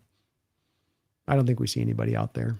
They're doing the inter-squad practice this week, so that's where you'll have the starters out for that. Just as much as I hate to say it, Leonard Williams and Byron Murphy are tough to deal with, I would attach Seattle's defense on the perimeter rather than trying to run through the middle of that defense. Makes sense. I mean, the part of the drive that's hard is that you're so stretched out defensively where the hole is kind of in the A and the B gap. And that's where ideally you'd like to attack Murphy and Williams by the alignment of the defense, because you get those defensive tackles in the 3 tech and the 1 tech. And then you get sort of that wide 10, where the edges are really out wide and the defensive tackles are really in short. And so there's this natural width that sort of exists there that you look at as an offensive coach and you go, I should be able to take advantage of that. There should be an easy 4 to 5 yards to be found there. No matter what, just run duo right at the point of attack. but becomes easier said than done. I saw Mike Washington's 50-yard run. Yeah, looked good, man. Good cut with a stiff arm there, acceleration. Kid's got the legitimate burst to him. There's a little bit something there in that. And these fast burst speed guys can find some carries in this league, even if they're just kind of one note in that manner. But he looked good. Jason Brando, if Sam Darnold goes down, you guys are in trouble. Your backups aren't good. Drew Lock is streaky. He is either looks good or looks absolutely atrocious. And Milroe, don't get me started. Well, I agree with you. I'm not sure where the confidence is not going to be there with Milroe. With Drew Lock, he came in for us a couple of years ago and beat the Eagles. He pushed your Niners right up to the brink when he played on the road against them a couple of years ago. And that was not with good Seahawks teams, by the way, Jason, right? Something Drew Lock's never had is the kind of supporting cast he would have if he came out there and played right now. He's never had anything close to what he would have right now if he came out there and played on that football field at Denver, at his prior stop here in Seattle, and certainly not at a stop with the New York Giants. So up until this point, I'll agree with you. Drew Lock has proven to be streaky and has proven to be a guy that, does not look like a guy that can be a star in this league. But I think that there's a little bit of something there. I think much like with running backs, quarterback position is heavily driven by the supporting cast you have around you. And if you're a quarterback that's had a miserable supporting cast around you throughout your career when you've had your opportunities, that's not necessarily a representation of failure on your part, as much as it is not everybody gets a market opportunity as a quarterback to be in a great destination and a great chance to go succeed. So we'll see with Drew on that. But Sam is the guy. And Sam, I will agree with you there that there's a difference between him and the other guys. I will say it does tend to be this way when you go to a backup, that there is going to be some fall off. That's kind of the tendency of the beast. And that if I probably look at 30 other NFL situations, that's going to be the glaring issue for them at play too. But I think if you had to have Drew Lock come out for a couple games, he could hold down the line for you. CMC is currently making another deal at Bohemian Grove.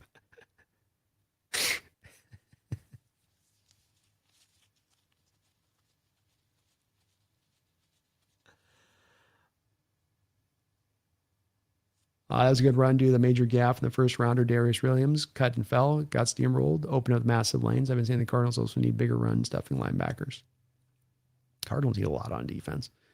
Brando, is there a reason I wonder about a trade is because I don't know how comfortable I am with the corner 3 spot?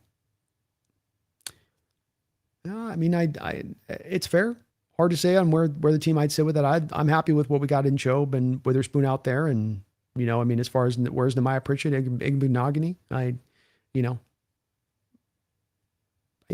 get into the 4th, 5th, 6th kind of rotation on Steph King. It's kind of like this is why you like the market opportunity. It's hard to build strengths there. The finite amount of cap space, 53-man roster. It's hard to find real talents, cornerback 3, 4, 5, whatever we want to put it as. It's technically cornerback 4 King, right? Because Nicky Manwari is technically your 3rd corner. But it's not easy to do. That's why you want to be open to all options. I don't know if I'd be pressed to make the trade as much as King. Got to remember this time of year, it's not really a market opportunity. You got Tarian because of the arrest. You're getting Diggs because he's out on the open market. There's not a guy sitting on the open market. There's not a team out there that's looking to my knowledge, trade a cornerback that's of value that you can go get. The rosters are pretty stocked in right now. It's more around the trade deadline that you'd have to go kind of find that guy, I would think. And that's fitting to more of historical norms at this time of year, I would say. Yeah, can't blame him at this point, John. It feels real. Whether it is or not, it feels real, the substation.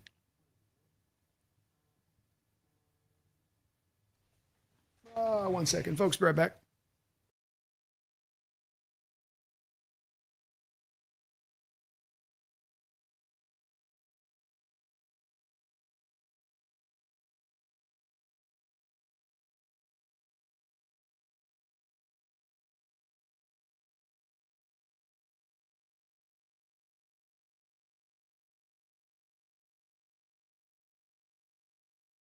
Don't know what that was about. Probably start to wrap this up, guys. I got a 5:30 show with Roundtable here, so we'll kind of put a little bit of a button. Let me make sure I'm caught up here on the donos. Sports Talk with Austin. Thank you for the fiver, man. Appreciate you. Do you think that Rashad Rochelle might earn a roster spot on this team? Had a nice punt return for 52 yards. I like him paired with maybe Rashid Shaheed. Unlikely unless there's a Torrey Horton injury. Right? Horton's going to be your backup returner at that point. I just don't see there being much of a pathway to him getting on the roster. The return's great, and it was a hell of a return, man. He fought through tackles, reversed field. It's just, you love it. But I think you feel pretty good about where you're at with the returners as it stands. And it just, your roster's too tightened up right now, Austin. The problem being is that you have too many guys in spots where the extra roster spots exist. Meaning you got like 4 or 5 extra roster spots that you can kind of keep as freebies on the roster, extras on the roster. So some teams only carry 2 quarterbacks. You're going to probably carry 3. There goes 1 roster spot. Brady Russell, special teams ace, dynamo guy. You love him for that part of it. That's going to take another roster spot up. He ain't going nowhere. Right? And you're going to go to heavy tight ends. So you're probably going to keep 4 tight ends. And you're probably going to keep another fullback and Lampy. So hopefully you can kind of see where this is going a little bit, where it's just like you're stretched so far down the line on the roster for 53 guys that you can't just kind of keep the 1 extra roster space for the returner only, when, part of the reason that you're paying Rashid Shaheed the $17 million for what he does as a returner, and so it was cool what he did on that. But unfortunately, I just don't really see much of a pathway of him getting to a roster spot, because you've kind of got these other extras in different places on this team that sort of stretch the numbers out really far. You got Riley down. You might have a 5th defensive tackle at this point. That's uncertain. But then how many edges do you keep? It gets tight. It gets really, really tight there, Austin. But no, I think he's probably, best case scenario there, he gets onto a practice squad. Hell of a return though, man. That was a lot of fun. Hell of a return.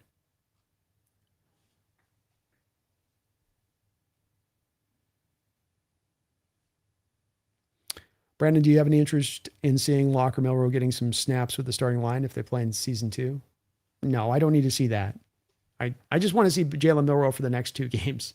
Give me one offensive series with the starters in game 3. But no, I don't mind putting my starters in bubble wrap to the starting season. It's a long NFL season. Let's also remember that these guys just came off of a long NFL season playing into the Super Bowl last year. So, giving them a little bit less wear and tear throughout the early part of this year, I think could prove to be a good thing. I'll never talk trash about Drew Lock. He have Pete his final home win. There we go. Which teams are in good shape if their quarterback goes down? Some folks definitely got it worse than us in that regard. Lock is fine, and at least the defense is great. Yeah, and you touched on it. That's kind of what I was saying at the end there. It's just nobody's got an amazing backup behind their frontline guy. Most people are like, oh, hell, look at the Rams situation. Stetson Bennett goes out there or Ty Simpson goes out there. Like, it's going to be downhill quick if that happens. And this is the case with everybody. I think the Niners, and probably why Jason feels confident, the Niners theoretically are in this one of the few good situations where a guy like Mac Jones is your backup and there doesn't feel a lot of a drop off from the front line to the backup guy. I might argue that Brock Purdy means that that's going to be a bit of a requirement because he's a little bit of a guy that can get beaten up. But few teams have an amazing guy backing up the front line guy. And Seattle's put plenty of investment to try to make that a possibility. We'll see if it is, if you have to call upon them. I'd be willing to bet that John Schneider is on top of other teams watching to see who gets released to get what they have assessed as needs. Every 365, every day of the year, training camp and a training camp for the season, always be looking to improve your team. It seems no-brainer. It seems like self-evident, but I don't think a lot of teams operate this way, John. I think a lot of teams sort of have their set times of years that they want to be locked in on help adding the roster and rounding out the roster, and then they just want to concentrate on other things. I think John's kind of always with an ear to the ground about anybody that potentially could be available. And you love that about him. And it's what you want ideally from your general manager. John, we trust, Tom. You got it for sure there, man. John, we trust. Well, Titan, I have had a chance to look at Anthony Smith. So I've actually taken a look at him. I think he is I want to say he's my 4th highest rated edge, though I do have a 3rd round grade on him. So he's a holy mammoth out there as far as an edge. Just stands tall, carries extra weight for the position. Doesn't look like bad weight, but he's 285 at 6'6". He's a big dude. He's the Keldrick Falk, essentially, of this draft. It's got some kind of Chase Young kind of vibes to him a little bit. I almost get a little bit of that feel for him. A little plus first step quickness off the snaps and burst quickness. He's a fun player. Needs to round out a little, refine some of the pass rush moves and have a little bit of a plan of attack at times. But he's played a lot of college football, man.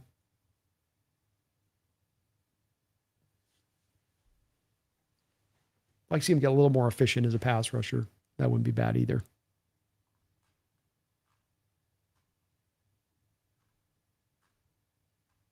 All right, you guys. Well, we will put a button on that one at this point. Thank you guys for watching today. If you guys can for me, please do hit that like button and get on subbed up if you guys get a chance. I would really, really, really appreciate it.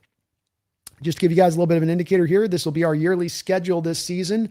Sunday, we'll be doing live game day, typically about 12:30, just before the game at 1 o'clock, where most of the games are going to land. But obviously, that's subject to change. We're playing at different times of the week. We got Monday, we'll be doing the Roundtable Monday Night Football, live play-by-play at 5:20 over on their channel on that. Back over here on Tuesday, we'll be doing the Behind Enemy Lines around 3 o'clock every week. We've got 5:30 NFC West Roundtable game reactions to the prior Sunday's games. Wednesday, Seahawks Weekly Roundup, which will be looking at like what we looked at today, just basic Seahawks news, might have slipped between the cracks. Then we've got 5:30 of that day today as well, NFC West Roundtable game previews for the upcoming week. The B&B show on Thursday, and then the Seahawks Syndicate on Thursday as well. And then we'll do some film breakdowns with Bryce in season. And once a month, we'll be doing member call-in shows here if you are a member of the channel. So a lot lined up here for this upcoming season. Those will be the times. Take a screenshot now. These will be about the times we're going to try to fit in. A little bit subject to change, especially behind enemy lines. I'm dealing with East Coast people, and sometimes the timings are going to be a little bit changed. But in general terms, that's going to be the schedule locked and loaded this season. So a lot here prepped and ready for you guys. I hope you guys are ready. We will be back here tomorrow with the B&B show, but I will be back on at 5:30 on the NFC West Roundtable tonight, doing those game previews, talking a little bit about these teams. So we got still a lot lined up. The Seahawks Syndicate coming back at you tomorrow at 6 o'clock as well. Hope you guys are ready. Hope you are locked in. I can't wait for this NFL season. I am ready for this preseason to be over with. I am ready for this thing to kick off. It is time. I am ready. Let's go. I'm ready for this repeat. I'm ready for us to defend this title. Come on. You're all telling us what we're going to be. We're going to show you what we're going to be. So I hope you guys are locked in too. I hope you guys are ready as well. But just in case you're not, let me remind you, don't you dare ever forget. Go Hawks.